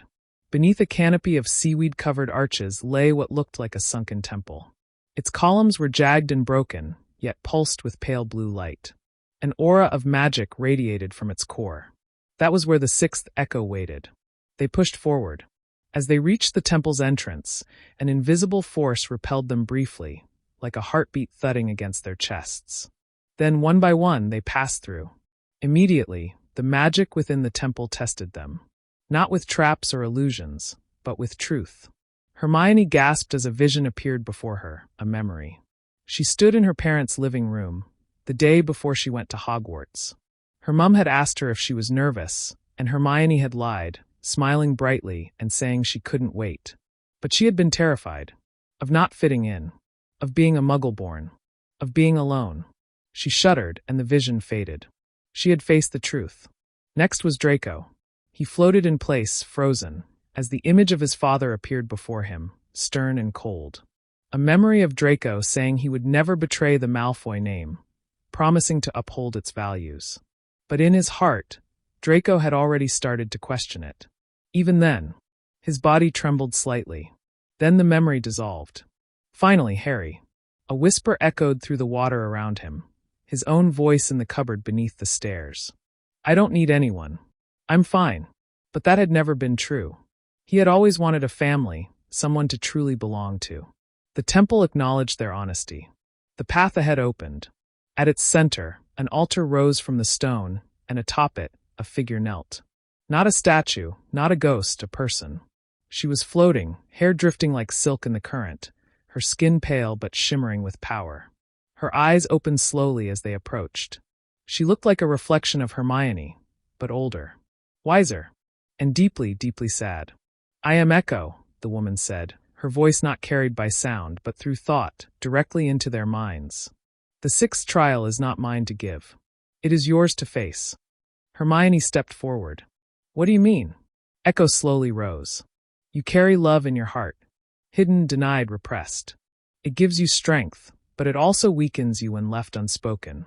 You faced the darkness of your other self and survived, but to pass this trial, you must do what she never could. Harry looked to Hermione. We already told each other the truth. Words are not enough, Echo said. You must choose. In the world above, you fight together. But here, only one of you may rise with the next key. The others will remain until the next full moon. What? Draco barked. That's insane. You expect us to pick one? Hermione's mouth tightened. No, I won't let that happen. Echo shook her head. You cannot defy the magic. The sixth Echo was bound by sacrifice, the first who gave everything for love. The choice must mirror that. Hermione stared at the altar. Upon it lay a key etched in silver, glowing softly. As if it waited. I'll stay, Hermione said suddenly. No, Harry said immediately. We do this together. Hermione turned to him. Harry, we can't. The prophecy didn't mention all three of us getting to the end. We've already bent so many rules to stay alive. If someone must stay, let it be me. I can survive here. You too. I'm not leaving you, he cut in, voice fierce. Not again. I love you. The words hung in the water like lightning. Hermione's lips parted. Her heart raced. But she didn't hesitate. I love you too, she whispered. Draco groaned. Oh, fantastic. Great time for a romantic moment. Meanwhile, I'm freezing my gills off. Echo raised a hand. Then choose. Love or sacrifice. There was a pause. A terrible, silent pause. Then Harry stepped forward and did something neither of them expected. He reached out, grabbed Hermione's hand, and placed it on the key. If love and sacrifice are both required, he said, then let it be shared. The temple trembled. A pulse of magic burst from the altar, enveloping all three of them. The key lifted into the water and split into three pieces, one floating before each of them. Echo smiled for the first time. Clever heart. You refused the terms, and in doing so rewrote them. The pressure in the temple vanished. The water around them shimmered, warmed. They had passed. As they swam out of the temple and back toward the surface, clutching their fragments of the key, Hermione looked at Harry, her eyes bright. You really meant it? He nodded. Every word. Draco cleared his throat behind them. Just please. No more echoes that ask us to confess our deepest feelings. I'm going to need a therapist. Hermione laughed, and even Harry chuckled. But none of them knew that the seventh echo was watching them from above the lake's surface. And it would be the most devastating one yet. The trio broke through the surface of the Black Lake, gasping as their gills vanished and their lungs readjusted to the open air. The moon had risen high over Hogwarts, casting silvery ripples across the water. They hauled themselves onto the rocky edge, shivering and soaked, yet strangely exhilarated. For a moment, none of them spoke. The silence between them was heavy, but not with fear this time. It was filled with the quiet weight of things said and things felt. Hermione looked at Harry, his hair plastered to his forehead, eyes searching hers. He had said it. She had said it back. And now, nothing would ever be quite the same again. Draco was the first to break the silence. All right, let's never do that again, he muttered, wringing water from his robes. If I wanted emotional torment, I'd go home for Christmas. Hermione smiled faintly. You're deflecting again. And you're stating the obvious. Draco shot back, but the usual venom was gone. He looked tired, but calmer somehow. They walked slowly back toward the castle, the fragments of the sixth key glowing softly in Hermione's enchanted pouch. Professor McGonagall met them at the courtyard entrance, her expression equal parts stern and relieved. You've been gone for hours, she said sharply, though her eyes scanned them for injuries. The headmistress was considering sending a search party. We're all right, Harry said. We found it. McGonagall nodded once, then added more quietly. Well done. But be careful, there are whispers. Not all are pleased you're succeeding. As they dried off and returned to Gryffindor Tower, the castle seemed unusually quiet, as if holding its breath. The trio settled in near the fire, Hermione sitting close to Harry, their shoulders brushing. Neither pulled away. But as the clock struck midnight, a sudden tremor passed through the floor. Hermione stood instantly. That wasn't just thunder. Draco was already on his feet. The seventh echo, he said darkly. They rushed to the entrance hall, where Headmistress McGonagall stood with Professors Flitwick and Longbottom, all facing the front doors. From outside came a pulsing glow, green and flickering, like cursed fire. Hermione's breath caught. No, it's already here. The doors creaked open on their own. In floated a figure cloaked in silver, faceless but radiant, eyes glowing with violet light. Its presence sent a wave of nausea and dread through the room, but not like before. This one was different. It wasn't rage or loss or deception this echo brought, it was grief. McGonagall raised her wand. Protect the students. But the echo spoke before anyone could act. There is no need. I come not to destroy, but to show. This is the seventh echo, born of heartbreak so deep it reshaped time. Everyone froze. The echo turned its head toward Hermione. You, who carry love and brilliance. And you, it turned to Harry, who live with scars too old for your years. The next trial is yours. But this time you face it apart. A blinding flash consumed them before they could protest. When Hermione opened her eyes, she was no longer in Hogwarts. She stood in the middle of a vast library with endless shelves that bent and curled like waves. The floor beneath her was made of glass, and beneath it, she could see memories drifting. Her childhood, her first spell, her tears at Ron's insults, and her smile when Harry held her hand.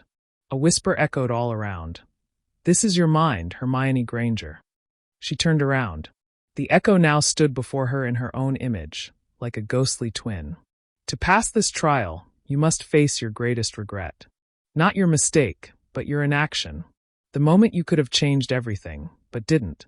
Hermione blinked, and suddenly the library was gone. She was in the Great Hall again, but it was fourth year. The Yule Ball. She stood against the wall, arms crossed, watching Harry from across the floor. He looked anxious, fidgeting in his dress robes as Parvati tried to get him to dance. And then he looked toward Hermione. Just for a second. A moment she had forgotten, or had forced herself to forget. He had looked at her like he wanted to ask her something. And she had looked away, pretending not to notice. The echo whispered, "Had you smiled, had you walked to him, your story might have changed." Hermione stared. "But we were kids. We weren't ready." "Weren't you?" the echo asked, stepping closer. "Or were you afraid?" Hermione's hands trembled.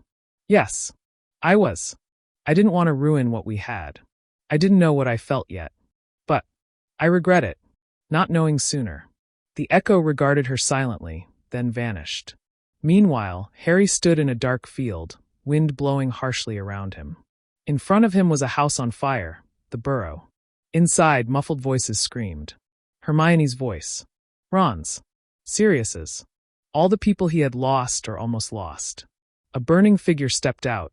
It was himself, eyes hollow, lips curled in a grimace. "You could never save them all," the echo said, appearing beside him. "But you tried. And still you blame yourself." Harry looked down. "I was the reason Voldemort kept coming back. If I hadn't been born, you would deny the world your courage," the echo said softly. "You think love is a shield. But sometimes love is the wound." Harry closed his eyes. "Then let me carry the pain. Just don't let me lose her." The flames vanished. The field dissolved into mist. And then they were back. Both Hermione and Harry opened their eyes, reunited in the entrance hall. The echo now floated between them. "You both have faced what your hearts buried. The seventh key lies in your bond." From thin air, a golden key materialized, floating between them. But before they could reach for it, a new figure appeared in the doorway. Tall, dressed in dark gray robes. Eyes that gleamed with recognition and hatred. Ron Weasley. Only this Ron wasn't the one they remembered. The figure in the doorway was unmistakable, tall, flame-haired, wand in hand. But this wasn't the Ron Weasley they remembered. His eyes, once warm with mischief and loyalty, now shimmered with cold fury and betrayal. His face was older, harsher, scarred by time and bitterness. The robes he wore were not Hogwarts attire, but something darker, embroidered with shifting symbols that pulsed with unstable magic. Hermione stepped forward slowly, her voice catching in her throat. "Ron!" The man's lip curled, but it wasn't a smile. "I go by Rowan now." Harry stared. What happened to you?" Rowan's gaze fixed on Harry like a spear. "You happened."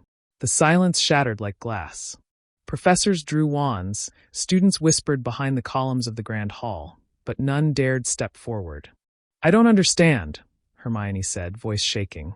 This isn't possible. Ron was never capable of darkness?" Rowan interrupted. "Never heard enough to change? You never noticed, did you, Hermione? All those years standing by your side, only to be second to him. Always him." Harry stepped beside her. "You were our friend." "You are." "No," Rowan said coldly. "Ron was your friend. But Ron died the day you chose each other and left him behind." Hermione flinched, the words cutting deeper than she'd expected. "We didn't leave you. You didn't have to," Rowan said. "You just forgot me. That was enough." He raised his wand, and the hall darkened instantly, as if every candle had been extinguished in the same breath.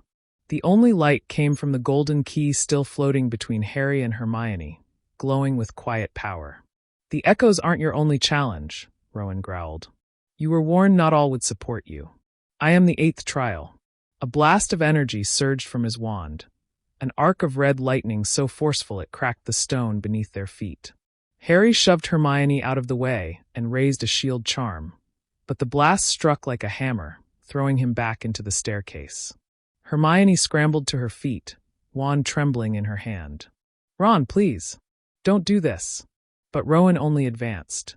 "No more pleading, Hermione. Choose. Him or me." Her heart pounded. Memories flooded her. First year troll, second year polyjuice potion, third year time turner, fourth year Yule ball, all the way to now. Through every danger and every laugh, Ron had always been there. But so had Harry. She glanced at Harry, blood on his lip, struggling to get up. "I don't want to choose. I never wanted this." "You did," Rowan hissed. "The moment you looked at him differently." Hermione lifted her wand, but not to attack. Her voice rang out clear and true. "Ron, I loved you, as a friend, as a brother. But you let the pain turn into hatred. I didn't do that to you. You did that to yourself. For a moment, something flickered in Rowan's eyes. But then the fury returned, stronger than ever. I'll break him in front of you. He turned his wand on Harry again, but this time, Harry was ready. Expelliarmus! Harry roared, and the force of the spell was stronger than ever before. Rowan's wand flew from his hand and clattered across the floor. But instead of surrendering, Rowan sank to his knees, head bowed, breathing heavily. Hermione stepped toward him. You don't have to end like this. Let us help you. Rowan looked up, and for a fraction of a second, the old Ron returned. The one who made her laugh with stupid jokes and ate too much pudding at Christmas. The one who protected her from bullies, who bickered with her over homework, who once said she was scary, but brilliant. I wish I'd been enough, he whispered. You were, Hermione said, eyes brimming. You always were. But before they could reach him, the echo returned, now brighter than ever. Its voice filled the hall. The 8th trial is not his rage, it is your forgiveness. Hermione knelt beside Rowan. She didn't say a word. She just reached out and took his hand.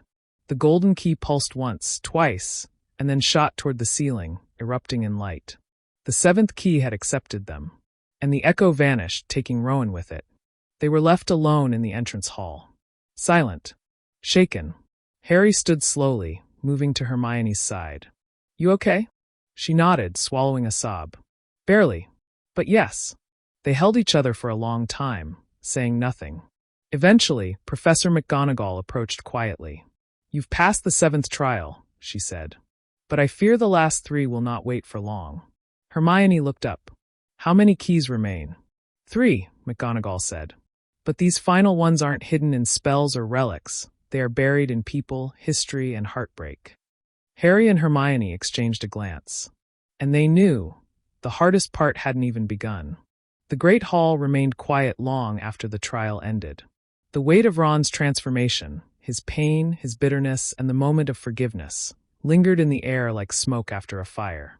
Hermione hadn't moved from the bottom of the staircase, still trying to make sense of what they had just lived through. Harry stood beside her, equally shaken, one hand resting lightly on her shoulder. I keep thinking, Hermione said quietly, if we'd just seen the signs earlier, maybe none of this would have happened. Harry didn't answer right away. The guilt was mutual. There had always been cracks in their friendship with Ron, moments of jealousy, insecurities never voiced, wounds never healed. But they'd never thought it could end like that. Professor McGonagall cleared her throat gently. There's no time to dwell on what-ifs, I'm afraid. The penultimate key is closer than you think. Hermione looked up. Where? McGonagall motioned for them to follow. The room of requirement. They hesitated. That room had changed their lives in the past. It had been their sanctuary, a place of rebellion, even survival. But now, as they walked toward it, the atmosphere felt different. The walls seemed to hum with anticipation, as though the castle itself knew the climax was nearing. When they reached the corridor on the 7th floor, McGonagall stepped back. You know how it works, she said. This time, the room won't appear for me. Only for you. Harry stepped forward first, thinking hard. We need the room that holds the truth, the memory we never knew we needed. The one that can unlock the next key. A door appeared. They exchanged a glance, then stepped in together. The room was utterly silent. Not a single book, cushion, or fireplace. It was a wide, round chamber with a single stone basin glowing in the center. The pensieve, Hermione whispered. Hovering above it was a glowing silvery strand of memory, untouched, delicate, and somehow familiar. Harry's chest tightened. This isn't ours, is it? Hermione shook her head. No, but it's meant for us. Together, they leaned forward and touched the memory. They were pulled in instantly. The world around them changed.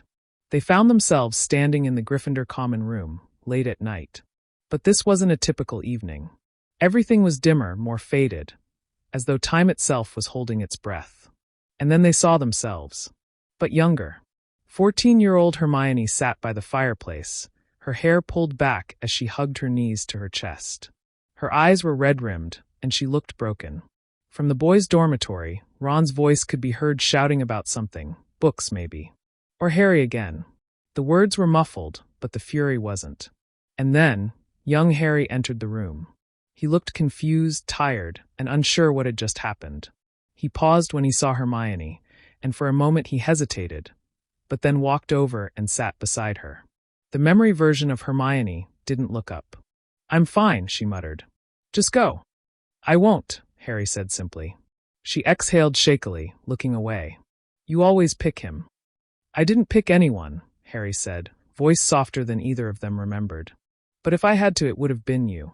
Hermione looked at him, startled. "Why?" "Because you're the one who's always here," Harry said. "The one who never gave up on me. The one who makes everything better just by being in the room." Tears slid silently down the memory Hermione's face. And then she whispered something neither of them remembered hearing before. "I think I'm falling in love with you." The younger Harry froze, and even the present-day Harry and Hermione held their breath. But the younger Harry only stared at her, speechless. And then Ron stormed in behind them, his voice full of frustration, and the moment shattered. The memory faded, and they were pulled out of the pensieve, landing hard on the stone floor of the room of requirement. Hermione didn't speak at first. Her face was pale, her lips trembling. "I don't remember that," she said finally. Harry shook his head. "Me neither." Did I obliviate myself?" she asked, horrified. Before Harry could answer, the air shimmered, and the golden key appeared, rising out of the pensieve and floating between them. "This memory was your 9th trial." A voice echoed around them. It wasn't the echo, but the room itself. A truth lost in time. Only by finding it again could the key appear. Hermione reached for the key, but her hand stopped inches away. "I was scared," she whispered. "Scared you didn't feel the same. That I'd ruin everything if I told you." Harry reached out and gently took her hand. "I wish I'd remembered. I would have said something." She turned to him, finally meeting his eyes. "But do you feel the same now?" she asked. Harry's fingers curled around hers, and without looking away, he said, "Yes. I think I always did. I just didn't know how to say it." The key ignited in gold flame and vanished into their joined hands. They stood in silence, hand in hand, their hearts louder than the echoes of any spell. One key remained, and this time they would face it together. The silence in the room of requirement gave way to an odd hum, low and resonant, as if the very magic in the air had shifted. The golden light from the 9th key still flickered faintly on Harry and Hermione's hands, though the key itself had vanished. They didn't speak. There was no need to. The memory they had just seen, the long-lost confession and the words that had gone unspoken for years, had finally bridged a quiet void that had lingered between them since childhood. But now they were close. Only one key remained. Hermione gently pulled her hand from Harry's and stepped back, her mind already working. "If the 9th key was hidden in a memory we had forgotten," she said, "then the 10th, it must be something more." "Something we never faced," Harry added, his voice quiet. "Something neither of us was ready to admit." The walls of the room of requirement trembled ever so slightly. A soft pulse echoed through the floor beneath their feet. Then, from one of the stone walls, a hidden door appeared. One they hadn't summoned, hadn't even imagined. It slowly creaked open, revealing a staircase descending into darkness. Hermione hesitated. "Do you feel that?" Harry nodded. "It's not just magic. It's familiar." They descended the steps, their wands lit. The stairwell wound deeper than they thought possible, beneath even the dungeons. Eventually, the stone gave way to smooth, obsidian walls, and the air grew colder, not physically but emotionally. Every breath was thick with unspoken truths. At the end of the passage stood a mirror, but not the mirror of Ariste. This mirror was obsidian black, framed with silver runes neither of them could read. No reflection appeared in its surface. Only darkness. Hermione stepped closer, her breath hitching. "It's showing something, but not visually. I can feel it." Harry frowned. "What is it showing?" "Regret," Hermione whispered. "Every moment I ran from how I felt. Every time I convinced myself that friendship was enough." Harry took a step toward it and immediately stiffened. He saw flashes in his mind, moments he had buried deeply. Hermione in the library, brushing hair behind her ear. Her fierce defense of him in 2nd year. That one moment in 4th year when she arrived at the Yule Ball with Crumb, and his heart had clenched, but he'd ignored it. The mirror was showing them their repressed truths. Their missed chances. "This is the final trial," Hermione said, voice shaking. "We have to face not what we feared, but what we lost." A sound echoed around them. Footsteps. They turned, wands raised, but no one came into view. And then slowly the air shimmered, and a figure appeared. It was Hermione, but not the Hermione standing beside Harry. This Hermione was slightly older, her expression wiser, and heartbreakingly sad. "Who are you?" Harry asked, eyes narrowing. "I'm the version of Hermione who never confessed," she said softly. "The one who watched the years go by, who stood by Harry's side as a friend and nothing more. I never took the chance. I never told him. And eventually he left." Hermione stepped back, as if the vision had struck her. Another shimmer, this time, a version of Harry emerged. Tired, older, quieter. "I'm the version who always wondered," he said. "Who never knew why Hermione looked away when I smiled, or why I felt like something was missing. I married someone else. She did too. But the feeling never left. The what if haunted me." The real Harry and Hermione stood frozen. "This isn't real," Hermione said shakily. "This is just a possible future." The older Hermione nodded. "Exactly. A future forged by silence." The two projections faded into the black glass of the mirror. Hermione looked at Harry. "I don't want that future." "Neither do I," Harry replied. The mirror began to crack. Light poured from its center, soft at first, then blinding. And there, within the shards, appeared the final key. Unlike the others, it wasn't gold. It was crystal, with threads of silver dancing inside it, pulsing like a heartbeat.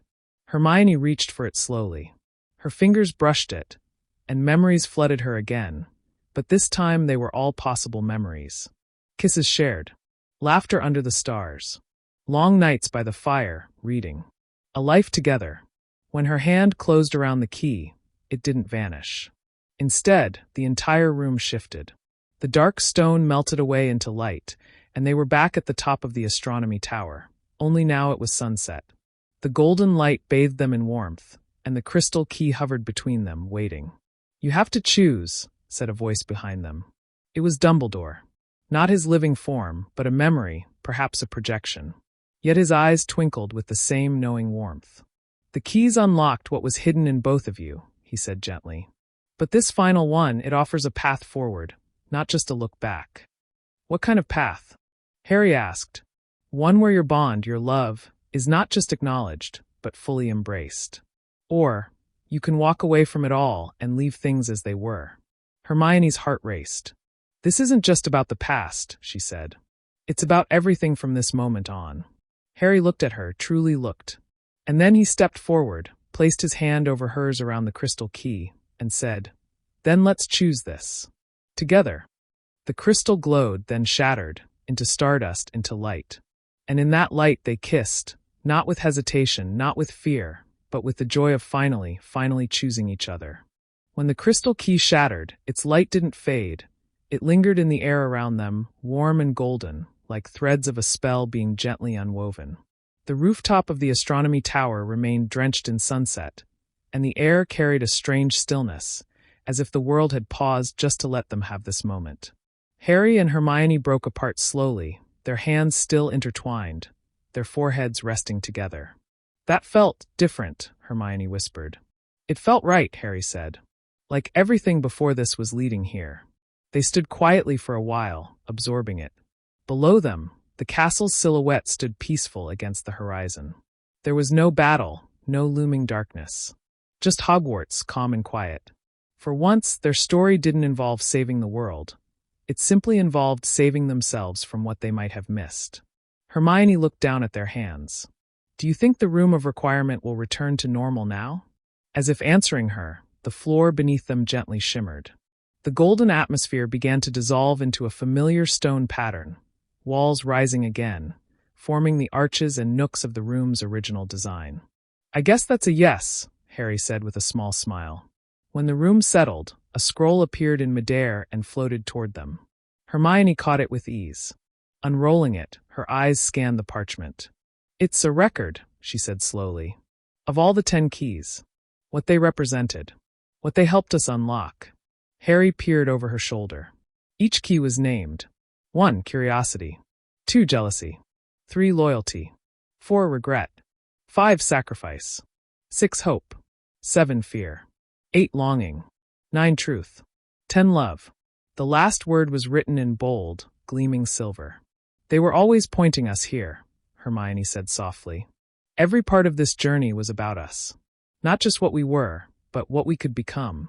There was a comfortable silence, broken only by the quiet flutter of the scroll returning to the air and dissolving into sparkles of light. Well, Harry said, rubbing the back of his neck. What now? Hermione chuckled. Now we try to go back to normal, I suppose. Harry raised an eyebrow. Normal? After kissing on top of a magical tower created by the Room of Requirement and confronting alternate versions of ourselves. Okay, maybe not normal, she said, nudging him playfully. But we have classes. Exams. Life. He grinned. At least we're facing all of that together now. They exited the Room of Requirement hand in hand. The hallway outside was quiet, late afternoon light spilling in through stained glass windows. It felt strange walking the same corridors, knowing everything between them had changed. As they neared the common room, Hermione stopped. Harry, what do we tell Ron? Harry paused. That was a question he had been dreading. Ron had slowly come around over the months, accepting that their dynamic was shifting. But accepting them together? That might be harder. We tell him the truth, Harry said eventually. He's our best friend. He deserves to know. Hermione nodded, though her brow was still furrowed with uncertainty. And Ginny? Harry hesitated again. She and I ended things a while ago. Quietly.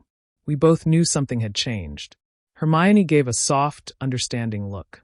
Then I suppose it's time we stop hiding. They stepped into the Gryffindor common room. Ron was there by the fire with Dean and Seamus, tossing a chocolate frog between them. Oi, he called. You 2V been gone forever. What were you doing, solving another mystery? Harry looked at Hermione, then back at Ron. In a way, yeah, he said. We found something we didn't know we were missing. Ron blinked. That's supposed to mean something? Hermione took Harry's hand more visibly. It means we're together, she said calmly. And we hope that's okay. The silence that followed stretched long and tense. Ron looked between them, mouth slightly open. Then he muttered, Blimey, took you long enough. Hermione stared. Wait, you're not upset? Upset. Ron snorted. I've been waiting for this to happen since 3rd year. Thought I was losing my mind watching you two dance around each other. Harry blinked. You what? Ron rolled his eyes. Don't act surprised. I'm not a complete idiot. Hermione let out a breath she didn't realize she was holding. Then Ron grinned. About time, honestly. The tension broke like a popped bubble. Harry laughed. Hermione joined him. Later that evening, the Gryffindor common room buzzed with its usual energy, chatter, games, jokes. But something had shifted, at least for Harry and Hermione.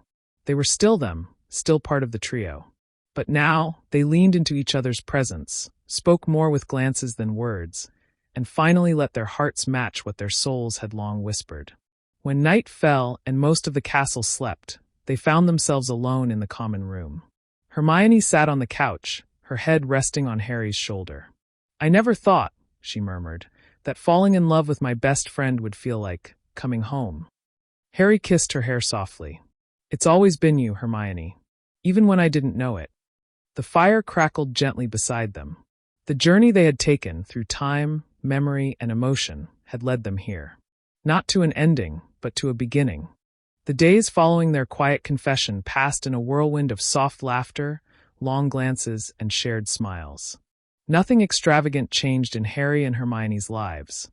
Classes still demanded attention, OWLs loomed like an approaching storm, and the world outside Hogwarts still turned. But everything between them was different now. It was in the way Hermione's hand naturally found Harry's beneath the table during charms. In how Harry's eyes instinctively searched the great hall for her at every meal. They had always been close, inseparable even, but now the closeness was illuminated with something warmer, deeper, and undeniably personal. To their surprise, the transition was smoother than expected. Ron, though initially awkward, didn't distance himself.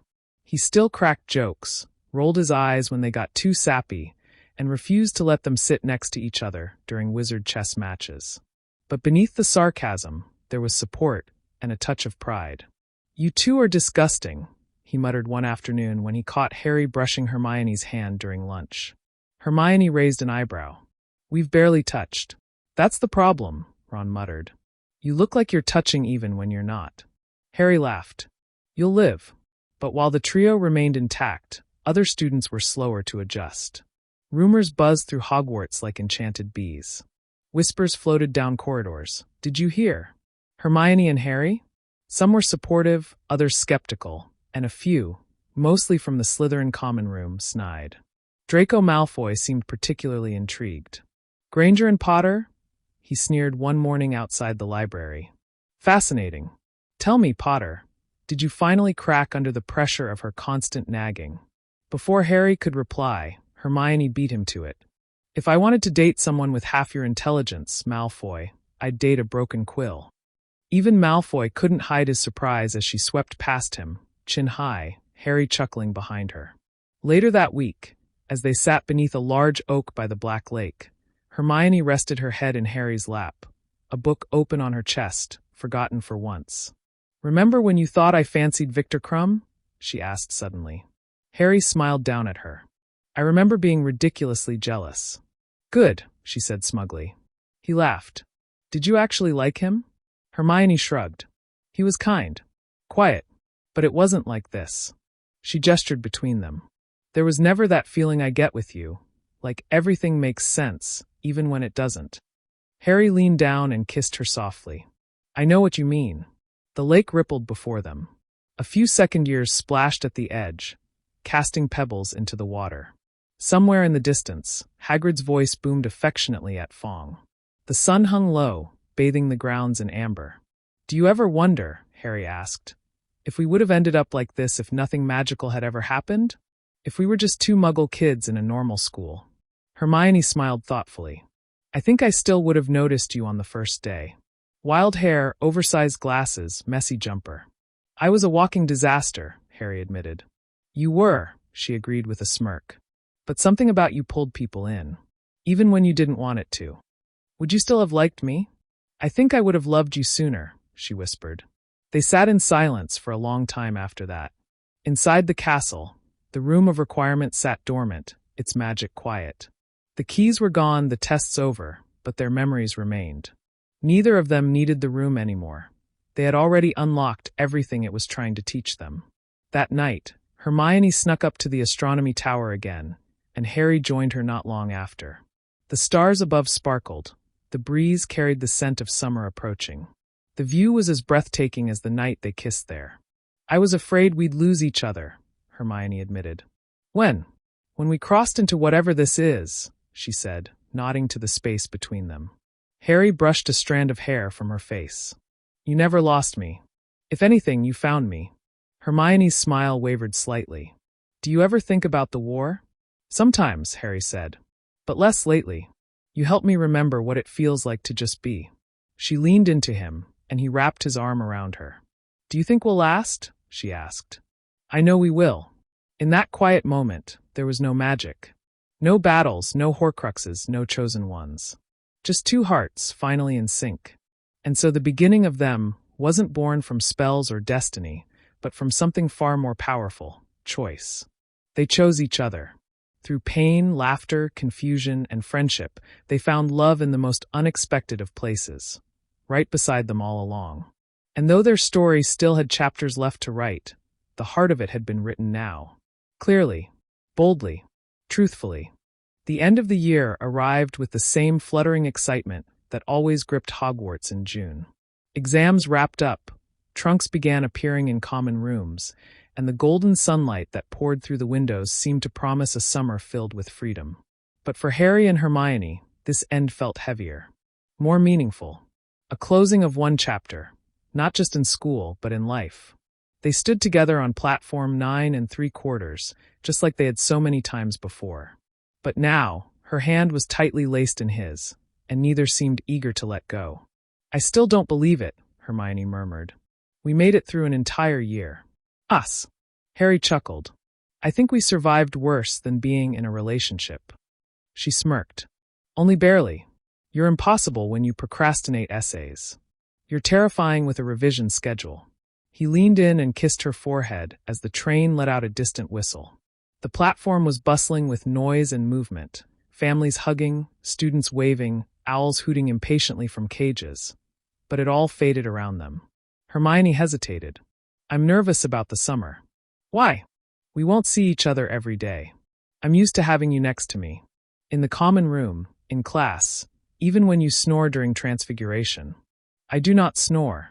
"You do, and it's adorable," she teased, brushing her thumb over his cheek. I've never done this before. Loved someone like this." Harry smiled, heart thudding a little faster. "Neither have I. But we'll be fine, Hermione. You and me? We're solid." She nodded, though her eyes shimmered. "Promise?" "Promise." He squeezed her hand. "And anyway, you'll write me letters every day, right?" "I was thinking every hour, actually." "Perfect. Ron will get annoyed and stop reading halfway through." Ron's voice called from behind them. "Oi, I'm right here, you know." They turned to see him rolling his eyes dramatically, dragging his trunk toward them. "I swear, if you two start snogging on the train, I'm switching compartments." "No promises," Hermione said sweetly, to Harry's great amusement. As they boarded, the familiar chug of the Hogwarts Express pulled them away from the castle. This time, perhaps for the last time with childhood still lingering behind them. Through the glass windows, the towers of Hogwarts grew smaller, the world expanding ahead. In their compartment, Ginny joined them, chatting easily about summer Quidditch camps, and Neville popped in to say goodbye. It was easy.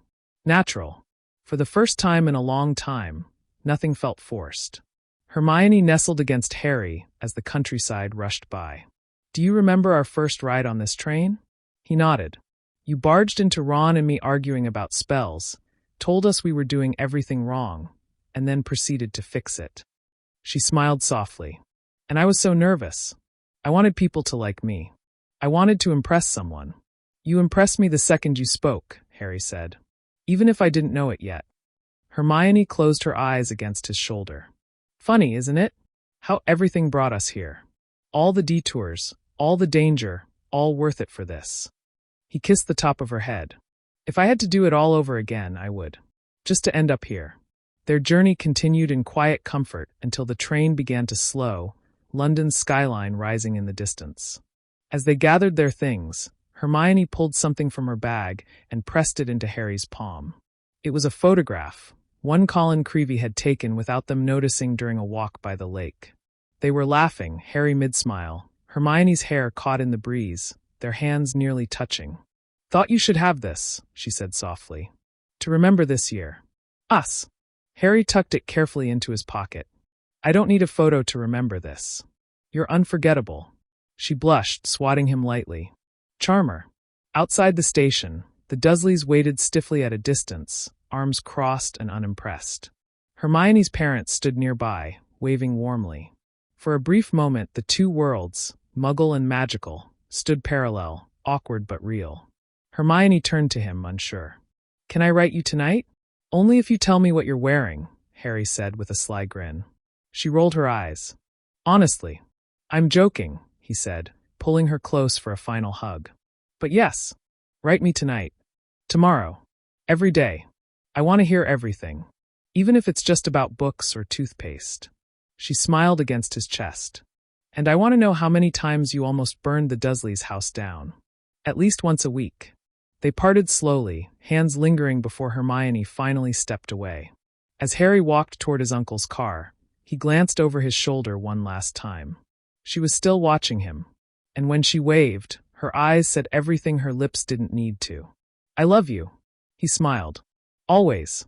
And with that, the story of Hermione Granger and Harry Potter, two friends who grew into something more, closed this chapter not with a grand spell or final duel, but with love. Simple, stubborn, magical love. A love that began with a crush and lasted forever. The end.